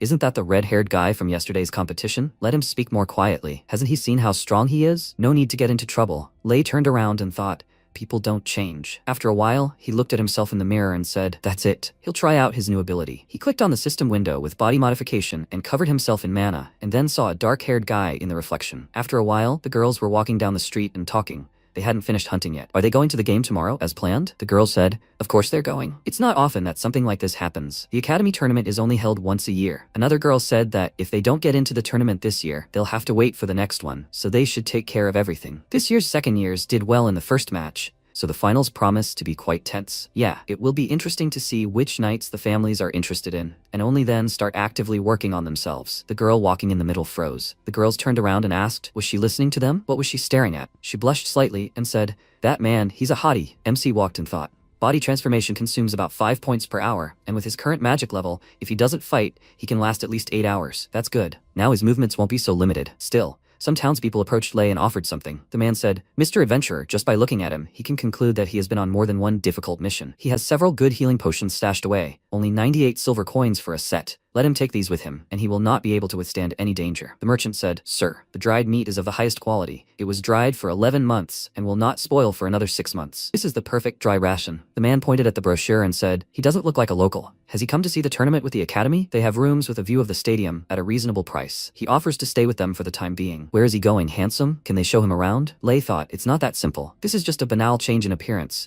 and such a dramatic change in the way people speak and act towards him. How hypocritical. Suddenly, he noticed Naslavia in the crowd and shouted, Naslavia! She turned around and looked at him, puzzled. MC asked her to help, and she asked, was that her he just called? Had they met somewhere before? Lei's eyes widened in fear and thought, oh no, he completely forgot about the disguise. He said, he knows that she is one of the participants in the tournament and a representative of the Hart family, right? He is glad to see her here and is looking forward to their match tomorrow. Naslavia said, thank you. She also hopes that everything works out for her. Does he know her family? She apologized for asking, but what is his name? MC answered, his name. He thought about it. Name. At that time, he was known as Sen. Naslavia waved her hand in front of his face and asked, sir? Lei apologized and said, his name is Ness. Naslavia smiled and said, nice to meet you, Sir Ness. MC asked, so where is she going? Naslavia replied, she was going to the weapon shop. She wanted to balance the weight of her one-handed weapon. Lei thought he would go there too, to be less conspicuous with Naslavia. He asked if she minded if he went with her. He would like to choose a new breastplate. Naslavia replied, of course. Her sword was made of high-quality beast crystals, wasn't it? Naslavia said it was forged from tiger crystals with shark fins. Last night, her family sent her this, mentioning that she could use it during the tournament. She thought they shouldn't have worried about her so much. Lei wondered if her family helped her with the weapon. A child from an ordinary family must have had to work hard enough to get something like that. It would take them years to buy such equipment. Naslavia asked, Mr. Ness, he's an adventurer, right? And does he often go to different dangerous places? MC replied, yes, I think so. Sometimes he has to complete quite difficult tasks. He had been to places even right next to the border. Naslavia said it was cool. She wondered if she would ever have the chance to visit a place like this. Ever since she was a child, her family hadn't allowed her to do anything dangerous. When she leaves the academy, she's afraid she'll have to go back. She really admires these free adventurers. MC asked again, free adventurers? She'll be disappointed. No one in this country can be completely free. There was a bright explosion ahead of them, and the townspeople screamed in fear. An explosion. Naslavia asked, what's going on? Lei ran ahead and ordered them to hurry. A man stood in front of a pillar of fire and shouted, the building! His building! A citizen screamed, the hotel is on fire. Naslavia looked out and asked, what's going on? The man answered, there was a car parked near the hotel. It seems a merchant had brought a shipment of monster crystals, and suddenly there was an explosion. Lei asked again, the merchant? Where is he? The man answered, he doesn't know. They probably took him to the hospital. A woman with tears in her eyes walked forward, and she was ordered not to come closer. She screamed, children. Her 2 children are still inside. Naslavia saw her and screamed, damn it. If they don't get them out as soon as possible. MC asked, what is she doing? She can't go in there. Naslavia turned around and said, she can't just let them die. Lei exhaled and said, then he will do it. Naslavia asked again, what? But then he will get burned too. MC asked her not to worry. He has a little knowledge of ice magic. He spread his arms out to the sides and said, ice fine. Naslavia looked at him in surprise and thought, is he also a mage? MC quickly ran into the fire and thought, damn it, he needs to hurry. If he runs out of mana, he will be exposed. Mana points were being taken away from him, and he continued to run forward. Lei activated his ability and saw silhouettes above. He screamed, he can't let those little ones get hurt. Another explosion rang out, and rocks flew towards the townspeople. The guy waved his hand and screamed, hordes of water snakes. Naslavia screamed happily, bro. The guy smiled and said, they haven't seen each other in a while, sis. At that moment, MC ran out of the burning building, holding the children. The woman saw this and screamed, children, her babies.